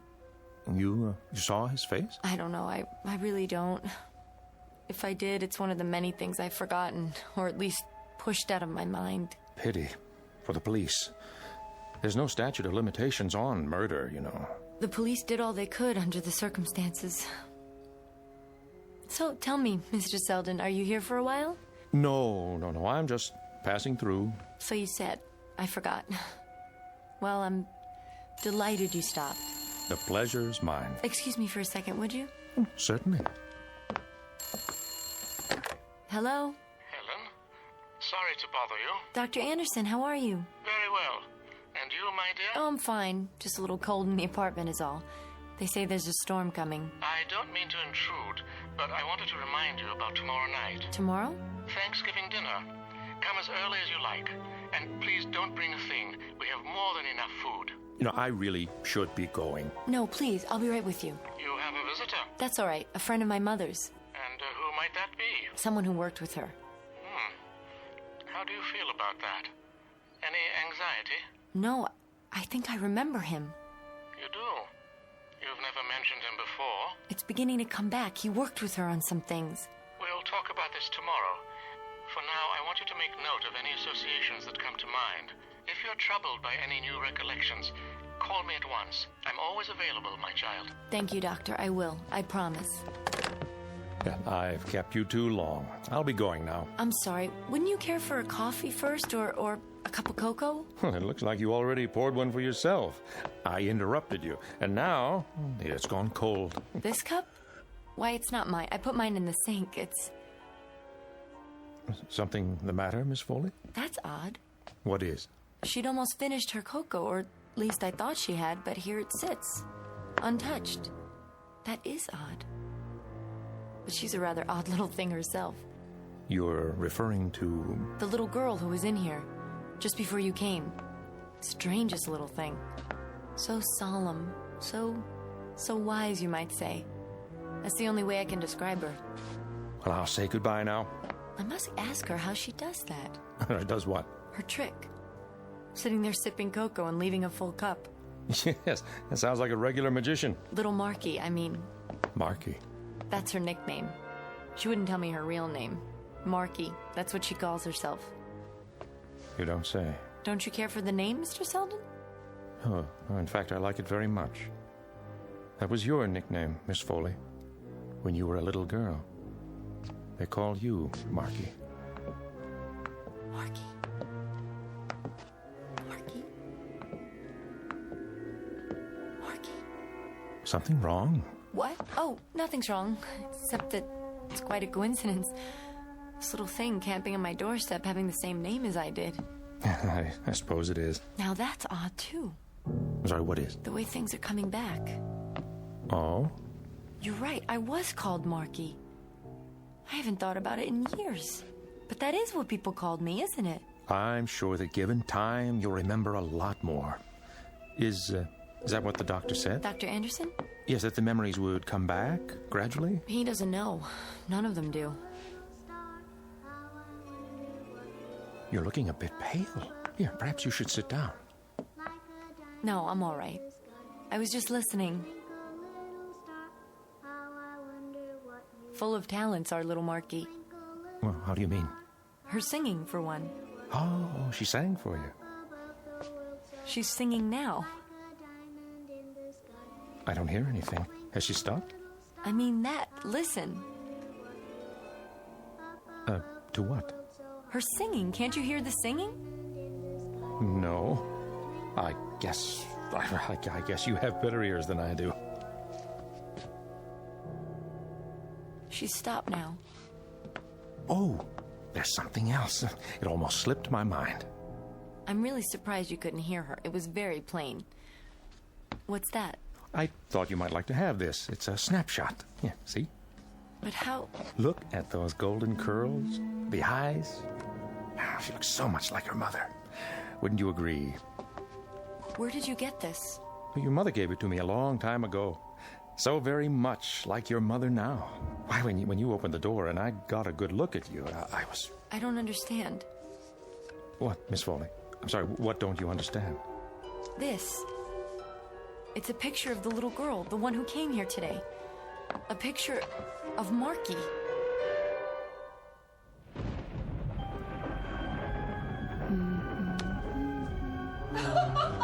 Don't laugh at me, I'm telling you. I'll do something about it. I will. Get out!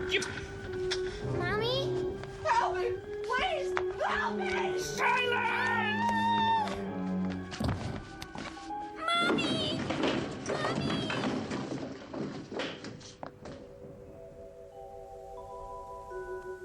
Marky? What are you doing sitting out there? Playing with my doll. Did that man leave yet? He left some time ago. I must have fallen asleep on the couch. Marky, it's very late. Is it? Past your bedtime. Don't you think you should go home now? Your mother will be terribly worried. No, she won't. She won't be worried at all. Yes, she will. I don't have a mother. Not anymore. You don't have a... Do you remember now? About Marky? Do you, Helen? I think I'm beginning to. And the time you burned your arm with the hot water from the teapot? Yes. Yes, that too. You got a nasty burn. What are you doing? Showing you my arm. Here's the scar. Just below the elbow. Let me see that. The same as on your arm. Who are you? What's your real name? You better let go. You're hurting me. I'll let go, but first I want to know who you are. I want to know where you're from and what your true name is. Tell me. Do you understand? Tell me. You don't know? You don't have any idea? And you were doing so well, Helen. You were starting to remember things. What things? Remember what things? What's that? Where? On the coffee table. I wanted to ask you about this picture. Mr. Selden left it. Is it familiar? He said that's supposed to be me. That's supposed to be me when I was a little girl about your age. But it isn't. It isn't me at all. It's you, Marky. And that's impossible, too. How could it be? You still don't understand, do you? Understand what? And that's... That I'm you, Helen. And what? Now, and that's... Stand and do you. I'm you. What? Now, and that's... Talk is... And do you. I am you. What? Now, and that's... I'm you when you were you. I'm old you. What? Now, and that's... Marky when you were you. I lived with your mother in the and other that's apartment. I was asleep in the bed that night. It was so cold. And the man came to visit. And your mother let him in. I don't know what you're talking about. I think you do. He was arguing with Mother downstairs, and she tried to run away. And she ran upstairs to her room. And the man came after her and caught her. And he choked her. Remember, Helen? Yes. He choked her, and then he picked up something heavy, and he hit her on the head, and she fell. And then you screamed. And the man looked down at you. He looked right at you. And you screamed, Helen. You screamed so loud. The storm. It was raining that night, too. The lights, they've gone off. Marky, stay close to me. I'll light a candle. I have one somewhere. Marky? Marky, where are you? Be careful. Who's there? Take it easy, Helen. It's only me. Lynn! Oh, God, I thought... Thought what? I don't know. I fell asleep on the couch, and I must have been dreaming an awful dream. I shouldn't have walked in like that, but I heard your voice, and the door was open. You okay? Oh, come in, please. I got to thinking about you, over here, alone. I'll bet you haven't eaten. Actually, no, but... So I thought, I'll stop by, and if you're hungry, we'll order something to go. You must be soaked. I got here just in time. Now the power's gone out. It looks like the whole block. I was looking for a candle. Now, where are those matches? I've got some. Here. Great, thanks. Who were you talking to? Oh, that was Marky. Nice name. Where have you got him hidden? It's a little girl. I want you to meet her. Maybe you can tell me if what she says is... Marky, honey, you can come out now. I don't see anybody. She was here, I swear. It's raining really hard, but we can still order Chinese. They deliver. Yes. Yes, I'd like that. Oh, something hot. Sweet and sour, whatever. What's the number? I think it's... Oh, no. What? There's no dial tone. The phone lines must be down. I'll make us some coffee. How far's the restaurant? Just at the corner. Then I'll go get some stuff. No, I couldn't let you do that. Don't worry about it. You have an umbrella, don't you? Yes, but... Plus, I've got my car. No problem, honest. I'll get soup and everything. The works. Then I'm paying. Just let me get my purse. You are too nice, Lynn. Tell that to my last date. Here, that should be enough. I'll get the coffee going. Be back in a flash. I'll get an extra fortune cookie in case your little friend shows up. Where did you say the umbrella... Behind the door. Got it. Don't open it indoors. It's bad luck. If you say so.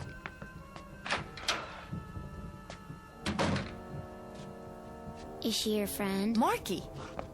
Her name's Lynn, isn't it? Where were you, in the other room? She's nice. Not like that man. Mr. Selden? You're wrong about him, Marky. He's very nice. He just stopped by to say hello. He's an old friend. No, he's not. You don't even remember him. But you've seen him before. I know I have. Is it coming back yet? Is what coming back? The last time you saw him, before today. I don't know what you're talking about. Now sit down, and I'll make you some fresh hot chocolate. Hear that? Someone's coming. She must have forgotten something. Lynn, is that... Hello again, Miss Foley. Mr. Selden? What are you... We didn't quite finish our conversation. Where's Lynn? Oh, I wouldn't worry about her. Why do you say that? That's just it, Miss Foley. There are things you don't understand. See, we need to talk. In private. I want to bring you up to date. You've been living in ignorance too long. My friend's coming right back. Any minute now. I seriously doubt it. At the moment, she's resting quietly in her car outside. I'm sure no one will notice her until tomorrow morning, the earliest. What are you saying? I want to impart some knowledge, Miss Foley. Obviously, it's begun to come back to you, in bits and pieces, as you say. I should be the first, don't you think? It's only appropriate, you see, because I was the man in your mother's condo that night. The one who followed her up the stairs to her room. The one you saw, however briefly. Get out or I'll scream. Oh, I'm afraid that wouldn't do any good. There are people in the other apartments. No, they're all empty. It's Thanksgiving week. Or have you forgotten that too? They're away visiting their families. You're alone on this floor. Quite alone. Stay away from me. Oh, I plan to. I'll be long gone and no one will know I was here. Even your doctor friend doesn't know my name. Just as soon as I tell you about how I killed your mother. But why? Why? Well, there was some trouble with the books. I pleaded with her to cover for me, but your mother, rest her soul, was a particularly rigid, straight-laced woman, and she was about to inform on me. When she went upstairs to the bedroom, I had to follow her. If only you had stayed in your room. I would have gone after you next, but your screams brought people there, and I had to get out in a hurry. It wasn't until later that I learned you had no recollection of who you saw. You blacked out the entire incident. Don't worry about the candle. I can see you in the lightning. There you are. Let me go! You haven't been neglected all these years, Helen. I've kept tabs on you. Chicago, college, then here. Yeah, I knew there'd come a day when the pieces would finally fit together, and you'd start to remember. That's why I came back. I had to come back to take care of unfinished business. You're the only person who knows exactly how your mother died. What are you going to do? Oh, a simple fall, I should think. It was dark, you tripped on the stairs. Only that much more believable with the power outage. Come on, come with me, Helen. We're going out onto the landing. No, don't look down. It'll be easier that way. No! No! Here. Oh, what a kick you have there. Now, don't bother to run. There's only one way down. Help me! Somebody please help me! Come along, Helen. You know I'll find you, even in a darkened hallway. You keep away from her. Well. Who do we have here? Don't you know? That voice. I'll light the candle so you can see.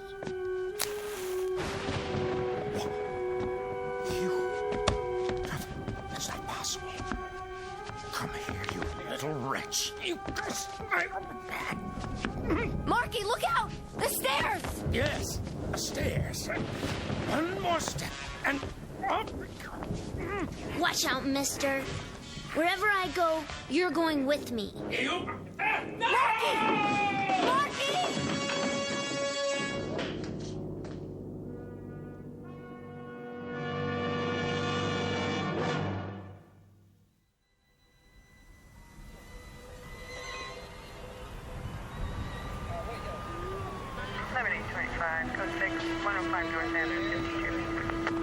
Male, broken neck, 55 years of age.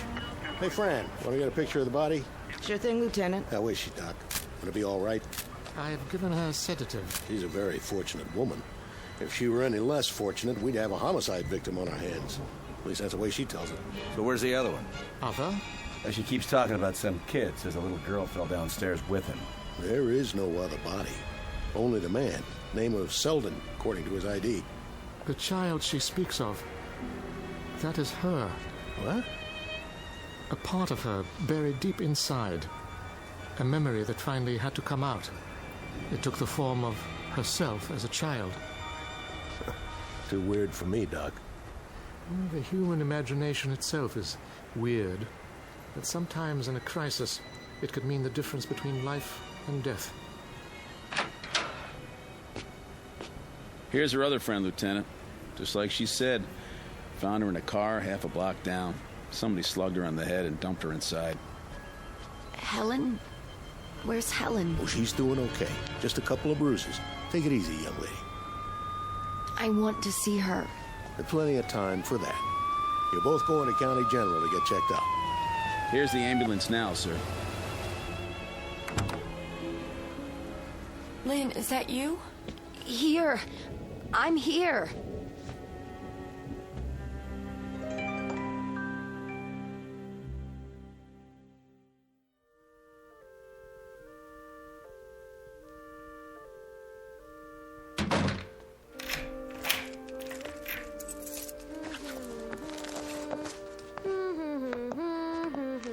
Hello.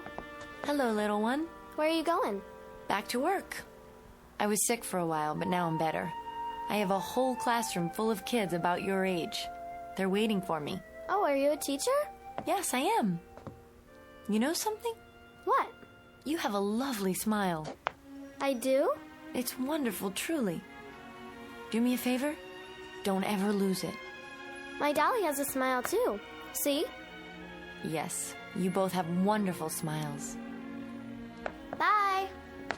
If you're still here later, I'll make us a nice cup of hot chocolate. Would you like that? Oh, yeah. Good. I'll see you then. Take care of yourself. Take good care.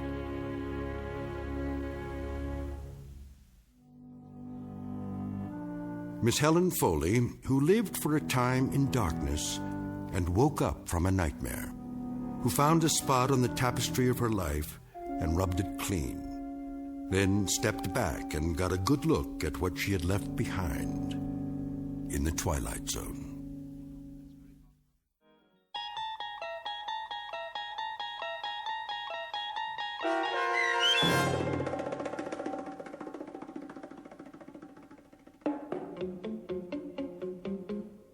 Nightmare as a Child, starring Bonnie Somerville, with Stacy Keach as your narrator, was adapted for radio by Dennis Etchison and written for The Twilight Zone by Rod Serling. Heard in the cast were Dana Bokor, Roger Mueller, Elizabeth Lido, David Darlow, Roderick Peoples, Doug James, Jeff Lupetin, Linda Ryder, Meg Thalken, and Amanda Amari. The producers of The Twilight Zone wish to thank CBS Enterprises and the Rod Serling Estate for making this series possible. This copyrighted radio series is produced and directed by Carl Amari for Falcon Picture Group and Westwood One. Sound design and custom Foley effects for The Twilight Zone by Cerny American creatives Bob Benson, Craig Lee, Michael Slaybach, and Matt Sorrow. To learn more about the Twilight Zone radio dramas and to contact us, visit our official website at twilightzoneradio.com. Doug James speaking.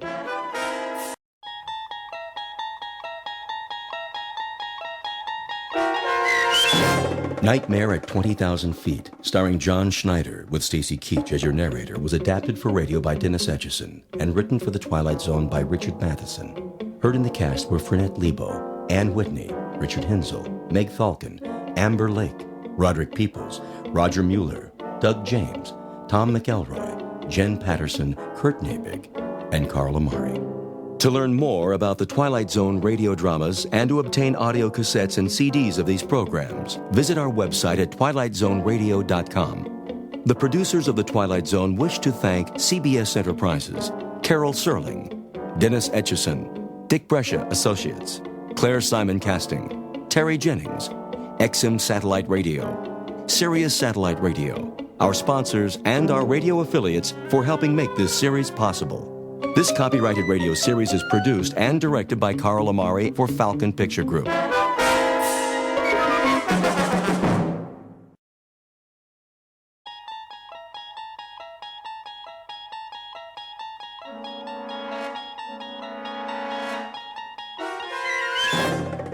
You unlock this door with the key of imagination.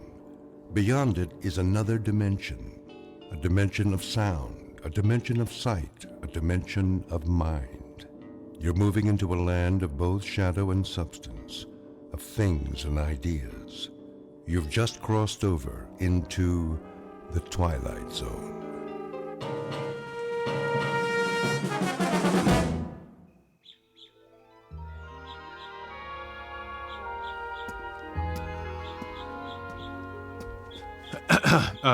Nurse? There you are, Mr. Wilson. You ready for some lunch? Oh, no, thanks. I was just... Lovely morning, isn't it? Yes, it is. I thought I'd wait outside. I was wondering... You're getting some color in your face. I am? A picture of health. Your wife will be pleased. About my wife, do you know when she's arriving? When she's... To pick me up. Oh, this is the big day? It is, yes. You'll have to check with Dr. Martin, but I'm sure it won't be long. If you'd like to say your goodbyes to the others... I better pack first. Oh, naturally. It's good to see you doing so well. Thank you for everything. Not at all. Oh, and nurse... Yes? If my wife should get here in the next few minutes, tell her I'm in my room, would you, please? Of course. She's a lucky woman. You've done wonders for my self-esteem. I don't know what I'll do without you. You'll do fine, Mr. Wilson. Just fine.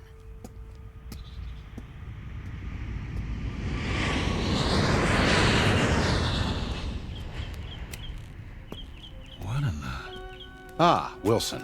I was looking for you. You were... Something wrong?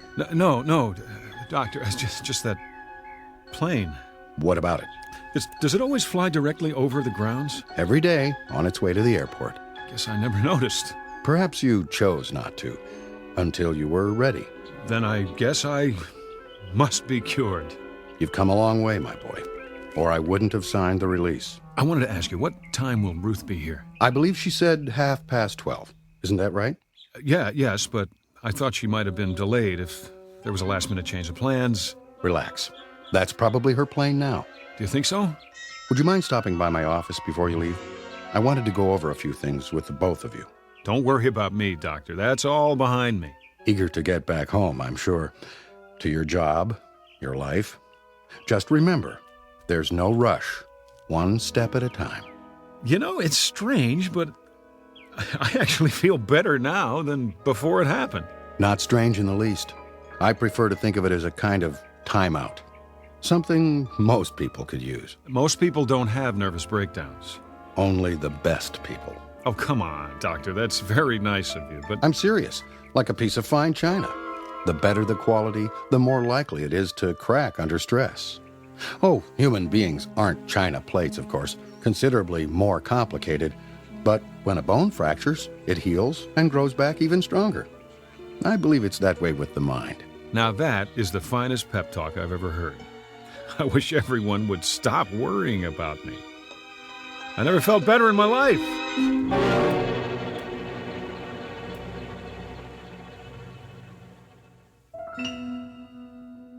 Portrait of a once frightened man. Mr. Robert Wilson, 37, husband, father, and salesman. Now on the road to recovery. Mr. Wilson is ready for discharge from a sanitarium where he has spent the last 6 months of his life. This is the result of a nervous breakdown, the onset of which took place on a day not dissimilar to this, and on an airliner very much like the one in which Mr. Wilson is about to fly home. The difference being that on that day, half a year ago, Mr. Wilson's flight was interrupted by the onslaught of mental illness. Tonight, however, he will make it all the way to his appointed destination, which, contrary to the flight plan, happens to be a landing strip in the Twilight Zone. And now, The Twilight Zone and our story, Nightmare at 20,000 Feet, starring John Schneider, with Stacy Keach as your narrator. Flight 713, now boarding at gate 12. All passengers for Flight 713, please have your boarding passes ready. That's us. Is it? I have the tickets right here. We're already checked in. All we have to do is get on the plane. Good. That's good. Do you suppose... What, darling? Do I have time for a drink of water? Of course. It's just down the hall. Are you feeling all right? I'm fine. I'm just thirsty. Wait, you're perspiring. It's warm in here. Aren't you warm? Bob, take it easy. Remember what the doctor said, one step at a time. I know. You've been on plenty of planes in your life. Well, haven't you? This one's no different. I take your arm and we walk on together. When we get to our seats, you'll take a nap, and when you wake up... I'm perfectly fine, really. I've got your pills. Good. They should help you sleep. Shall we?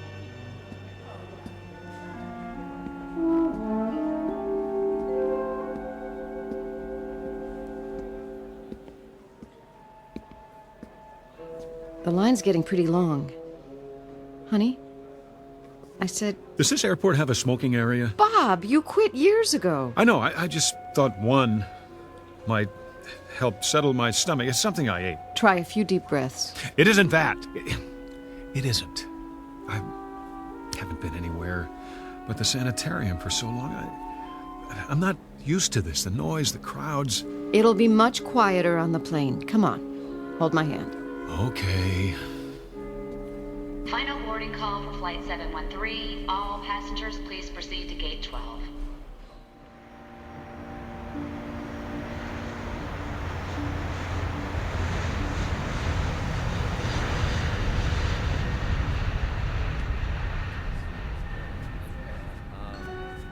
Please keep the aisles clear. Stow all the carry-on luggage overhead or under the seat in front of you.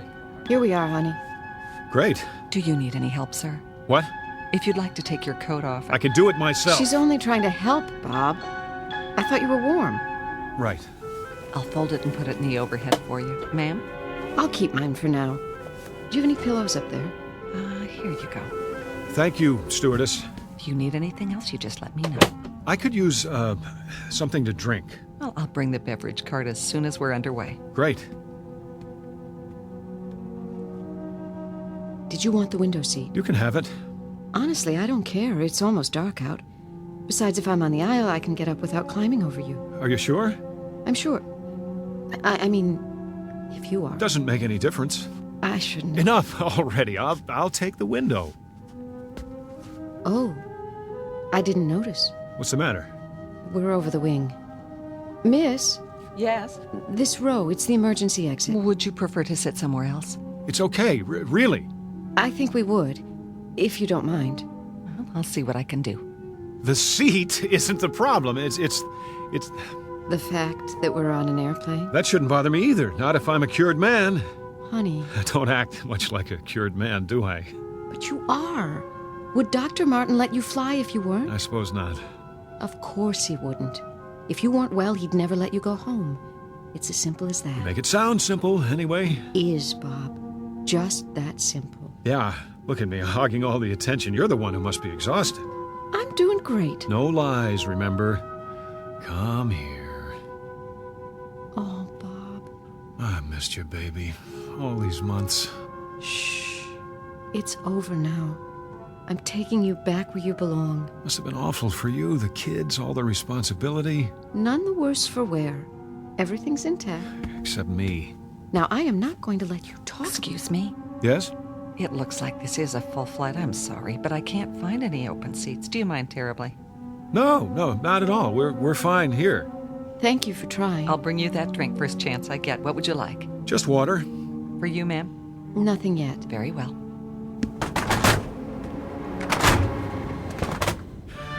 What was that? They're closing the door, that's all. Hatch, whatever they call it. Here, let's look at the in-flight magazine.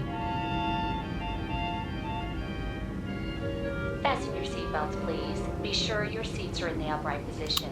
Bob? No smoking in the aircraft. Oh, right. Seat back in front of Here, you. There is a let me car get it showing for you. your I could do it. Would you relax? Please note the location of the emergency exits in the center and rear of the plane. Should there be a loss of cabin pressure, oxygen mask will drop down from the overhead console. Place the mask over your nose and mouth and breathe normally. You will find a life jacket under each seat. Place your arms through the holes and adjust the straps. Then pull the cord. The jacket will inflate automatically. Procedures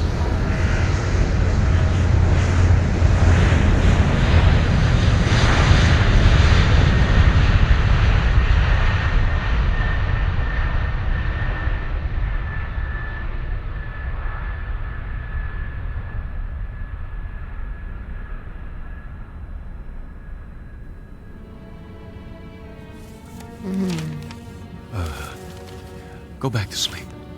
Bob, what are you doing? I'm sorry, honey. I found a newspaper under the seat. The light must be bothering you. Oh, I should stay awake. No. I don't want you to, sweetheart. Go to sleep now. Can't you sleep? I will. Promise. You worry too much. I can't help it. You shouldn't. Not anymore. Bob, do you...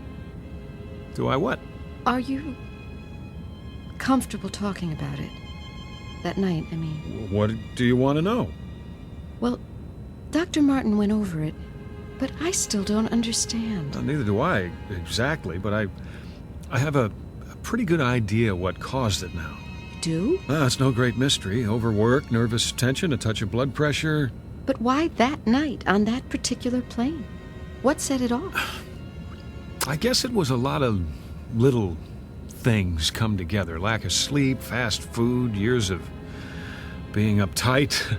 Oh, honey, you should have told me. I didn't know myself. I was holding everything in for the sake of the job, trying to think about nothing but facts and figures. There are other jobs. That's just it. There's nothing wrong with my job. I like it. Then why? Call it the perfect storm. When I wasn't working or home with you and the kids, I didn't know how to take it easy, so my imagination went on overtime. I looked out the window and I thought I saw, I don't know what, clouds that looked like snowfields, then someone skiing on that snow. Can you believe it? I just plain couldn't tell the difference anymore. It was a wake-up call, all right, in more ways than one. Thank God it's over, and we're going home. Oh, Bob. Bob. Could you move your legs to the side? What? Oh, just for a second. I have to get out. Let me call the stewardess. She'll bring whatever... I have to go to the restroom, Ruth. It's no big deal. Oh. I'll be right back. Promise.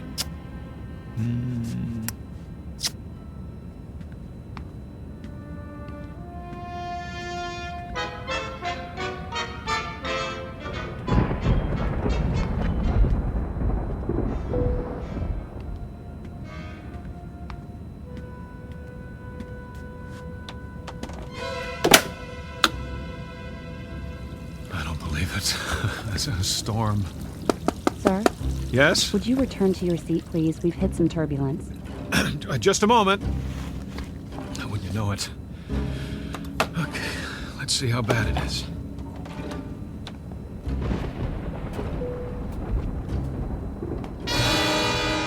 Lord.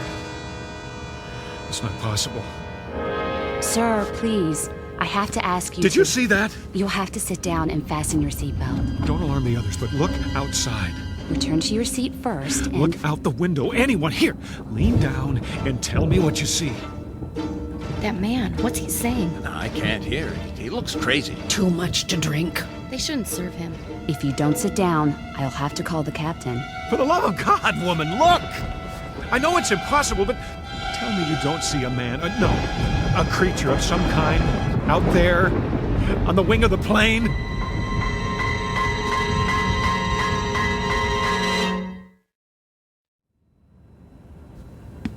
You saw what? Out there, on the wing. See for yourself. Sir, I assure you. Open the curtain! What is it I'm supposed to see? There, in the lightning, he... Where? But he was there. I tell you, he floated down and landed on the wing. That's enough. Then he started walking toward the engine. Shh. There are children on board. I'm simply telling you what I saw. Need some help, Nancy? Would you show Mr. Wilson back to his seat? Certainly. I don't mean to upset anyone, but... This way, sir. All right. I'm sorry. It must have been a reflection. Yes, it must have been. If you'll just come with me... I made a mistake. I'm going to my seat now. See? Now, sir. I didn't mean any harm, I tell you. Is something wrong, stewardess? A low-pressure pocket, that's all. The plane feels like it's dropping. Nothing to worry about. We'll be through it in a minute. Don't wake my wife. You can move around the cabin again as soon as the overhead light goes off. Yes, of course. For now, I suggest you get some rest and stay in your seat. I understand.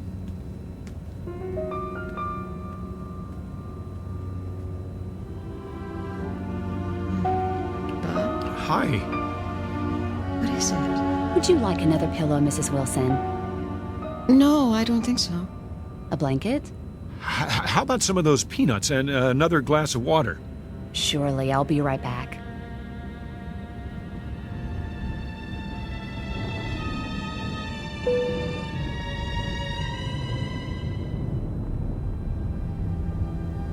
Did something happen? Started to rain. Is that what it was? I just saw something, that's all. Everybody has to stay in their seats for a while. What did you see? Nothing. You must have seen something. I happened to look outside just as the lightning flashed, and for a second I thought I saw something. Like what? Shadow. A shadow? In the shape of a man. Where? On the wing. Not a man exactly. What are you saying? A creature standing upright with long hair on its body and an animal face. Of course you know. That's all it was. A shadow. Of course. People don't walk around on the wings of airplanes. No, they don't. Not while they're moving hundreds of miles an hour. That would be impossible. Wouldn't it, Bob? It must have been a trick of the light. Like your imaginary skier. What? On the snow-capped clouds 6 months ago? The one you told me about? Yes, I suppose so. And you know that wasn't real. No, it was a hallucination of some sort. You must be more tired than you thought. But, I wasn't hallucinating just now. Then what would you call it? It was more the lines of an optical illusion, my eyes playing tricks on me. Then don't look outside. Leave the curtain closed. Believe me, I intend to. You ought to get some sleep, so you'll be rested when we land.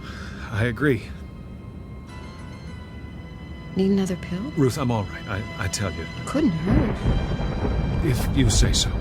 Where's my purse? Your water and some extra peanuts. Thank you, stewardess. You're welcome. Bob, put the tray down for her. Sure. Are we moving into a storm? Not a big one. It's almost past. Oh, well, that's good. If I can get you anything else. We'll let you know. Here's your pill. Thanks. Sit. No, thank you. I'm not thirsty. I'm sorry I woke you. Don't be silly. You can go back to sleep now if you like. If you do. Give me a minute. You're not worried about anything, are you? Not in the least. Then put your seat back. In a sec. Just let me collect my thoughts. Well, don't overthink it. That never did any good. No, it didn't. You're here with me, and we're going home together. That's the most fantastic part of all. Well, you'd better get used to the idea. All better now? Yes. Nudge me if you need me. And whenever you do, don't open the curtain.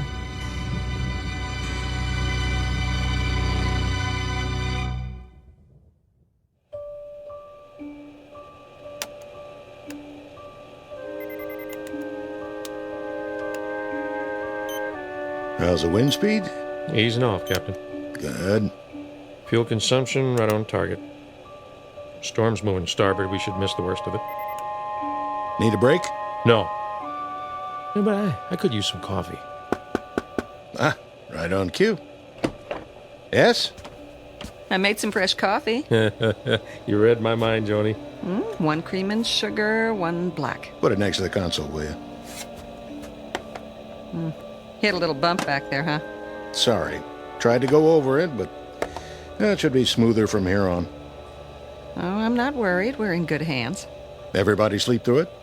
Almost everybody. 1 crying kid and 1 slightly uptight passenger. Ah, the old lady, huh? Oh, no. Mr. Wilson, 13A. What? What did he do?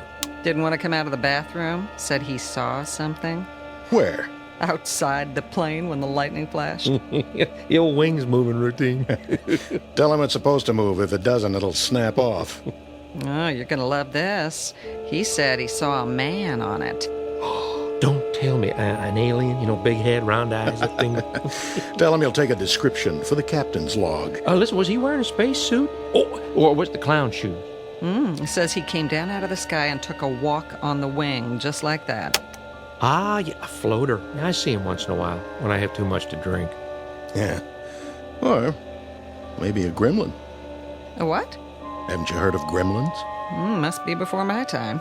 It started back in World War II. Whenever something went wrong, the mechanics would chalk it up to gremlins.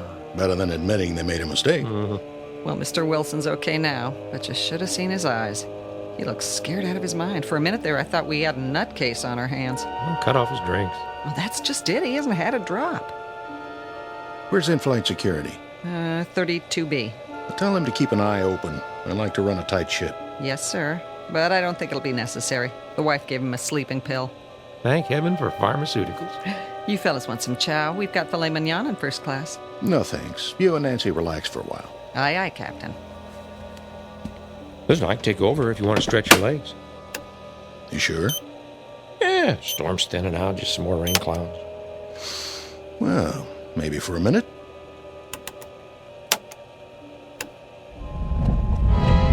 Hey, what was that? Probably our friendly neighborhood gremlin dropping in for a wing walk.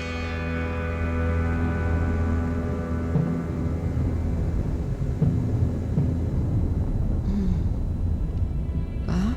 Well, there you are. Go to sleep, darling. Right. I want to sleep, but I can't. She doesn't believe me. None of them believe me. I'm not even sure I believe it myself. Why should I? It's impossible. Yet I'm not dreaming. I'm wide awake and I'm cured. The doctor said so. No more panic attacks. But I saw it, didn't I? I was out there on the wing walking toward the engine. But why? There it is now. I can hear it. What's it doing? It wants to destroy this plane, bring us all down. Because of me. Because I've seen it before. Or maybe it is all in my mind. How can I be sure? There's only one way. God, help me. I've got to look. I've got to. Time to be brave. Face it down. And if there's nothing out there, then that's that. This is the only way. Here goes. It's simple. I put my hand out. I pull the curtain aside, and I'll know. He'll either be there on the other side of the window looking in, or there'll be nothing but the darkness. One way or the other, I'll know. And put my hand out. Do it. Do it. No!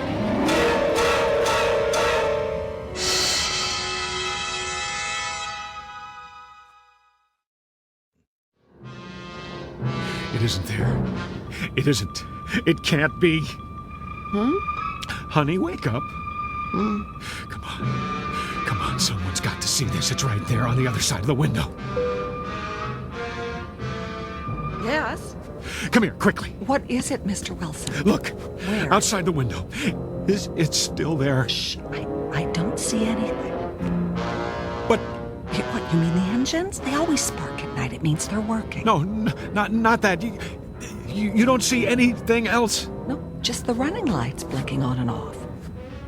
All right, look again. See if she's telling the truth, or if she's blind. You're right. I don't see anything now. Oh, it was probably the rain hitting the window. Yes. Believe me, we fly worse weather than this. It's nothing to worry about. If you'll just try to relax, we'll be landing in a couple of hours. There he is again. Like some kind of ape dropping down from a tree. What's he doing? No! He's peeling back the engine cover. What are you looking at? Ruth, thank God. Lean across me. Look out the window. Bob, does the storm bother? No. Just like that, it's gone.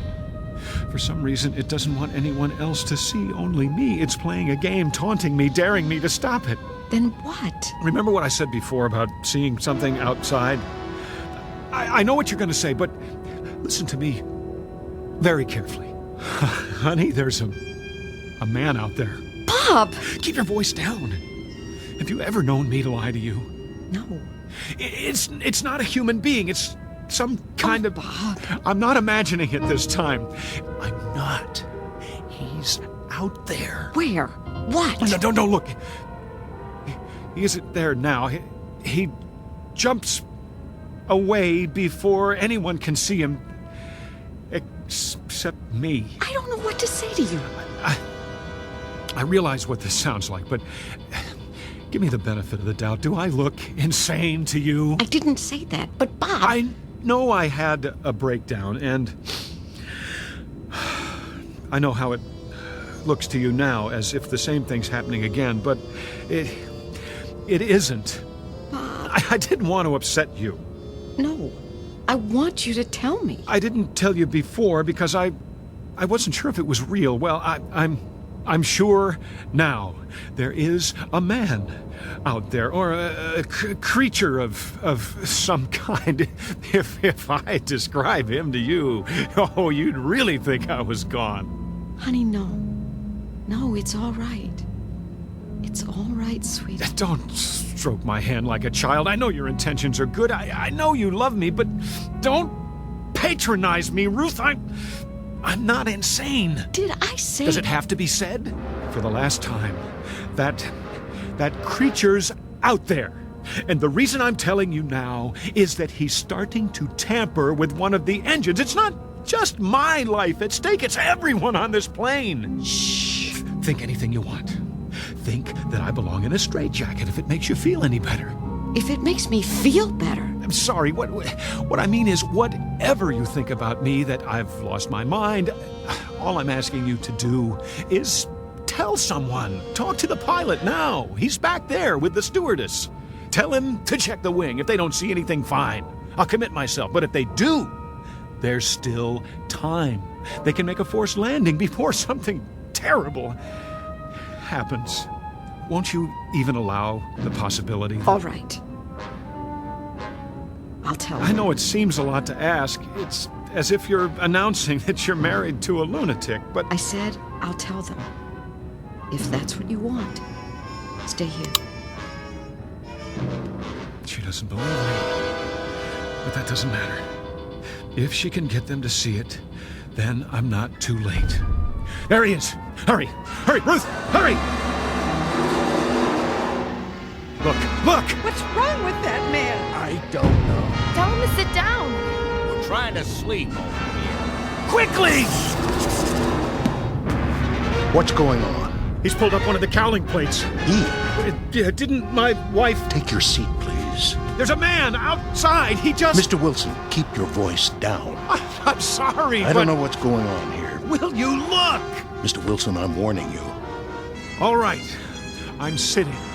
But will you look out the window? See for yourself. Take my wife's seat. What am I looking for? The plate. The hood over the engine with all the wiring underneath. He's bent it up so it's exposed. If you don't do something, there's going to be a short circuit, maybe an electrical fire. Well, there's nothing exposed now. What? Wait a minute. I saw him pull that plate up. There were sparks and lights and... Then he must have bent it back the way it was. Listen, I saw it. I saw it! Mr. Wilson, please. I believe you. But there are other people on board, and we mustn't alarm them. You mean you've seen him? Of course we have. But we don't want to frighten the passengers. You can understand that. Naturally, I only want to... We thought we'd taken care of the problem, but if he's back, well, we'll do a thorough check as soon as we're on the ground. But if we wait that long... See the man on the aisle? He's a special investigator from the FAA. We have one on every flight now. And he's armed. If anyone tries to do something to the plane, he can handle it. Oh. That's his job. He knows what he's doing. I understand. I've asked him to change seats with your wife. If you see anything else suspicious, tell him. Then, when we land... You can stop the act now. Bob, they want me to sit up there for a while. Honey. This way, Mrs. Wilson. Everything okay, Captain? Yes, fine. If you'll just stay with Mr. Wilson till we land... Got it. I don't need his help. No problem. Just, let me squeeze in here. Stop humoring me. Mr. Wilson, I assure you, it's under control. Nothing to worry about now. If that's the way you want it, I won't say another word. I'll see us crash first.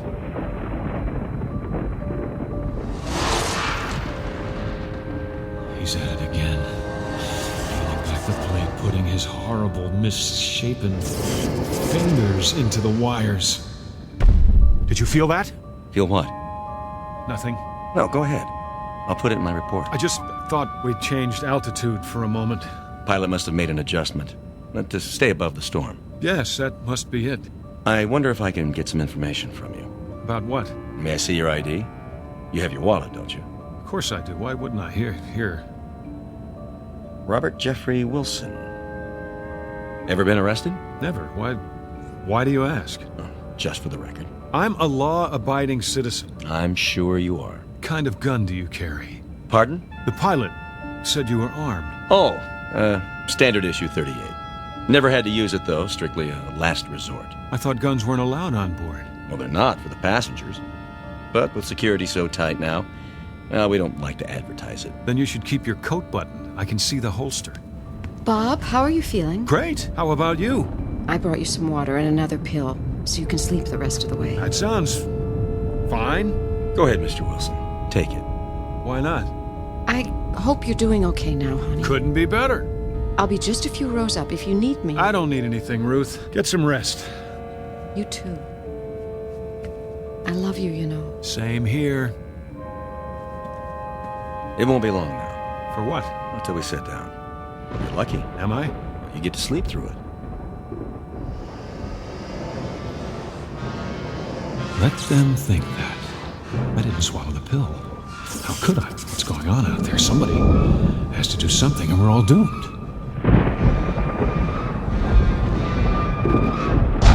Another minute and he'll have the entire engine exposed. All I can see is the glow of the engine and that creature. I have to act now. Hey, what are you doing? Somebody's got to stop that thing. That's the emergency exit. Take your hand off. Leave me alone. You'll depressurize the whole cabin. Got to stop. Don't push the door open. Don't! I'm placing you under arrest.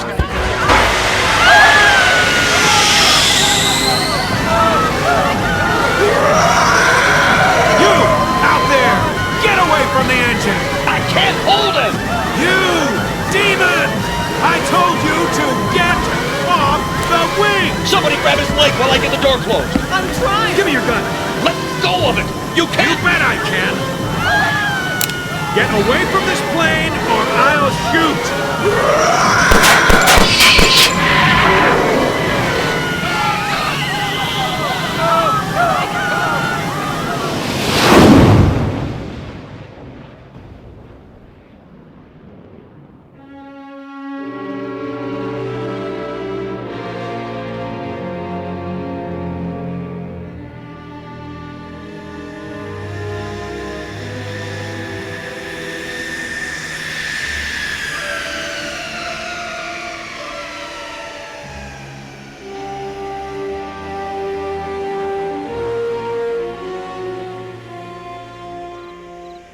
Easy. Lift the gurney down. Yeah, I got it. Here come the paramedics. Oh, good.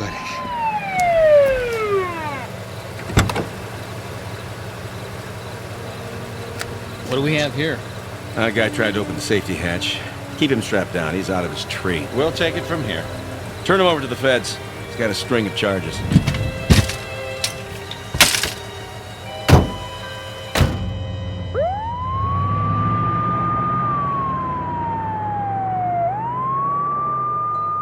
Bob, everything's going to be fine. Everything's gonna be fine. I know. But right now, I'm the only one who does.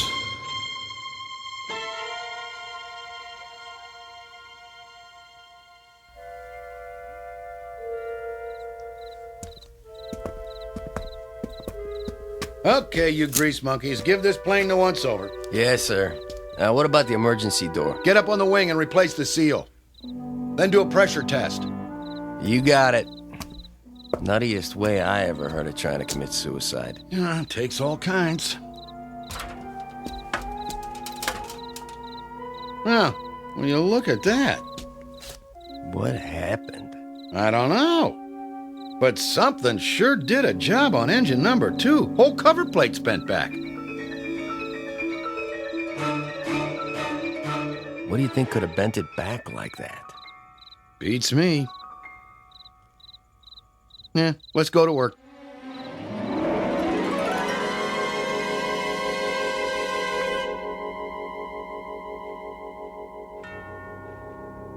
The flight of Mr. Robert Wilson is over now. A flight not only from point A to point B, but from the fear of madness to sanity. Mr. Wilson has that fear no longer, though for the moment he may be quite alone in his conviction. Happily, that conviction will not remain private much longer. For this time, tangible evidence has been left behind, even from so intangible a region as the Twilight Zone. The Twilight Zone continues in just a moment. You are about to enter another dimension, a dimension not only of sight and sound, but of mind, a journey into a wondrous land of imagination. Next stop, the Twilight Zone. Hi, this is Stacy Keach. I'd like to take a moment to tell you about our Twilight Zone website at twilightzoneradio.com. At twilightzoneradio.com, you'll find the latest information on these Twilight Zone radio dramas, including behind-the-scenes photographs, plus the newest product releases, trivia contests, ways to contact us, other Twilight Zone-related info and merchandise, plus links to other fascinating websites. So make your next stop twilightzoneradio.com. Visit twilightzoneradio.com to purchase these Twilight Zone radio dramas on cassette and CD, or call toll-free 1-866-989-ZONE. That's 1-866-989-9663.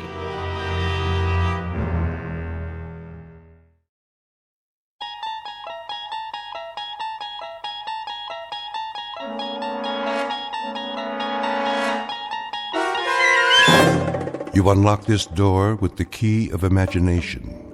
Beyond it is another dimension, a dimension of sound, a dimension of sight, a dimension of mind. You're moving into a land of both shadow and substance, of things and ideas. You've just crossed over into the Twilight Zone.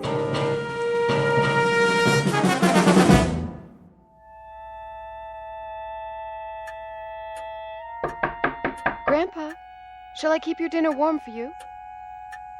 Grandpa? Yes, Marnie. Just let me lie down for a moment and rest my eyes. Now, why is that clock slowing down? I guess I better check it. Let's have a closer look, old friend. What time is it now? Well, 7:31 exactly by my pocket watch. But you say 7:25. Oh, no, that'll never do. And to think that I gave you an overhaul just last week. Now, where did I put my tools? First things first, reset the hands. And there. And a drop of oil here, and one here. Oh, I'll have you shipshape again, you'll see. My grandfather's clock was too large for the shelf, so it stood 90 years on the floor. It was taller by half than the old man himself, though it weighed not a pennyweight more.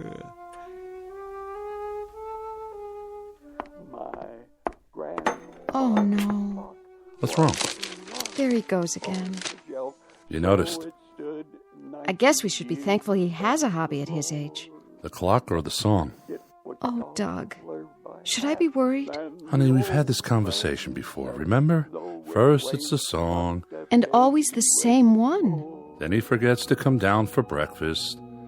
Or lunch, or dinner. Do you realize he hasn't been out of his room all day? I know. That clock is all he ever thinks about. It's more than a hobby. It's his whole life now. Sweetheart, I know how much you love him. And I love you.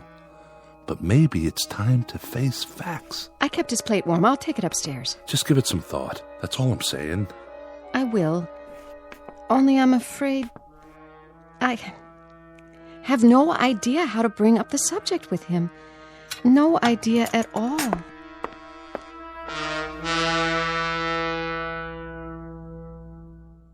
It is said that each man carefully measures his time, some with fear, some with hope, and some with joy. But Mr. Sam Forstman's time is measured by a grandfather's clock, and from all accounts it is unique, because this particular clock keeps a special kind of time, marked only in the Twilight Zone. Now, back to the Twilight Zone and our story, 90 Years Without Slumbering, starring Bill Irwin with Stacy Keach as your narrator. It was bought on the morn of the day that he was born, and was always his treasure and pride. But it stopped short, never to go again, when the old man died. 90 years without slumbering. Tick-tock, tick-tock, his life seconds numbering. Tick-tock, tick-tock. Grandpa? Oh, come in, Marnie. What are you doing? Oh, it's been a few minutes off lately. Quite a mystery. But don't you worry. I'll solve it. At least move the lamp, Grandpa. You're going to ruin your eyes. I can see quite well, thank you. Besides, I know practically every part by heart. But why does it matter that much to you? I wouldn't expect you to understand. Once a clockmaker... I brought you dinner. Dinner? You're awfully early tonight. Besides, I don't need room service. I would have come down. It's almost 8 o'clock. It is? Oh, what happened to the time? I'll leave your plate on the dresser. You do that. Thank you, Marnie. You're too good to me, you know that? Grandpa, are you feeling all right? Me? Never better. Why? It's just that you spend so much time up here. And for that, I apologize. It's the clock. There must be some dust in the mainspring. In fact, you haven't been out of your room since yesterday. It's my friend's fault. Your friend? Been acting up, but once I get him adjusted properly. Actually, we wanted to talk to you about that. We? Doug and I. Grandpa, we know you love the clock, but... But he's ticking along nicely now. There. Shouldn't have any trouble for a while. Of course, a clock as old as that, well, you're bound to have problems of one sort or another on occasion. Just like people, huh, Marnie? Of course, Grandpa. Why don't you get some rest? Oh, you know me, dear. Never sleep. But I might lie down for a few minutes to rest my eyes. You do that. Good night, Grandpa. Good night, sweetheart. Well? Well, what? Did you talk to him about it? I tried, but I couldn't, Doug. I just couldn't. He's such a wonderful man. I know. If only he weren't... Senile? Well, it's the truth. Somebody had to say it. Oh, Doug. What are we going to do?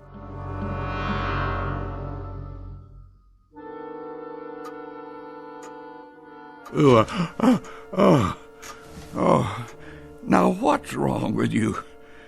Where's my pocket watch? I gotta turn on the lamp. 9:41. And you, Grandfather Clock, what do you say? 9:35?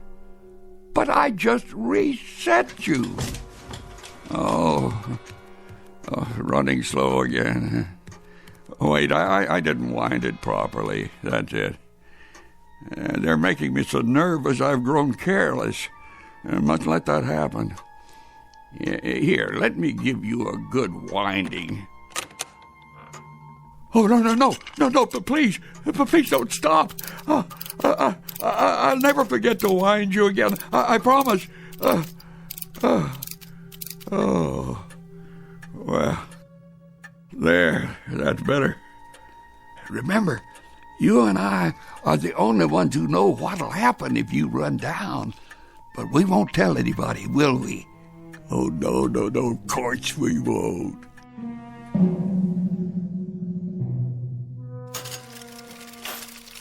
Want some hash browns with your eggs, honey? No, thanks. Are you sure? Just the bacon is fine. I wonder if I should make some for Grandpa. Where is he this morning? Still sleeping, I guess. I'm not surprised.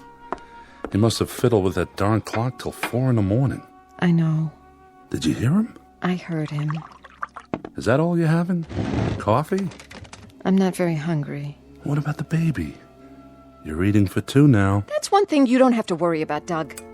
Marnie? What? Let's not fight about this. I'm not. Honey, I only mean that you've got to accept the facts. Your grandfather's not a well man. Oh, Doug, I don't know what to do. Take it easy. He's always been so alert, so easy to be with. He's the same grandfather you've always had. But everybody faces this. Your loved ones grow old, and there are decisions to be made. You try your best to do the right thing. Why don't you come right out and say it? You want to have him put away. I don't know about that, but why don't we at least let Mel look him over? Can we do that? Just to be sure. You think I'm crazy? Grandpa. Marnie, Doug. How long have you been standing there? Long enough. Look, Sam, don't take this the wrong way. Mel Avery's a psychiatrist, a head shrinker. You don't have to tell me, I know. Grandpa, listen to me. Mel's been a friend of ours for years. He and Doug went to college together. You've met him. Well, I've met a lot of people, but I don't let them tinker with my head. Sam, nobody's going to do that. All we're suggesting is that you see Mel and talk to him. It's not a big deal. Why should I see a psychiatrist? You think I need one? Well, I wouldn't put it that way. Will you please sit down? Have some breakfast with us. Here, right next to me. Well, if you're sure there's room. Coffee? No. I'm wide awake. See, I even dressed myself and managed to come downstairs without a nurse or a walker. That good enough for you? Nobody's criticizing you. It's just that things happen to people's minds, especially as we get older. You think there's something the matter with my mind? She didn't say that. Well, she might as well have. I'm talking about physical things. That's why we all have a checkup once in a while. What's wrong with me physically? I can see all right, and I move around on my own. You sure can. And I can use my hands, the same as always. I know. For example, you love to work on that clock. But you've gotten so preoccupied with it that it takes up all your time. So I'm fond of my clock, and that makes me crazy. My, what a strange world we live in. Sam, you'll have to admit you spend a great deal of time with it. Sometimes 3 or 4 hours a day. Sometimes half the night. Aha! Just because I don't sleep my life away and working on that clock relaxes me, that makes me a candidate for the loony bin? Well, for your information, I've had insomnia all my life, and so did my father. He lived until he was 90. Just like the song says, 90 years without slumbering. Oh, yes. The song. It was written before you were born, my boy. I think you're misunderstanding. Doug only has your best interests at heart. My best interests. You think I'm afraid? All right. That does it. I'll see your friend, the psychiatrist, and we'll find out just who's crazy in this household and who isn't. Go ahead, call him. How about this afternoon? Send him in. Yes, Doctor. So you're him. Mel Avery. How do you do, Mr. Forstman? Pretty well, young man, if the truth be told. Well, come in. Make yourself comfortable. If you insist. Am I supposed to lie down on the couch? Well, whatever you like. I thought we could just talk for a few minutes, get acquainted. Oh, don't worry about the bedside manner. I know what I'm here for. It's a pleasure to meet you, Mr. Forstman. Oh, Sam, please. Mr. Forstman was my father, rest his soul. Doug's told me so much about you. Oh? Such as? That I've got a screw loose somewhere, is that it? Not at all. Can I offer you anything? A glass of water? Let's get right to it, shall we? If you like. I jotted down a couple of things. Let's see here. I understand you were a clockmaker. That must have been interesting work. I am a clockmaker. Oh, I'm retired now, but it's in the blood, my life's work. You understand. Indeed I do. Doug says you have a particular clock you're fond of. A real antique. Must be worth a great deal. Oh, I'd never sell it. It was presented to me on the day of my birth.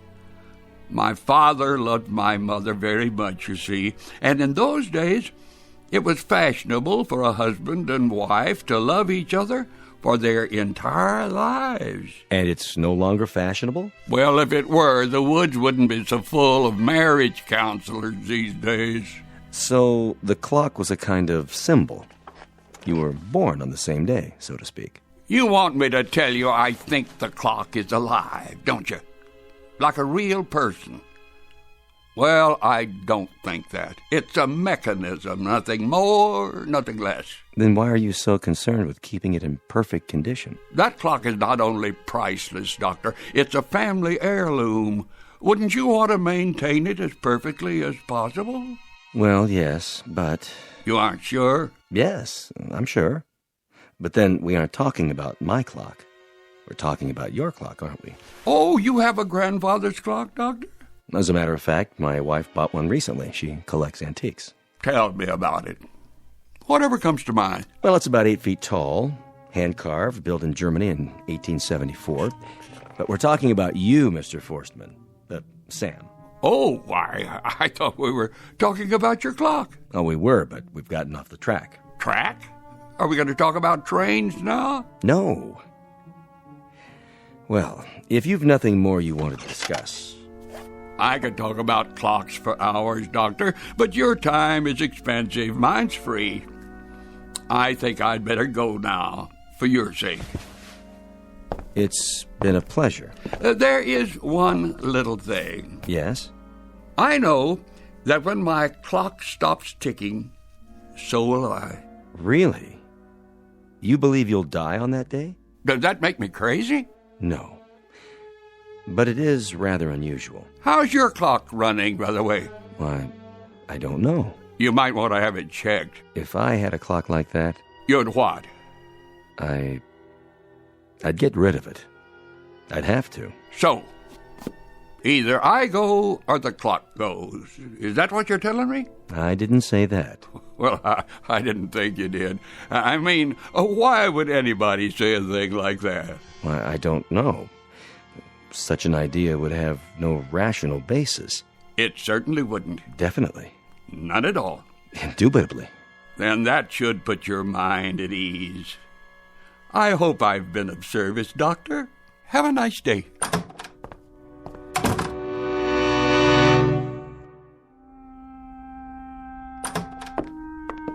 Hey, Doug, Marnie.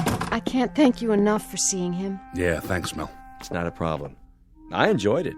He's very entertaining. Oh, he's a character, all right. So, what's the verdict? He seems to be in marvelous shape for a man his age. I'm sure of that. He just had a complete checkup. What about up here? Yes, his mind. That's what we're concerned about. Oh, he's alert, aware. No signs of any cognitive disorder. Did he talk about the clock? He sure did. And? Oh, I wouldn't worry too much about it. At his age, a man's entitled to a few quirks. You mean he doesn't need to be put into an institution? Well, not as long as he has no debilitating physical problems. He should be able to continue living a productive life.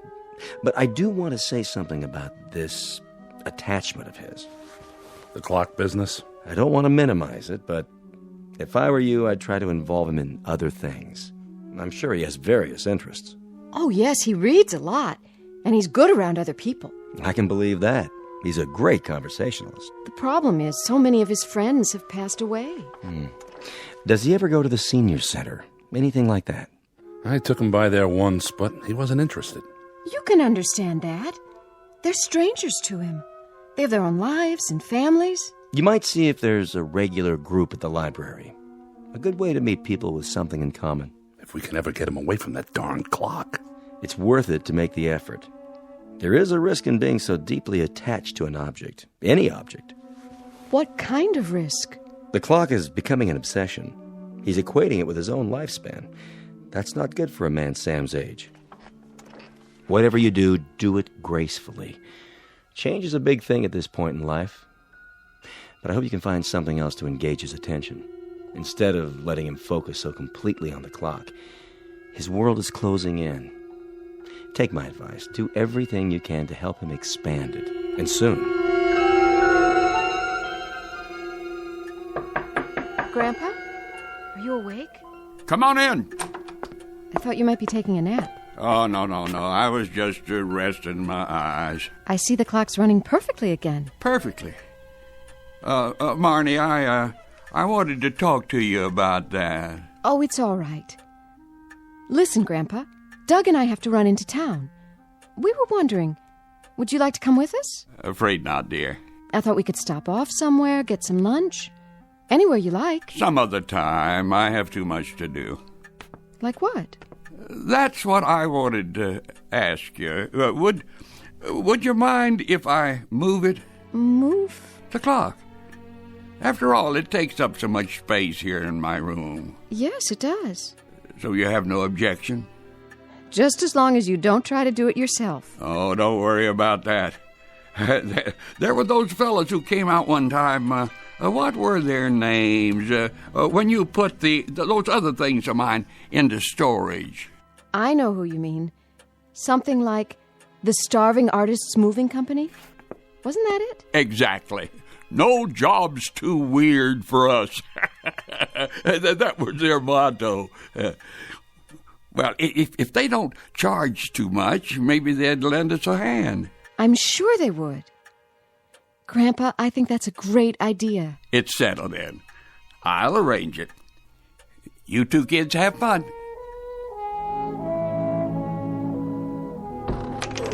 Watch your step. Yeah, the carpet, I see it. Set her down for a minute. Couldn't he just use a watch? Or a sundial. Never have to move one of those. Set it and forget it. How does that song go?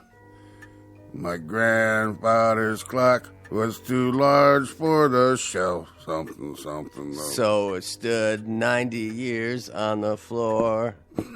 Yeah. Oh, okay.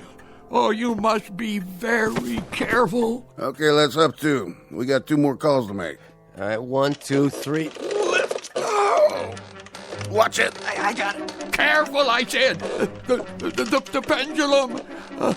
Oh, if it stops. Not so fast. Okay, straighten her up. I can't. Watch it. Oh, watch it, please. Keep lifting. I'm losing my grip. Whoa. Sorry, Pops. That last step's a doozy. No damage done, huh? I'll start her running again. Yeah, you do that. He said he don't want it to stop, remember? No problem. I'll just open up the case and give it a push. That ought to get it, huh, Pops? Pops? What's the matter with him? I don't know. He just keeled over. Hey, Sal, feel for his pulse. Oh, I can't find it. Call 911. The old guy looks like he's dead. Okay, I'm calling an ambulance. Where's the phone? Hey, Pops, come on. You didn't croak on us, did you? Quit fooling now. Oh, phone's in the kitchen. I can see it. Gotta move the clock to get by. Hey, wait, he's breathing. Yes! Hey, you gave us a scare there. What happened? My clock. Easy now. Oh, I'm all right. Don't try to get up. Yeah, just stay where you are. Don't be silly. Still want a doctor? A doctor? I never wanted one in the first place. Okay, no doctor. Just let me give you a hand. Listen. What? My clock. It's still ticking. Yeah, sure. You had us worried there for a minute, you know. Don't do that, Pops. I guess it just wasn't my time. Not yet. Not quite yet.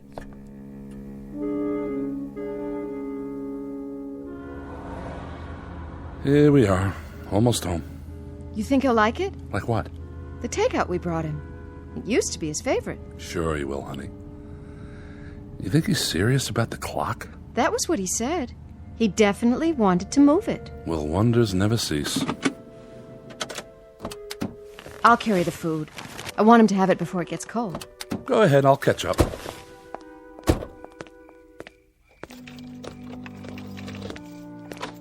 I hope you treat me this nice when I get old. Marnie? Oh, no. What's the matter? Oh, Doug. Look. Whoa. I didn't know he was going to move it today. Next to the bookcase? It's so huge. Maybe he's trying to make a statement. He's trying to make a compromise with us. Oh, you're back early, children. Hello, Grandpa. I thought we'd give it a try down here and just see how it looks. What do you think? Well, I don't know. You can see for yourself, can't you, Sam? Yes, I see. It sticks out like a sore thumb. Uh-huh.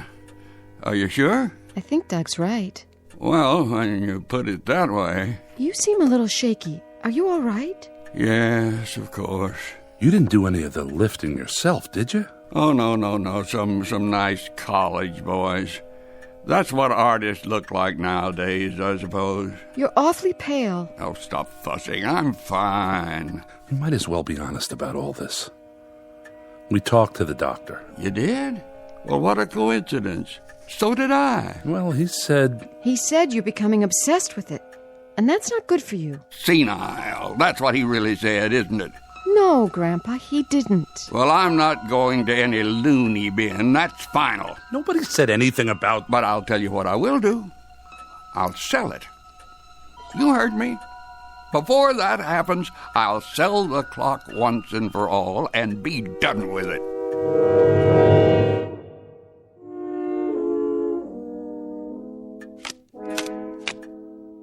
Well, let's see. A red queen on the black king. The room's going to be a beautiful nursery, Marnie. You like the fabric samples? Perfect. Now all you have to do is find the right paint, and you're set. And black 9, red 8. Is that what you did? You won't believe this, but I actually refused to get pregnant till I had the baby's room all planned out.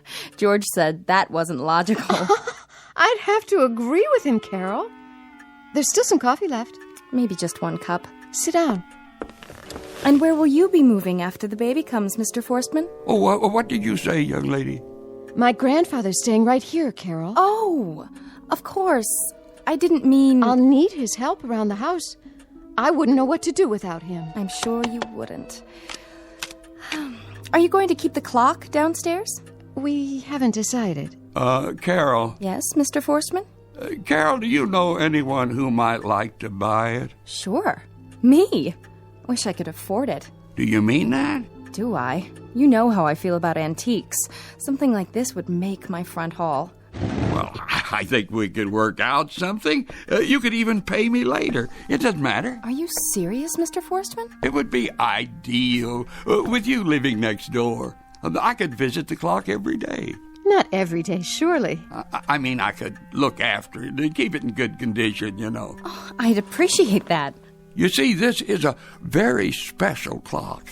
Not one of your normal 8-day models. It has to be wound every other day. Carol wouldn't want you tinkering with it all the time. It'd just take me a few minutes 3 times a week. I wouldn't mind, Marnie. Your grandfather would take such good care of it. If you're sure. It's up to you two. Oh, I can't wait to see how it looks. And George says I don't have an eye for bargains. Wait till he hears about this.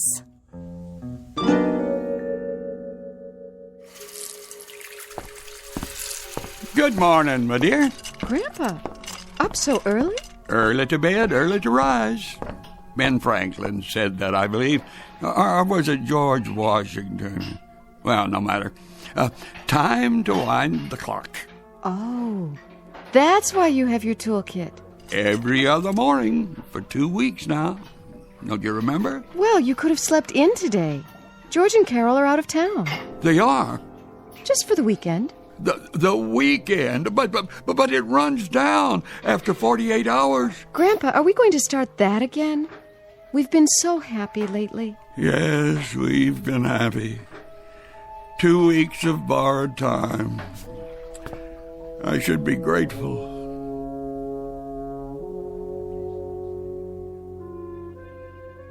And that's the evening news. Repeating our top local story, suburban crime dropped 17% since the mayor's new Neighborhood Watch program. We'll be back. Sam, you in there?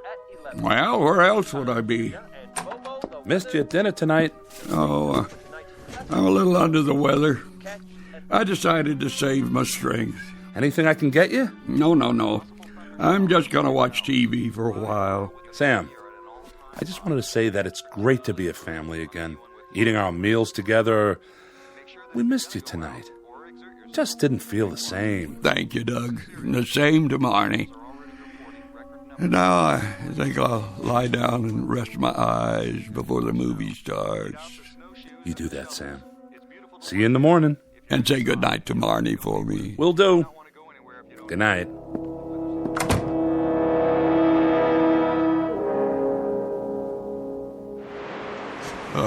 What? I must have dozed off. Where's my pocket watch? Why, it's nearly 2 a.m. in the morning. Oh, better be careful not to wake them. I'll just get my tools.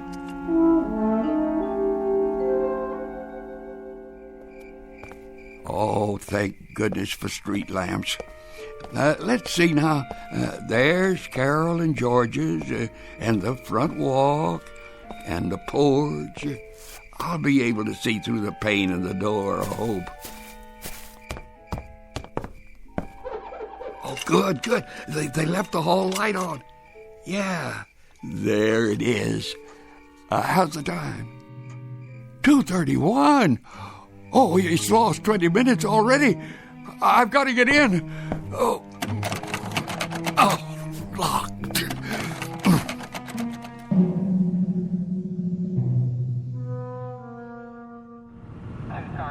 pull over. I saw something. Where? In front of that house. Shine the light on it.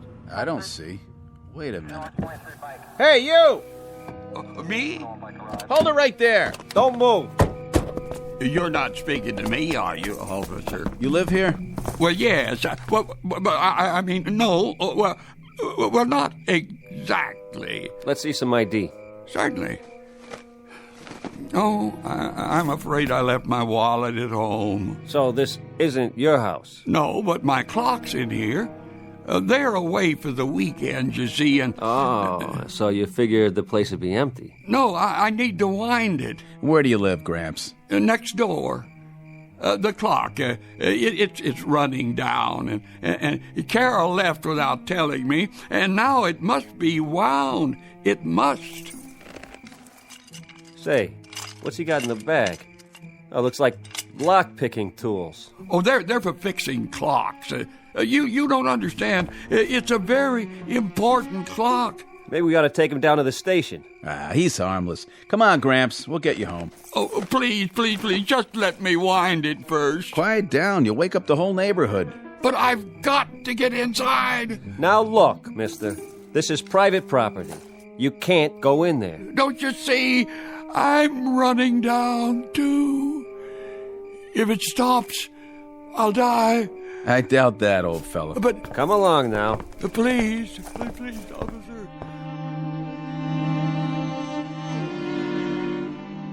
We're very sorry this happened. Sure, I understand. He's not usually like this, honestly. Happened to my old man. We put him in a home. He likes it there. Good night, officers. We appreciate it. Good night, folks. Ma'am? Come on, Grandpa. Let's go upstairs. It's my fault, Barney. I shouldn't have expected anybody to believe me. Can I get you anything? No. I won't need a thing anymore. Why do you say that? Don't worry, dear. It's better this way. Better? Let me give you one last hug. Don't talk that way. We'll have breakfast in the morning. Good night, darling. Good night. It is better this way. It has to come sometime. I want it to come for me here.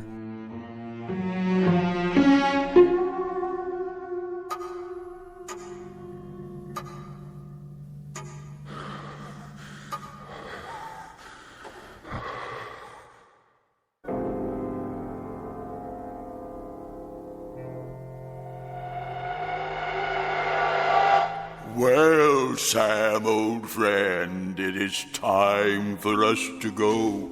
And just where are we going? Close your eyes, old friend, and lie back down. It's easier that way. In a pig's eye. What are you doing in my bedroom anyway? The face is familiar. It should be. But I don't think we've been formally introduced. I am your spirit. Our time has come, Sam. After all, you are 76. That's nothing. And don't give me that spirit of 76 stuff. Who says my time has come? Have you forgotten what your father told you? Not to mention your grandfather. About what? Didn't they always tell you that if ever the clock runs down, you'd die? Yeah. You know, I actually used to believe that stuff, but it's a lot of foolishness. I know, I've been to a psychiatrist. So what? So he didn't think I needed that clock.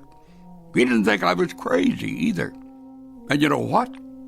He was right. All this time we were wrong. Sorry, Sam. I prefer to believe our grandfather. I never trusted head shrinkers myself. Now you listen to me.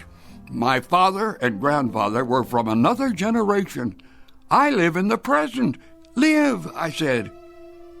Look at yourself. You're just a figment of my imagination. I can see right through you. You don't exist, but I do. And I'll tell you when it's time to go. Only don't hold your breath. I've got a great-grandson coming soon, and I plan to be around so that I can play with him and watch him grow and take him to school, maybe even college. I repeat, I don't believe in you, therefore you don't exist. Now I ask you, am I right or am I right? I can't argue with that logic, Sam. I have to admit you have a point. Let me know when it's time, Sam. Let me know.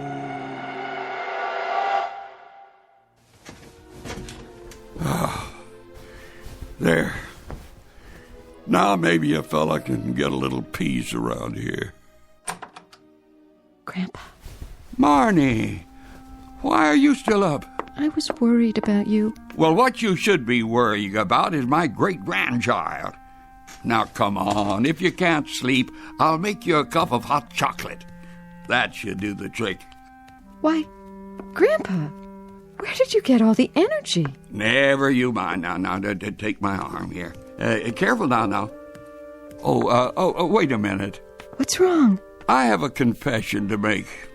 I'm afraid I cheated your friends. Cheated? That old clock hasn't been running right for 40 years. It's taken everything I know just to keep it going. Really, Grandpa? As a matter of fact, it stopped ticking for the last time just a few minutes ago. Now, how would you know that? Don't ask me how, my dear. I guess I know my grandfather's clock by now. But you know something, Marnie? When that clock finally died tonight, it was like, well, like I was born all over again. Was it? I'm not kidding. Like a great weight was lifted off my shoulders. And now I feel like I can do just about anything. Well, for starters, we could get you into town a little more.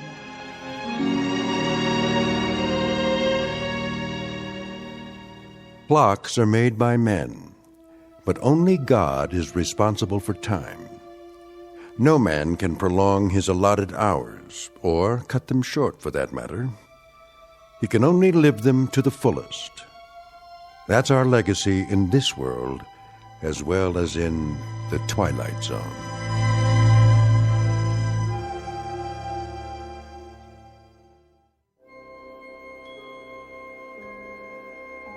Hi, this is Carl Amari, producer of the Twilight Zone radio dramas. I'd like to take a moment to tell you about our official website at twilightzoneradio.com, where you'll get the latest news and information on these Twilight Zone radio dramas. Plus, at twilightzoneradio.com, you can digitally download 3 free episodes or any of our episodes for only $1.95 each. In this age of ever-changing technology, we've decided to make these episodes instantly available to you by making the Twilight Zone radio dramas a digital download-only series. This means that this series will no longer be offered on CD. The CD collections at our website are now being offered while supplies last at buy one, get one free. So be sure to get your favorites before they're sold out. Be sure to visit us often, and I'll see you in the zone.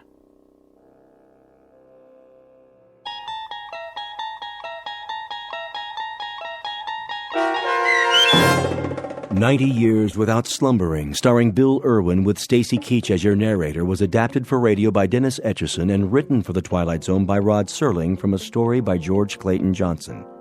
Heard in the cast were Mike Starr, Fernette Lebo, Doug James, Kurt Nabig, Rich Komanek, Sean Cross, Steve Key, and Jeff Lupetin. To learn more about the Twilight Zone radio dramas and to obtain audio cassettes and CDs of these programs, visit our website at twilightzoneradio.com. The producers of The Twilight Zone wish to thank CBS Enterprises, Carol Serling, Dennis Etchison, Dick Brescia Associates, Claire Simon Casting, Terry Jennings, XM Satellite Radio, Sirius Satellite Radio, our sponsors, and our radio affiliates for helping make this series possible. This copyrighted radio series is produced and directed by Carl Amari and Jason Mallow for Falcon Picture Group. Doug James speaking.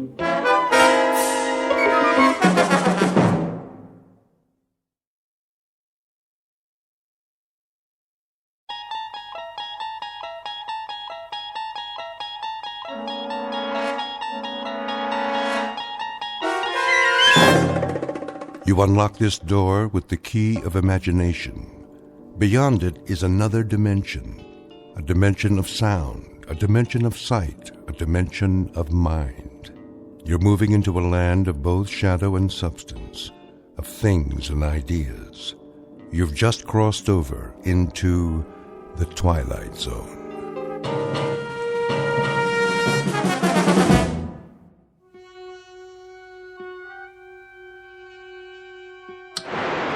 You see me, Harvey?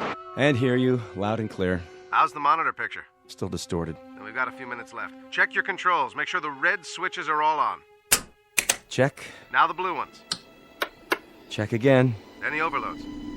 Well, your amperage is steady. Voltage and input. You sure you want to go through with this? You sound positively funereal, Harvey. I sound the way I feel.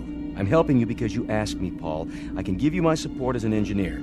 But enthusiasm is something I just can't dredge up. No sense of adventure?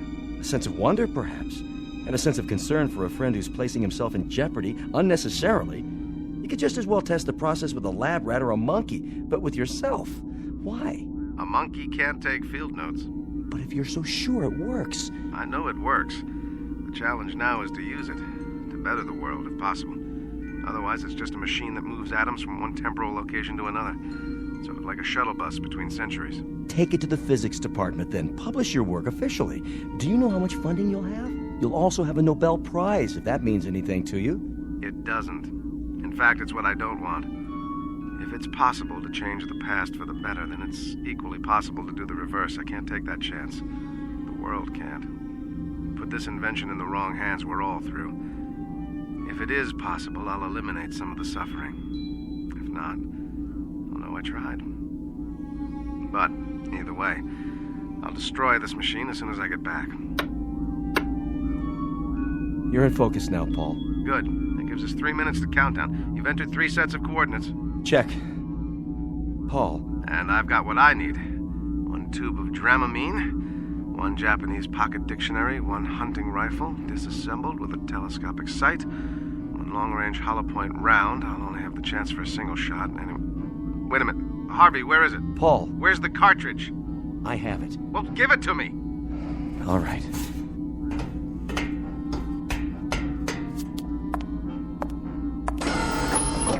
Cartridge, Harvey, now. I have a little over 2 minutes. Paul, this is crazy. It's too dangerous. Dangerous?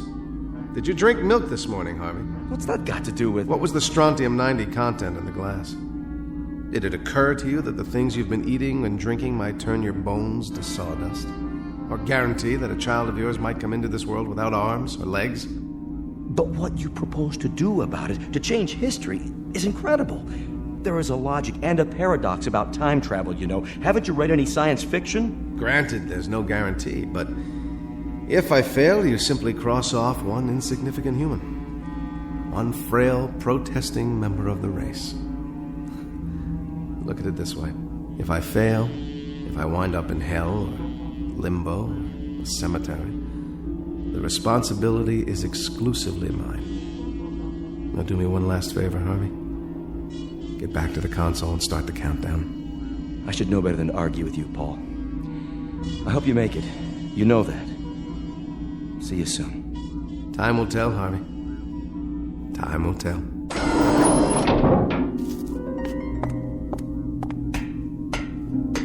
Ready? Ready.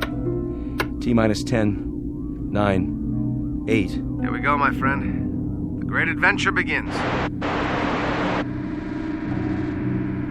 Your image is wavering. My God, Paul, I can see the bones through your skin. Hit the first coordinates. 2, 1, 0.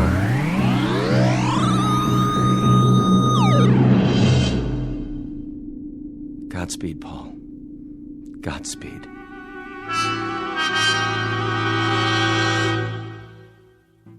Exit one Paul Driscoll, a theoretical physicist and a creature of the 21st century.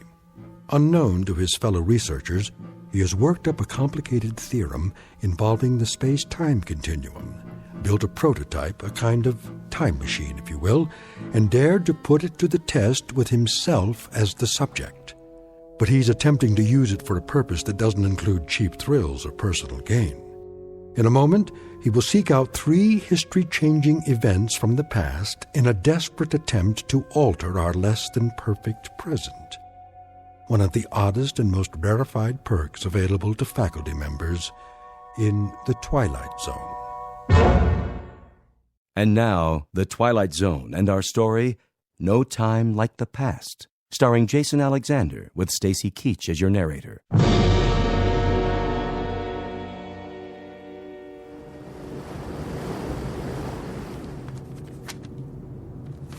There, I've finished my captain's log for tonight.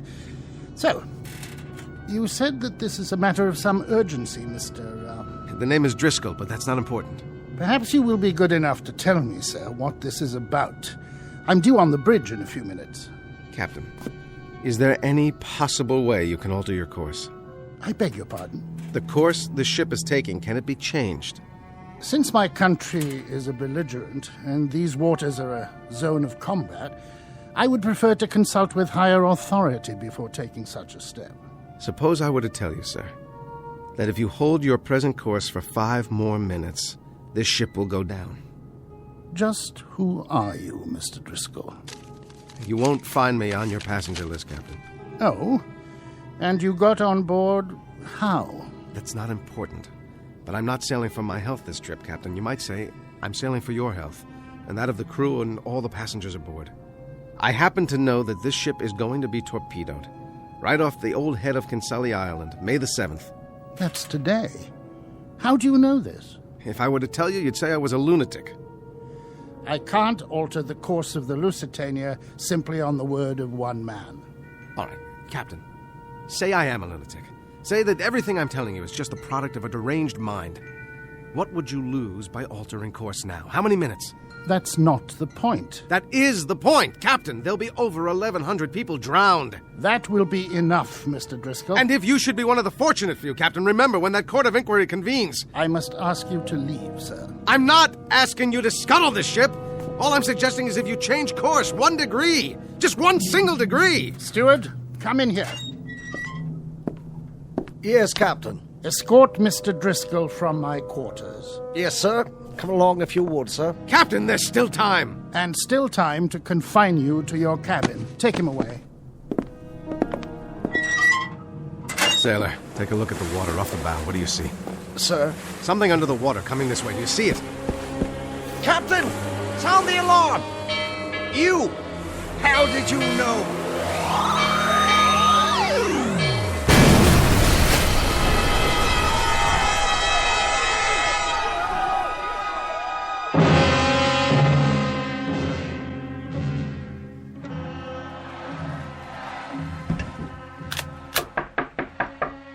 Yes? I am here to prepare your room, mein Herr. That won't be necessary. But I have clean towels, sir, and soap. Just a moment.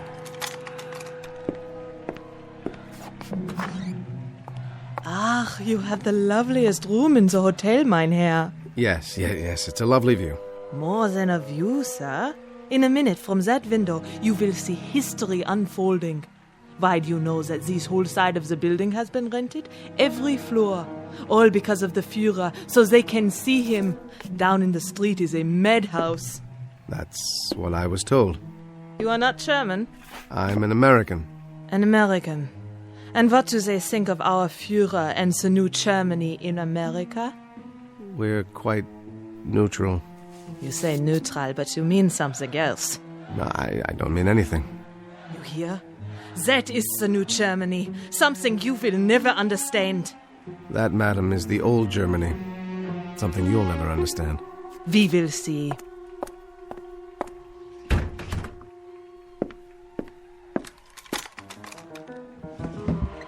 All right, just 1 shot. Not Goering, only Hitler, right through the forehead. Come on, buddy. Step into the crosshairs. No, it's jammed. Herr Driscoll, open up, bitte. Mach schnell, Herr Driscoll. He will open up the door. But I tell you, he was in here. Maybe you were drinking schnapps. There's no way he could have gotten out, except head first through that window. Look! Was ist das? A rifle!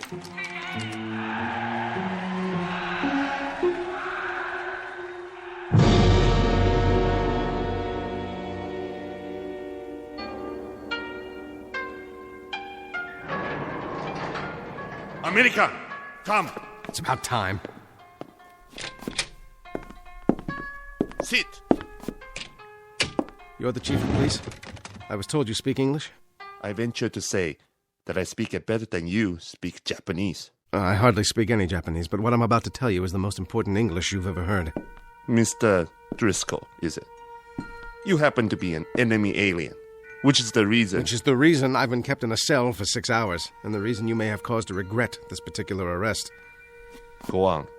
What I tried to tell your guards is that inside of an hour, this city is going to be destroyed, and upwards of 100,000 human beings will be destroyed along with it. Indeed. You're about to be bombed out of existence, but there's something you can do. You can begin some kind of an evacuation of women and children. You can save a few thousand lives. By who say so, Mr. Driscoll? Who do you represent? I don't represent anyone. Only the voice of history. That's extremely poetic, Mr. Driscoll. But, most unfortunately, while I am sufficiently educated to appreciate lyricism, my official capacity makes me less prone to enjoy the subtleties and nuances of language for their own sake. All right, look. I'll give this to you very unsubtly, with no nuances at all. There is going to be a bomb dropped here, and you're going to know a nightmare beyond any imagining. Excuse me. Moshi moshi. Hai. Ah, wakarimashita. A single aircraft, Mr. Driscoll. One lone B-29. I rather think we can survive that. That picture on your desk. Your wife? And my 2 daughters, age 8 and 10. If you don't care about the city, do it for them. Look, this isn't just a request. It's in the nature of a prayer. Mr. Driscoll, I will make an assumption that you have some illness. I won't stand you against the wall and shoot you, even in wartime. I'll send you to the army headquarters, where you can be interrogated. You're an alien and by rights should be interned. However, if you'll keep this in mind when you get back to your country, the face of the enemy is not devoid of compassion. And you might recall this conversation. If you survive, remember that the same thing could be said of your enemy. He tried to save Hiroshima. God, hey, take this man away. Where? Where did he go? And what? What is the great flash of light outside?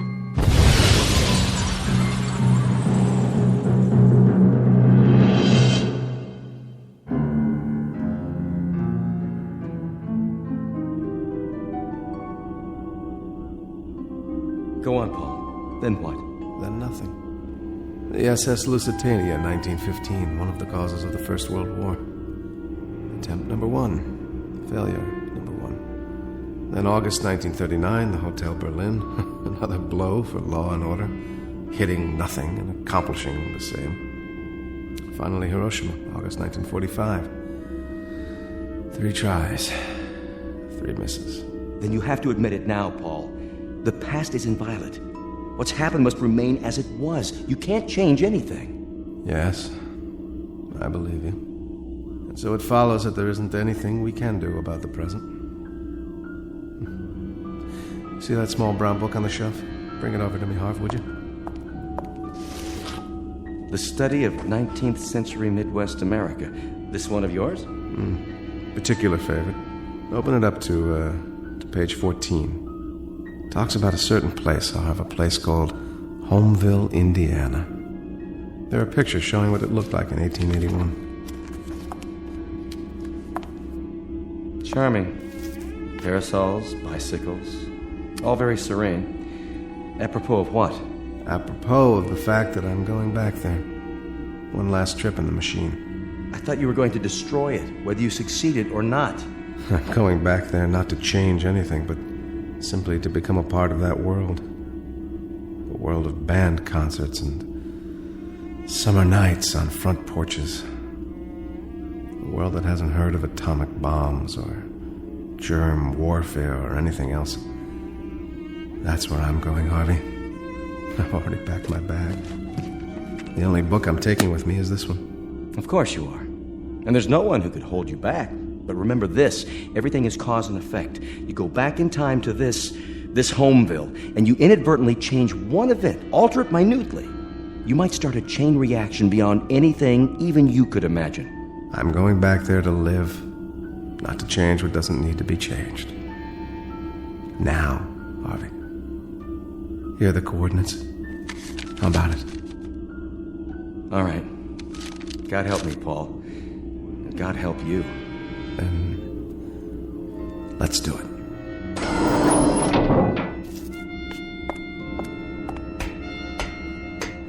How is it with you, Harvey? All set. The mechanism's still charged. Enter the coordinates. Here we go, then. 5, 4, 3, 2, 1.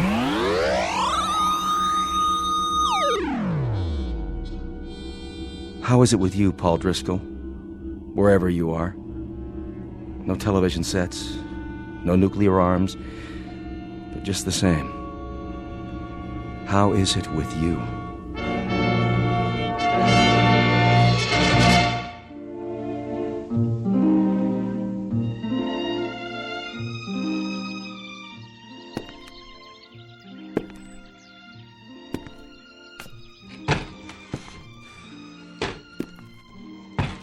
What's yours, sir?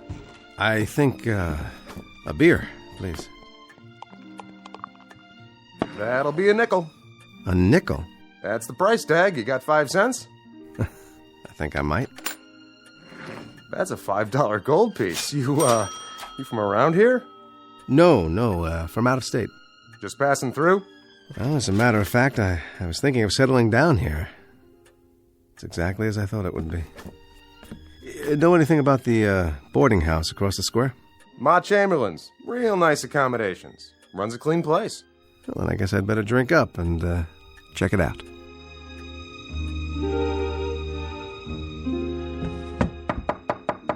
Come in. I brought you some clean linens. Room comfortable enough for you? Oh, very. Thank you. Well, I'll be going now. Got plenty to do. Will you be joining us for supper, Mr. Driscoll? I'd love to. That'll be a chance to meet the other boarders. Mr. Hoffman, Mr. Hanford, he's from the bank, and Miss Sloane. She teaches school here in town.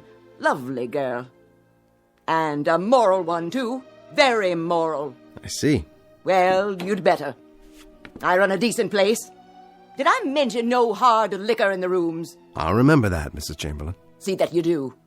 Afternoon, then. Nuclear fallout, strategic wars in the Middle East.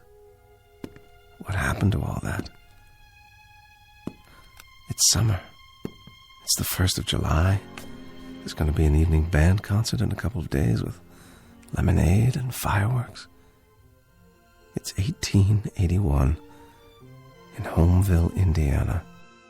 And by God, I'm home.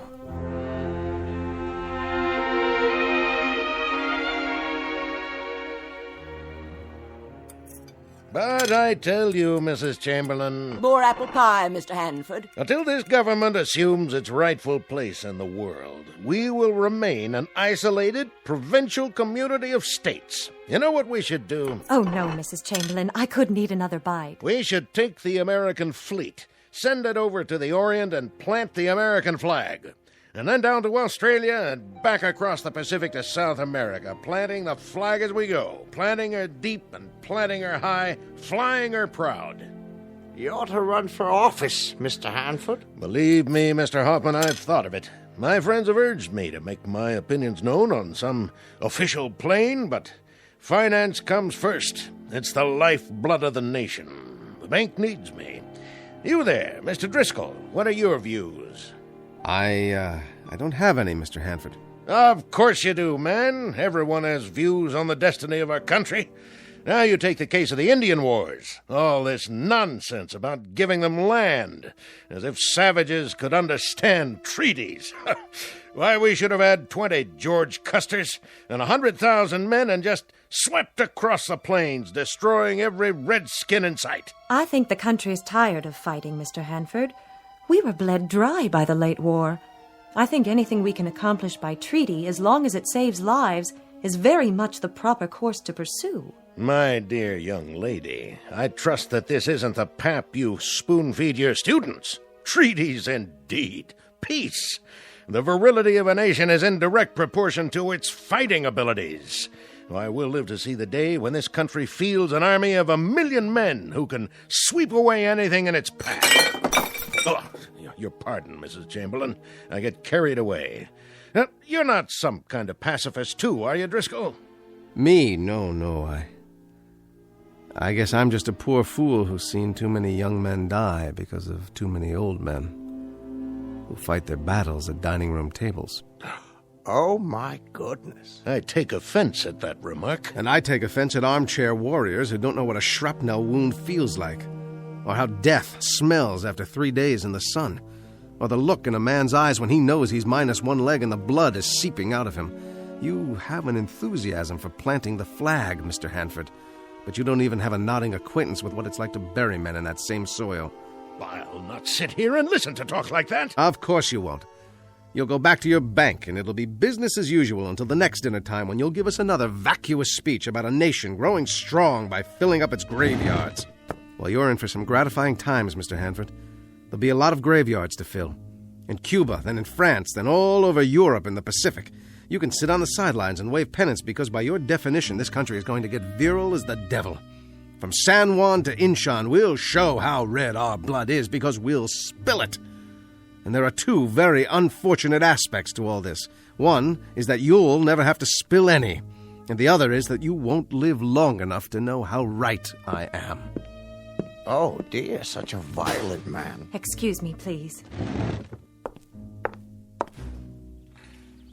Mr. Driscoll. Well, have I properly endeared myself to everyone inside? I've been here almost 2 years, Mr. Driscoll. 2 years of meal times with Mrs. Chamberlain's homemade pies and Mr. Hanford's rhetoric.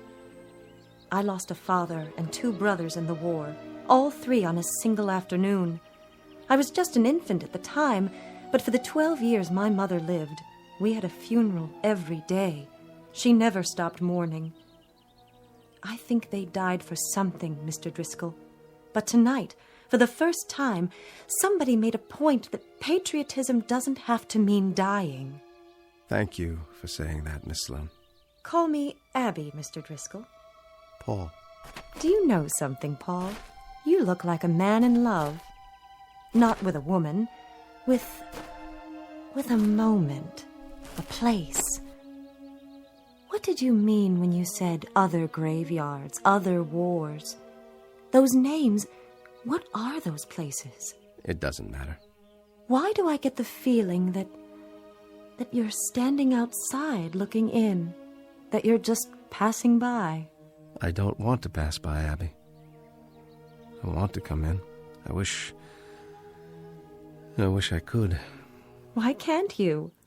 Everything is possible. Everything. Is it?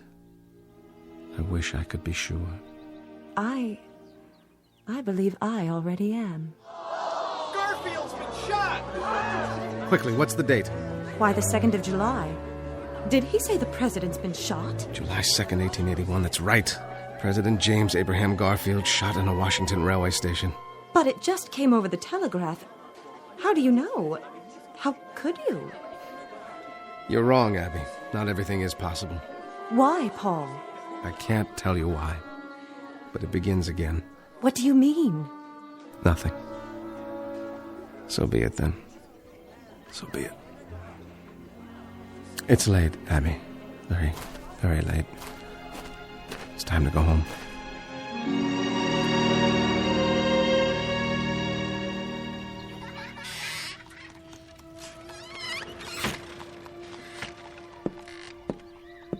Oh. Good morning, Paul. Mr. Driscoll. We missed you at breakfast. Sorry, I must have overslept. Is that the morning paper? Yes. You may read it if you like. I'm finished. The president was badly wounded. So I see.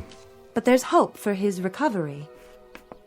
I guess sometimes that's all that's left, isn't it? Hope. I suppose so. Maybe that's wrong. Maybe we should be more realistic. If we find something that we want and need but can't have, perhaps we shouldn't give in to hope. Abby, I'm sorry. I wish I could explain it to you, but I can't. I couldn't make you understand. It's perfectly all right. Really, it is. You've got to forgive school teachers. They're inclined to read too many things into a glance, a word, a touch. Well, I've got a busy day today. So much to do preparing for tomorrow. Parade at 9, square dancing at 11, games from noon to 5, picnic supper, and then fireworks. And my children, of course. Your children? 27 flat little voices. 14 boys, 13 girls, who will entertain you with their rendition of Columbia, the Gem of the Ocean, sung in 27 different keys. I wouldn't miss it for the world. All right, then. We'll leave it at that.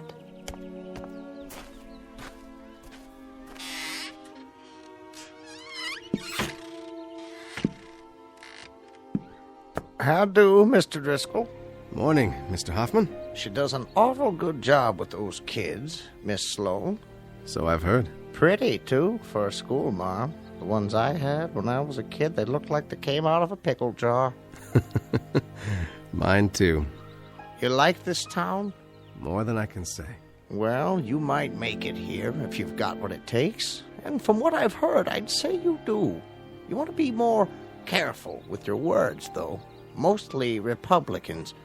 Still and all, a nice little town. Doesn't change. That schoolhouse, I'll bet she's 75 years old as she stands, and I expect she'll stand till somebody pulls her down. Well, morning to you, Mr. Driscoll. I'm off to work.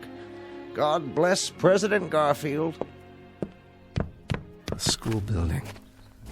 That's what I was trying to remember. Oh, my dear God. The site of the Homeville National Bank, formerly occupied by a school built in 1823 and gutted by fire July 3rd, 1881, injuring 12 children. The fire was caused by a kerosene lantern on a runaway wagon. And I can't do anything. I can't warn anyone. It has to happen the way it's supposed to, like the president. I'm sorry, Mr. Garfield. Recover you shall not. You're to die on September 19th of this year. And the schoolhouse you're to burn this afternoon. 12 children injured, and God help me, I have to stand by and let it happen.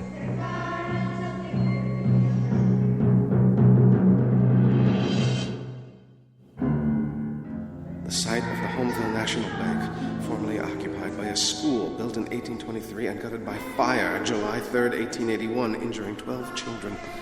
The fire was caused by a kerosene lantern on a runaway wagon. No! Everything is cause and effect. Go back in time to this Homeville. Change one event. Alter it minutely. You might start a chain reaction beyond anything even you can imagine.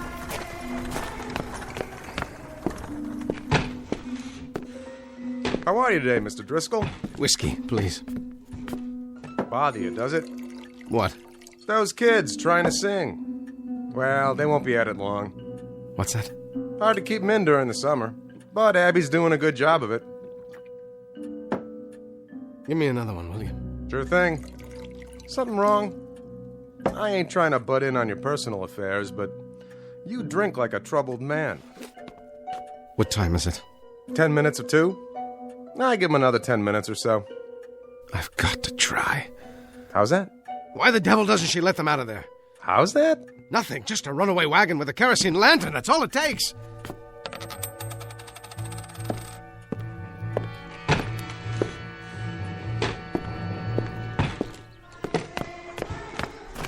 All right, neighbors, gather round and get ready for a revelation.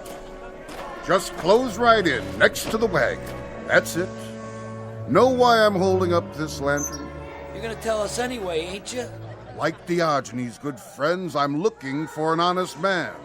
Well, you ain't gonna find one here. An honest man who'll try one sip of Dr. Malone's alternative and tell me it's not the finest medicine he's ever tasted. This little bottle right here, why, it combines all the treatments for scrofula, King's Evil, ulcers, indolent tumors, rheumatism, gout, scurvy, neuralgia, enlargement of the bones, joints, and glands, not to mention the liver and spleen, also terror, ringworm, biles, and carbuncles. And the cost, friends? A mere 25 cents the bottle. Do me a favor, will you? What's that, young man? Don't light the lantern. Why, I have to light it, to shed light on the subject. Please, put it out! An incredible price, you say? I'm not in the business for profit. I travel the length and breadth of this glorious nation to cure the sufferings of mankind. The ridiculously low price barely covers the cost of ingredients, bottling, and my own primitively simple existence. How about you, madam? Nervous disease? Dropsical swellings, or constitutional disorders, guaranteed to alter a depraved or impure state of the blood and other bodily fluids. Well, I suppose I'll try it. Better give me one, too. How much if I buy 2? Why not a dozen? Take them home to your family and your neighbors. One 25-cent piece each. That's all. How about you, young fella? One swallow, and you'll feel more manliness coursing through your body. Unhitch the horses. What's the trouble? Dyspepsia? Liver complaint? Here's what you need. I need those horses unhitched from the other end of your wagon. Now you listen here, young man. They've stopped singing. That means they're almost finished. Look, I can't argue with you anymore. You've got to unhitch those horses. This wagon mustn't move from this spot. You get out of here now. Go on. You hear me? All right, then. I'll do it myself. Get away from my horses!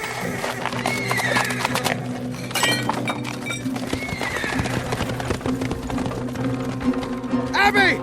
Abby, get the children out of the schoolhouse! There's going to be a fire, do you hear me? There's going to be a... Stop! Hold there! Stop!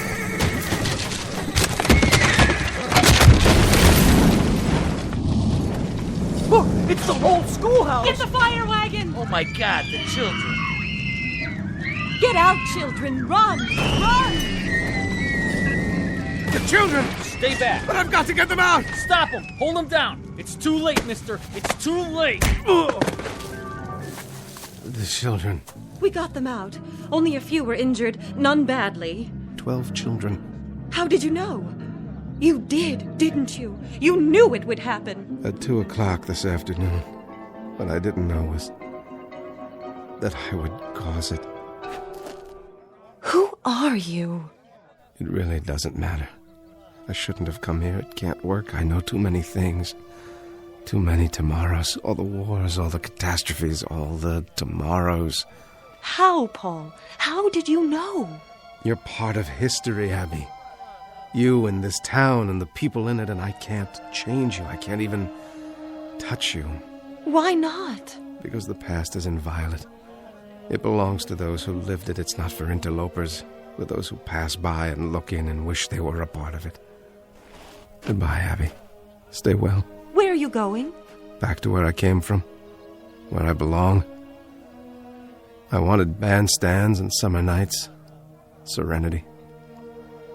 But the infinitely complicated mechanism of a human being. He can't live with the threat of a bomb, and he can't live with burned-out school buildings either.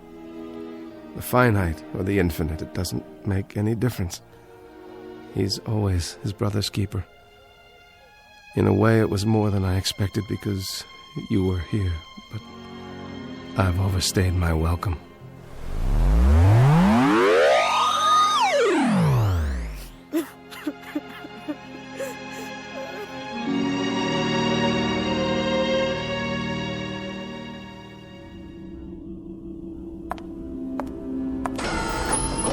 Hello, Harvey. Back so soon? As it happens, back a little late. You changed something? I tried to. And in doing that, I caused it. And now, where do you go, Paul? Here, where I belong. That's what I've learned, to leave the yesterdays alone. I'd rather do something about tomorrow. That's what counts. The tomorrows. God, let there be tomorrows.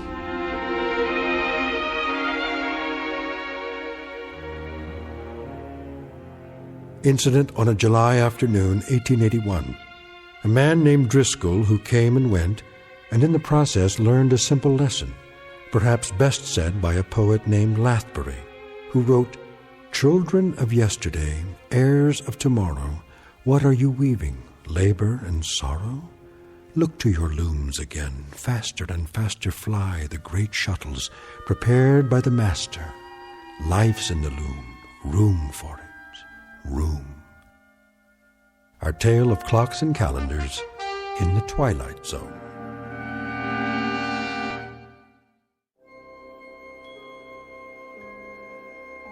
Hi, this is Carl Amari, producer of the Twilight Zone radio dramas. I'd like to take a moment to tell you about our official website at twilightzoneradio.com, where you'll get the latest news and information on these Twilight Zone radio dramas. Plus, at twilightzoneradio.com, you can digitally download 3 free episodes or any of our episodes for only $1.95 each. In this age of ever-changing technology, we've decided to make these episodes instantly available to you by making the Twilight Zone radio dramas a digital download-only series. This means that this series will no longer be offered on CD. The CD collections at our website are now being offered, while supplies last, at buy one, get one free. So be sure to get your favorites before they're sold out. Be sure to visit us often, and I'll see you in the zone.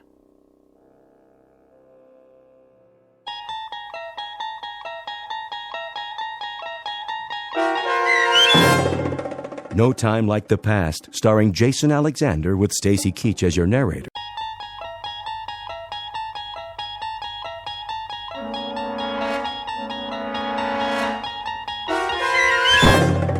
There is a fifth dimension beyond that which is known to man.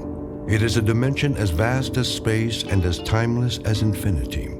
It is the middle ground between light and shadow, and it lies between the pit of man's fears and the summit of his knowledge. This is the dimension of imagination. It is an area which we call the Twilight Zone.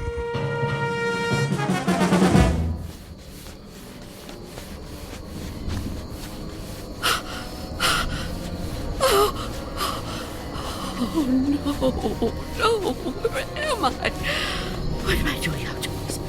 I don't remember leaving my... Oh, it's so dark. I don't live here. Or here. Oh, it is my house. Oh, I must get home.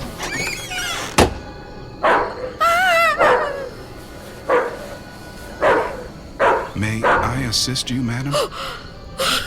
You startled me. I've lost my way. My home is somewhere around here, I'm sure, but I don't know where. Perhaps I can help you find it. Oh, thank you. Thank you. I don't even know how I came to be out here. It's certainly not safe at this time of night. Oh, at any time. Well, surely the daytime when the streets are crowded. No, that's when it's most dangerous. For me. So you see, I never go out. Never? Never. But, dear lady, why not? I'm afraid. Afraid? Of something or someone? Someone. It's difficult to explain. Please, try me. Oh, I'm not sure you'd believe me. You'd think I'm just a senile old woman. I'd believe you, Wanda. What did you call me? Wanda. That is your name, isn't it? Yes, but I didn't tell you that. You didn't? Are you certain? Yes, I'm certain. How do you know my name? Because I've been looking for you for a long time, Wanda. Oh, no. You've kept me at bay for many years, but no longer. No! Get away from me! There's nowhere to turn, Wanda. You don't know where you are, remember? You certainly couldn't run from me, a frail old woman like you. Please! No, I won't let you! Say that again. It amuses me. You won't let me? How do you imagine you're going to stop me? You really have no choice, Wanda. There's nowhere for you to go now. Come to me, old woman. Take my hand. No! Take my hand.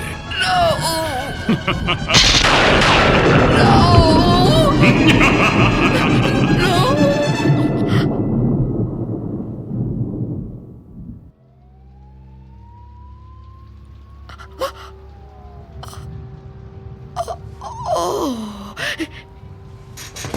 it was the dream. The dream again. I'm home. Of course I'm home. Where else would I be? But is it night or day? Oh, that's right. The clock is broken. It's been broken a long time. And I can't get it repaired, can I? Not without going. No, I can't.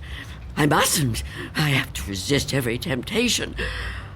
Oh, really, Wanda? How could you be so careless? How could you fall asleep before...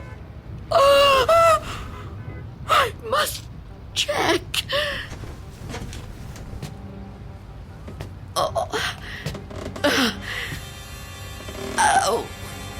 Yes. The boards and the windows are still secure. Is that... Can I feel a breeze? Is there a gap? Oh, not enough. Not enough. He still can't get in.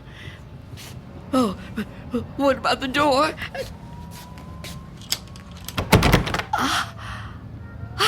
Chain is on. And the door is locked. Good. He can't come in that way either. Yes, I'm safe. Safe for another day. But I've been careless. Really, falling asleep before checking. I mustn't take chances. I can't take chances. Not while he's out there. And he's always out.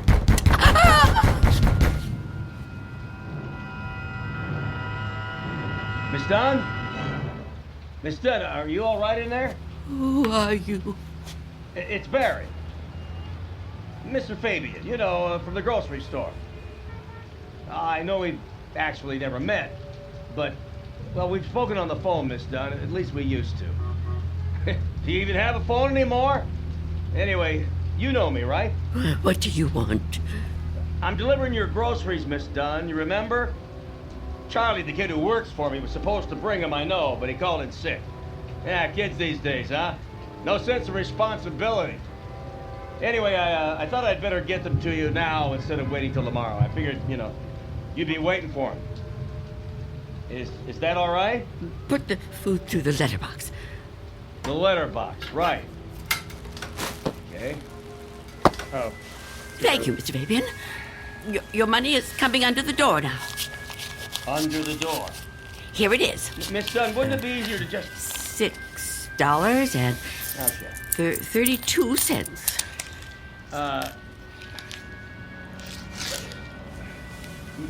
Many thanks, Miss Dunn, but, Good day to you, Mr. Fabian. Miss Dunn, are you still there? Yes? What is it?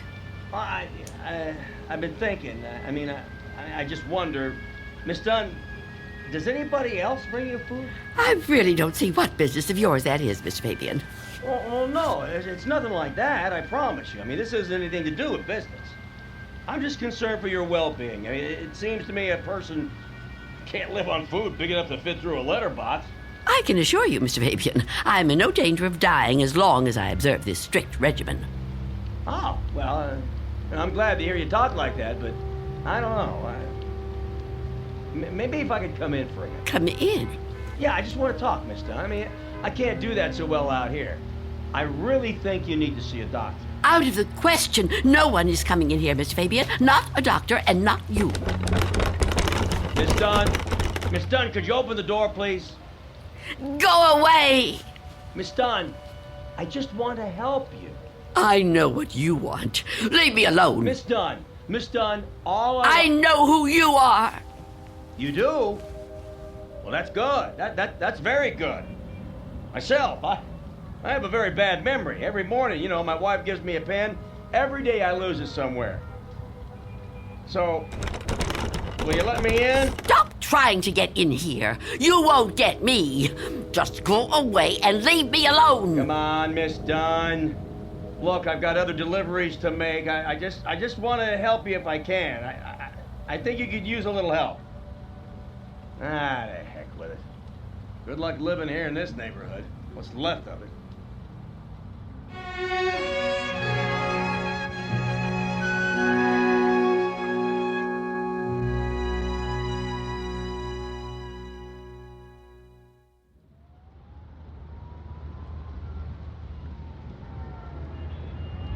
Go away.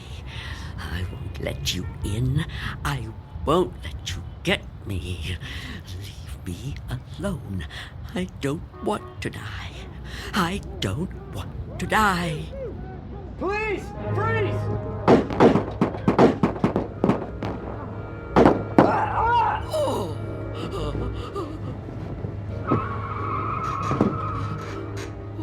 What's going on out there?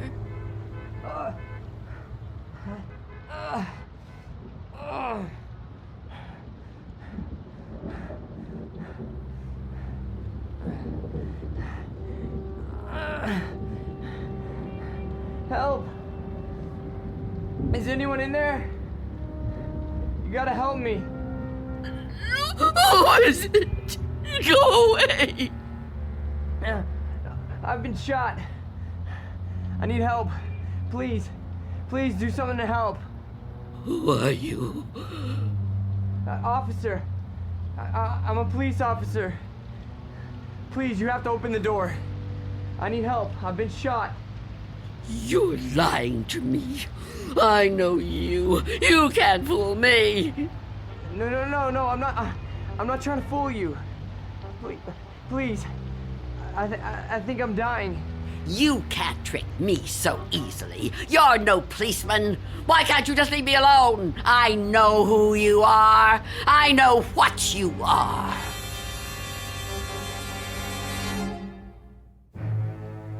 An old woman living in a waking nightmare. An old woman who has fought 1,000 battles with death and has always won. Now she's faced with a grim decision. A decision that might to others seem the simplest in the world. That of whether or not to open a door. And in some strange and frightening way, she knows that this seemingly ordinary door leads to the Twilight Zone. And now, the Twilight Zone and our story, Nothing in the Dark, starring Marshall Allman, with Stacy Keach as your narrator.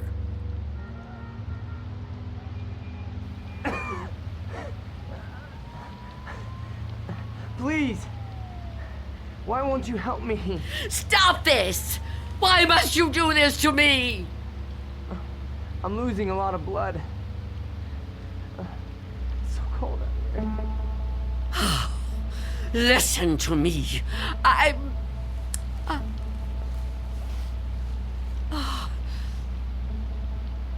going to open the door. Oh, thank you. Thank you. But I'm leaving the chain on. Don't even try to touch me. I won't let you. Don't worry. I'm not gonna hurt you. I couldn't hurt anybody. Oh.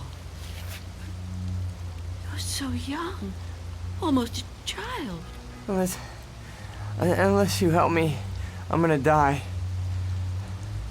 I don't think I can even move very far. Oh, don't say that. Oh, it isn't fair. No, it just isn't fair. You keep trying to trick me. I don't know what you're talking about. Don't move. Don't do that again. Or I'll close the door. What? Listen, lady. I've been shot. I'm bleeding to death. Do you understand? Do you understand? Please. My name is Harold Belden. I need a doctor. I need a doctor right away. Please, call the hospital. I can't get there myself. I can't call the hospital. I haven't got a telephone. Not anymore. Then let me come inside. You can't just leave me. I'm begging you, I'm freezing. I have to unlock the door. You can't ask me to do that. You can't. I don't want to die. You understand? So you're not gonna help me? You're just gonna let me die out here? I know who you are. No, I told you who I am. My name is Belden. Officer Harold Belden. That's not her name. There is no such person. Stop trying to trick me. I don't understand why you keep saying that. Look, it hurts. It hurts, okay? Please, lady, please. Stop! Stop! Oh, why are you torturing me like this? I tell you, it isn't fair. I don't want to die. Well, I don't want to die either. If I could get help for myself, I would, but I can't move. I've been shot in the side, you see? Look, look, I'm bleeding. Oh, it isn't fair. It isn't fair.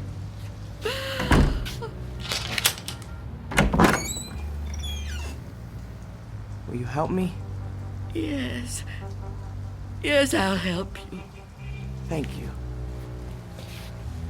Take my hand. What? Take my hand. Pull me inside. No, I won't. I mean, I can't. Oh, can't you? Can't you crawl in? Well, I don't think so. Please try. Quickly. I don't want to leave the door open.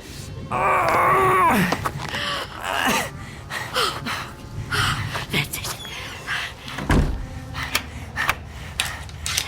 Come over here. Into the bed.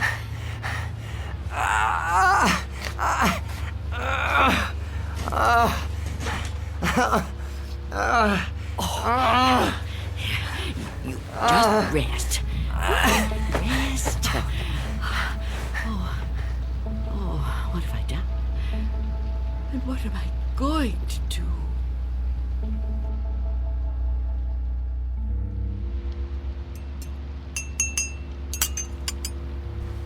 Officer?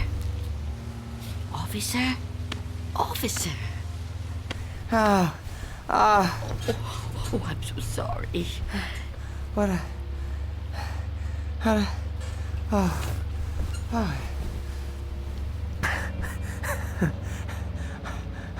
Oh, I'm alive. Yes. Yes, you are. Yeah, you're the lady that helped me. Yes. Eventually. Now, drink this. What is it? Tea. There's no milk, I'm afraid. No, don't get up, officer. Conserve your strength. Yeah, thank you. Thank you. Please, call me Harold. You saved my life. I owe you at least that much. Is it good? It's fine. Thank you. How long have I been out? Hours. What time is it? I'm not sure. Morning, I think. What do you think? I don't have a clock. I guess it is morning. It's hard to tell. What happened to your windows? Who boarded them up? Well, I did. A long time ago now, but they're still as strong as ever. What? Why would you do that? Oh, I have my reasons. Well, we all have our own reasons for doing things. Why would you want to be a policeman? To be in a job where people try to kill you? Well, why would you want to court death like that? Court death? I don't know that I'd put it that strongly. I do what I do because there's just some jobs that have to be done. You mean it's a sort of vocation? Yeah, I guess you could say that. Listen, Mrs. It's Miss Dunn. Listen, Miss Dunn, you should try to get some rest yourself. You need it more than I do. No, really, I feel much better. When the doctor gets here, he'll take me off your hands for good. The doctor? Yeah, sure. He'll check my wound, take me to the hospital. You didn't call the doctor? No, I didn't. Why not? I told you last night. I haven't got a telephone. Don't you remember? No, I don't. I was kind of out of it last night, I guess. Oh, of course. Perhaps you could use your radio to ask someone to come get you. Oh, you could wait outside for them. No, I busted my radio when I fell on it. You see? Hello. And I don't think I got the shrink left to get up on my own. Look, couldn't you go to one of the neighbors? Oh, there aren't any. What are you talking about? There aren't any neighbors. There must be. Everyone has neighbors. Well, I don't. Not anymore. Why? What happened? They've all moved away. Not all of them. That's impossible. All of them! Trucks came and took away their furniture. First one, and then another. Is something happening to these buildings? I wouldn't know. I'm sorry to ask, but how can you not know something like that? I mean, if it was my home... I don't have a great deal of contact with the outside world. I haven't for quite some time. I couldn't even tell you who the president is. Wow. But there has to be somebody around who can help, you know? Or maybe a phone booth somewhere where you could call a doctor. Perhaps. I don't know. But even if I could call the doctor somehow, I couldn't take a chance and let him in. Why not? It's too dangerous. Dangerous for you? Yes. You let me in. Oh, I didn't have a choice. You were going to... I didn't know if I could trust you, but I'm still alive. Of course you're still alive. What do you think I was gonna do? I mean, but the doctor, he's not gonna be any harm to you. I keep telling you I can't let the doctor in. I can't let anyone else come in. Don't you see? It might be him. It might be him. Who? Him who? Mr. Death. Mr. Death? What? I know he's out there. He's trying to get in.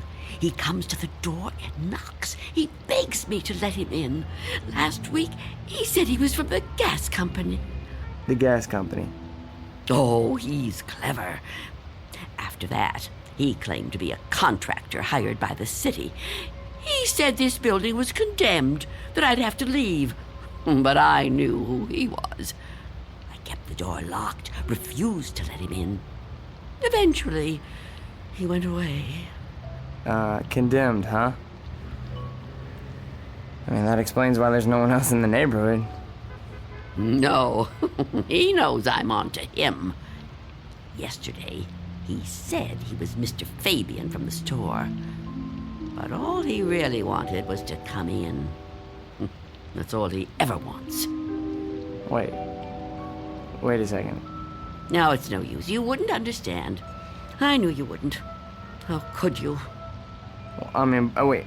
But I want to understand. I do. I mean, this man you're afraid of, you say he's Mr. Death. That's right.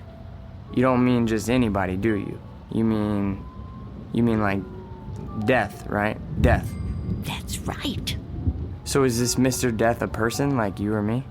I know it sounds crazy to someone like you, to anyone but me, but it's true. I know it's true. Okay, I understand what you're saying, but, I mean, people die all the time, all over the world. Now, how could one man be in all those places at once? I don't know. Don't ask me that. Maybe there's more than one of him. Maybe. I didn't mean to upset you. Please don't cry. I'm not gonna hurt you. I'm sorry. Okay? Can I have another cup of tea? Please? Of course. Tell me about Mr. Death. Your tea. Thanks. Please, Mr. Death. I would like to know about him. All right.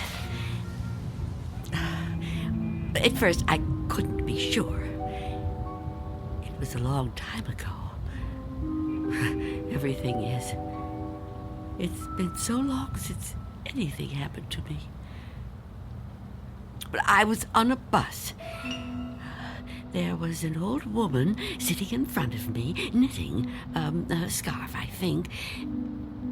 There was something about her face. I felt I knew her. Then a man got on the bus. He wasn't special in any way. Not short, not tall, not fat, just a man. I remember that there were empty seats, but he sat down right next to the old woman. He didn't say anything to her, but I felt that his being there upset her in some way. I couldn't understand why. He seemed like such a nice man. When the old woman dropped her ball of yarn, he bent down and picked it up, right in front of me. He held it up to her. I saw their fingers touch. He stood up and got out the next stop. I couldn't move. It was as if I knew what had happened. But I couldn't do anything. I was just so frightened. When the bus finally reached the end of the line, the driver came over to the woman. He thought she was asleep, but I knew she was... What, dead? Dead. And right then and there, I knew it was his touch that killed her. Okay, but you said it yourself. She was an old woman. Okay, just because this man touched her... Mr. Death. Just because he touched her hand, it doesn't mean he killed her. Maybe what you saw was just what it looked like. A man trying to be helpful. I mean, the real cause of her death might have been, I don't know, a heart failure or a stroke or something. I don't know. No, he killed her. Okay, I'm a cop. I've seen dead bodies. I've seen people that were killed by guns, knives, but never by a touch, okay? The man being there when she died, that's just a coincidence. But I've seen him since then, several times. I've seen him in crowds. I've watched for him. Every time someone I knew died, he was there. He, the same man, the one on the bus. No. Once he was a young soldier. been a salesman, a taxi driver. Someone you wouldn't notice unless you were watching closely. But you could see him. Oh, yes. And I wondered why that should be. Why I could see him when no one else could. And then I knew. Why? It was because I was getting older. And my time was coming. I could see clearer than younger people like yourself. Now, do you understand? Oh, I know you don't believe me. That would be too much to ask of anyone. But do you at least understand? Please. I have to know. All right. Maybe. Maybe, okay? But if there is some Mr. Death who's able to visit all the people in the world like Santa Claus... Don't mock me. I'm not meaning to mock you, okay? I would never do that. I swear. But if he's real... He is. If he's real, then I don't see what the problem is. You don't see what the problem is? Oh, you must be joking. No, I mean, if you know what he looks like, what have you got to be afraid of? If you're right, and you can see death, I'd say you're kind of fortunate. Fortunate? Sure, yeah. I mean, you'd be able to see him coming. You could just avoid him. Oh, didn't I tell you his face is always different?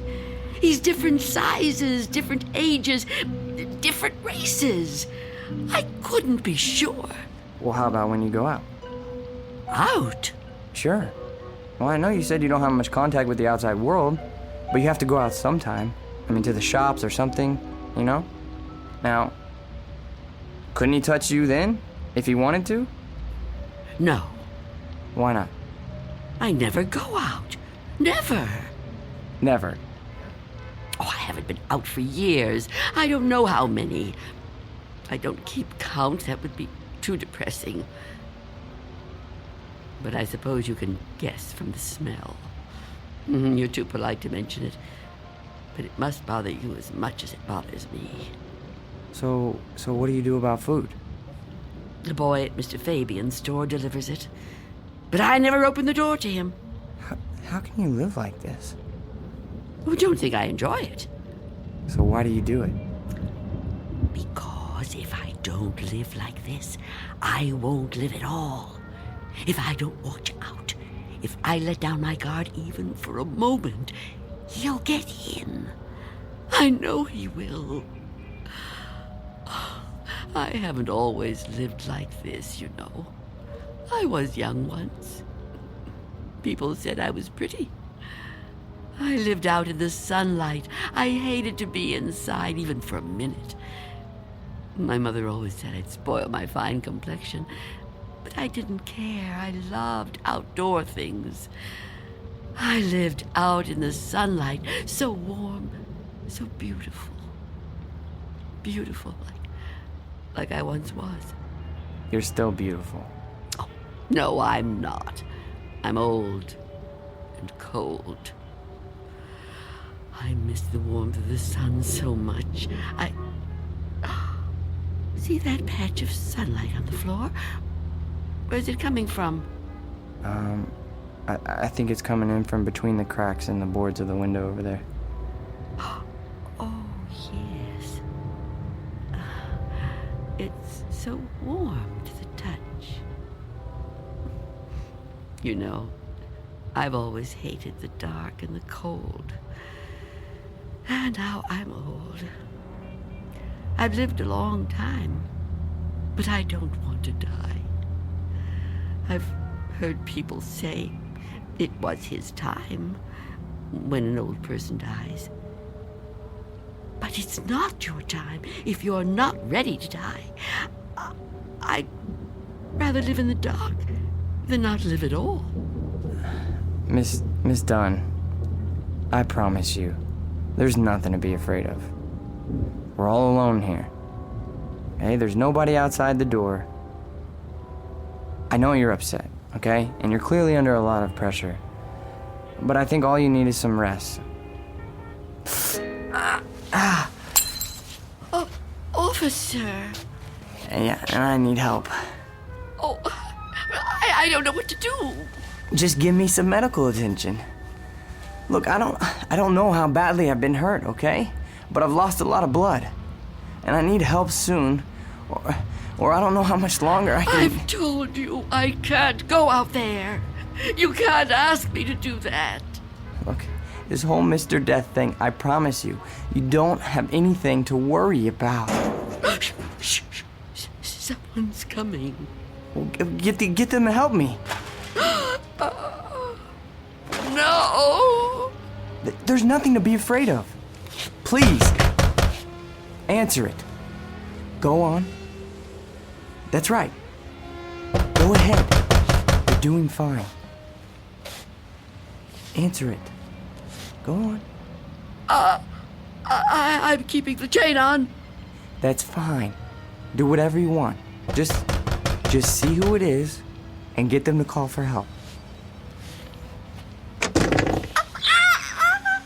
I'm sorry, lady, but I got my orders. No! Get away! Officer Belden, help me! I can't fool around any longer. Step aside, I'm coming in.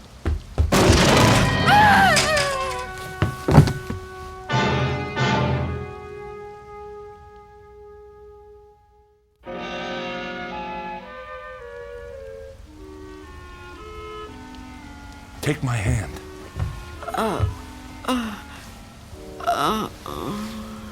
Easy, lady. Just lie quiet there till you get your strength back. What? You gave me quite a scare there when you fainted like that. Sorry I pushed you when I put my shoulder to the door. You started to faint and I offered you my hand, but you passed right out. For a second I thought that... Well, I don't even want to talk about that. But I'm glad you're okay. And still I live. Huh? I told you I didn't mean to hurt you. It was an accident. You're not gonna sue, are you? What do you want with me? Here, let me help you get up. Take my... I can get up myself. Look, you gotta understand, man. I don't get no pleasure out of busting in doors. Who would? Except maybe some thug, but I'm no thug. I'm just a guy doing a job. Your job? Look, you don't seem to realize how important this is. I've got a crew and equipment coming in an hour to pull this tenement down.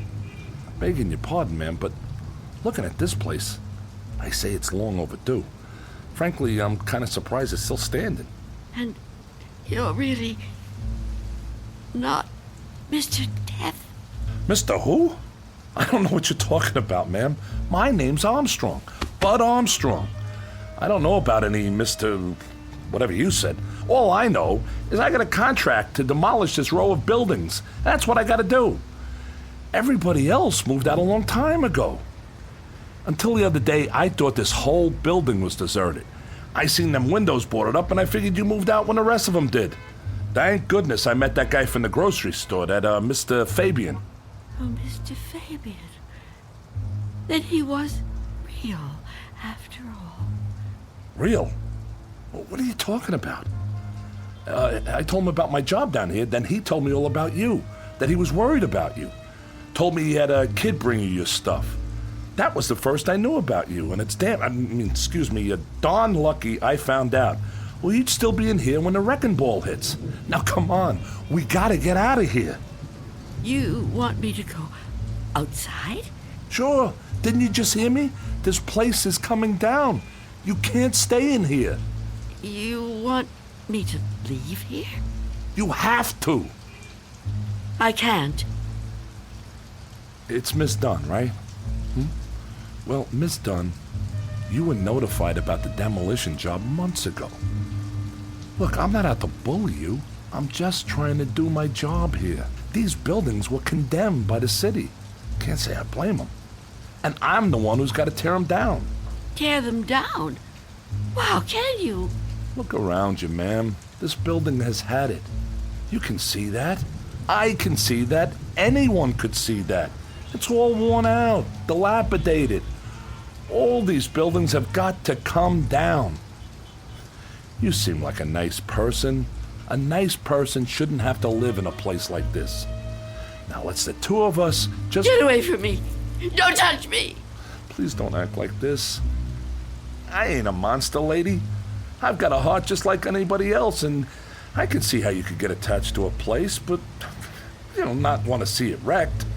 But when a building's this old, it's not fit to live in no more. It's dangerous. It's got to come down to make room for a new one, a stronger one. That's life, lady. Old make room for the new, you know? No. People get the idea that I'm some kind of destroyer. They think I get kicks out of tearing stuff down. But that ain't the way it is. No, that ain't the way it is at all. I just clear the ground so other people can build on it. In a way, I guess I kind of help them to it. Can't have one without the other, am I right? Look around you. It's just the way things are, like when a big tree falls in the forest and a new one grows right out of the same ground. Old animals die and young ones take their places. It's just nature. That's how it is. Even people step aside when it's time. I won't. When I finally kick the bucket or when I get too old to contribute, my son-in-law will probably take over The door! What about it? Oh, yeah. Sorry about that. I didn't realize the chain was on when I put my shoulder to it. Door's okay, but the chain's had it. You left the door open! Hey, there's no need Get to... out of my way!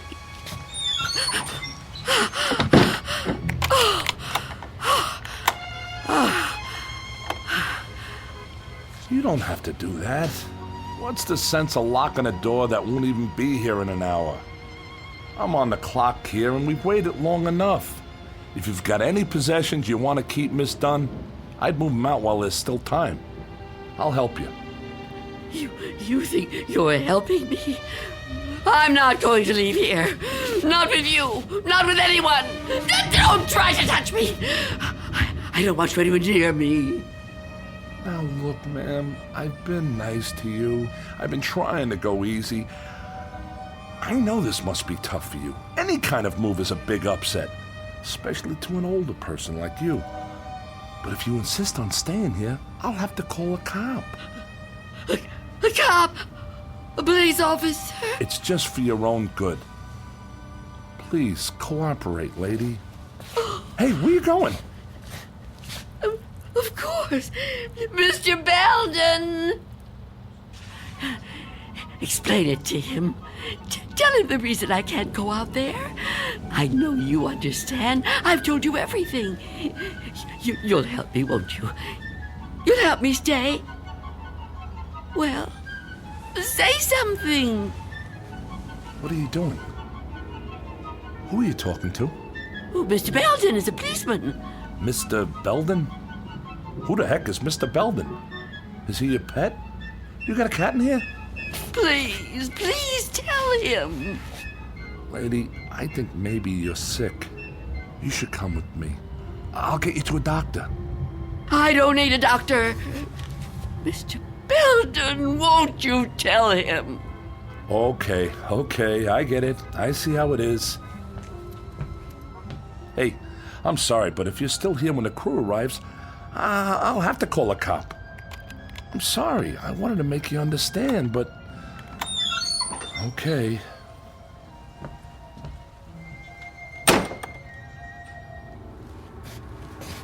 What's the matter with you? Why didn't you say something? Why didn't you help me? I thought you understood. I thought you'd help me. I think the question you should be asking yourself, Wanda, is how he looked straight at this bed and didn't see me. You called me Wanda, but I never told you my first name. Oh no. No. It's not true. It's not true. Yes, it is. The mirror, Wanda. Look in the mirror. What do you see? I can't. I won't. Look in the mirror, Wanda. What do you see? I see nothing. Nothing but an empty bed. Turn around. Now what do you see? I see you, Mr. Death.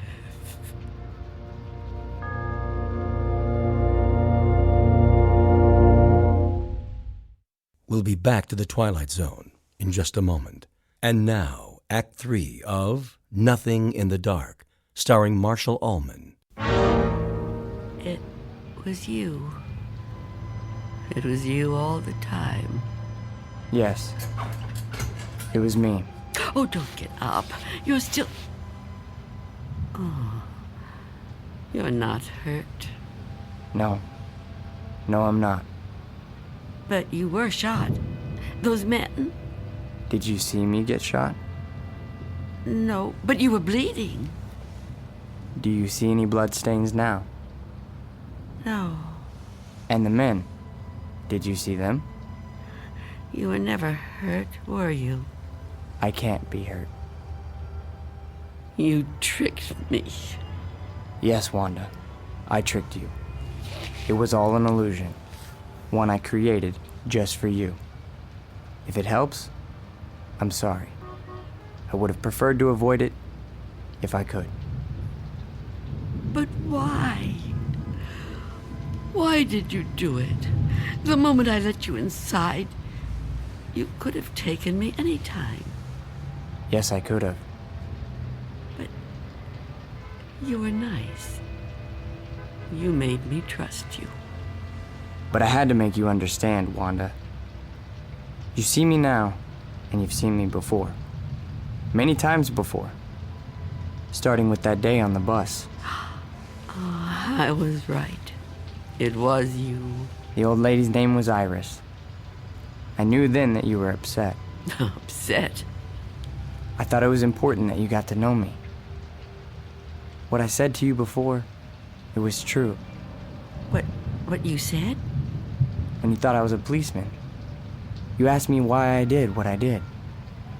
And you said there were some jobs that had to be done. That's right. That it was a kind of vocation. Actually, Wanda, you said that. But I suppose you're right in a way. Now ask yourself, am I really so bad? Am I really so frightening? You've talked to me. You've confided in me. Have I tried to hurt you? Well, no, but... Do you really believe I would ever hurt you? You don't look like someone who would want to hurt me. You see? It isn't me you're afraid of, is it? You know me now. You understand me. What you're afraid of, what you've really been afraid of all these years, is the unknown. That's right, isn't it? Yes. Don't be afraid. But I am afraid. You must be very tired, Wanda. I am. But the running's over now. It's time to rest. I'd like that, but... Give me your hand. I don't want to die. Trust me. No. Mother, give me your hand. I will.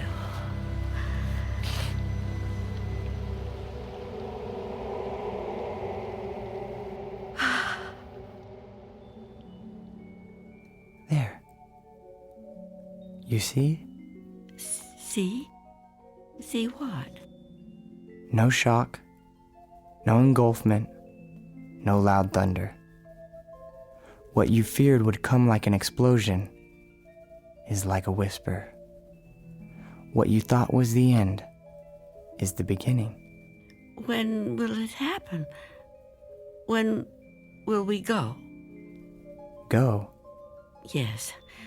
I'm ready now. Look over there, on the floor. What is there to... Oh, Now do you understand? it's me. It's you. My body. I look so calm. You see? We have already begun. Come with me. Yes. Please. I'd like to.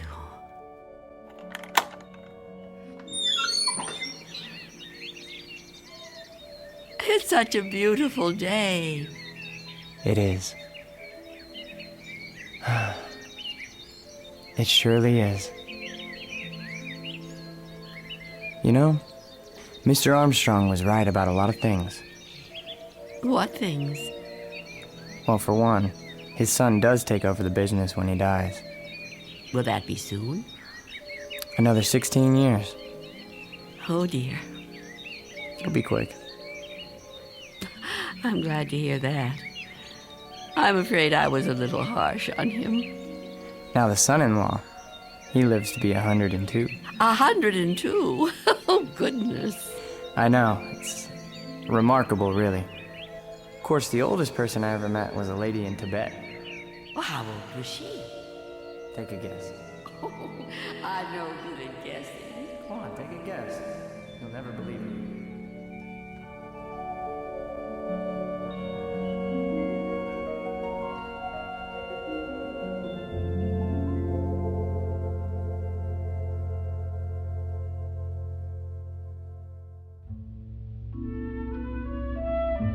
There was an old woman who lived in a room, and like all of us, was frightened of the dark, but who discovered in the minute last fragment of her life that there was nothing in the dark that wasn't there when the lights were on. Object lesson for the more frightened amongst us. In or out of the Twilight Zone.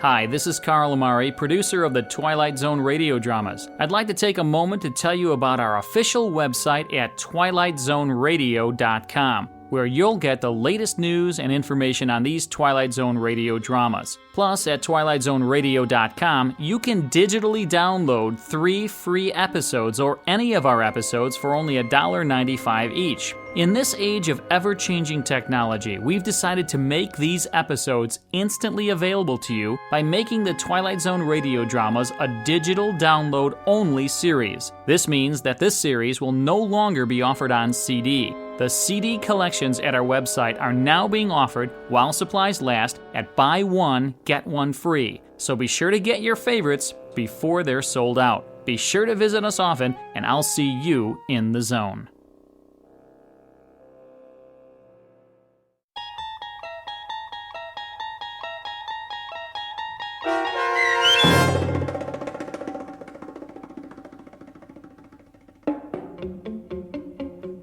Nothing in the Dark, starring Marshall Allman with Stacy Keach as your narrator, was adapted for radio by M.J. Elliott and written by George Clayton Johnson. Heard in the cast were Roz Alexander, Jeff Morrow, Doug James, and Mike Starr.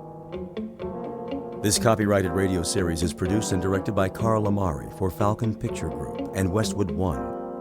Custom Foley effects, sound design, and mixing are done in the Cerny American Sound to Picture Theater by Cerny American creatives Matt Sorrow, Bob Benson, Todd Beyer, and Tim Cerny. To learn more about the Twilight Zone radio dramas and to contact us, visit our official website at twilightzoneradio.com. Miss Dunn, it's Doug James speaking.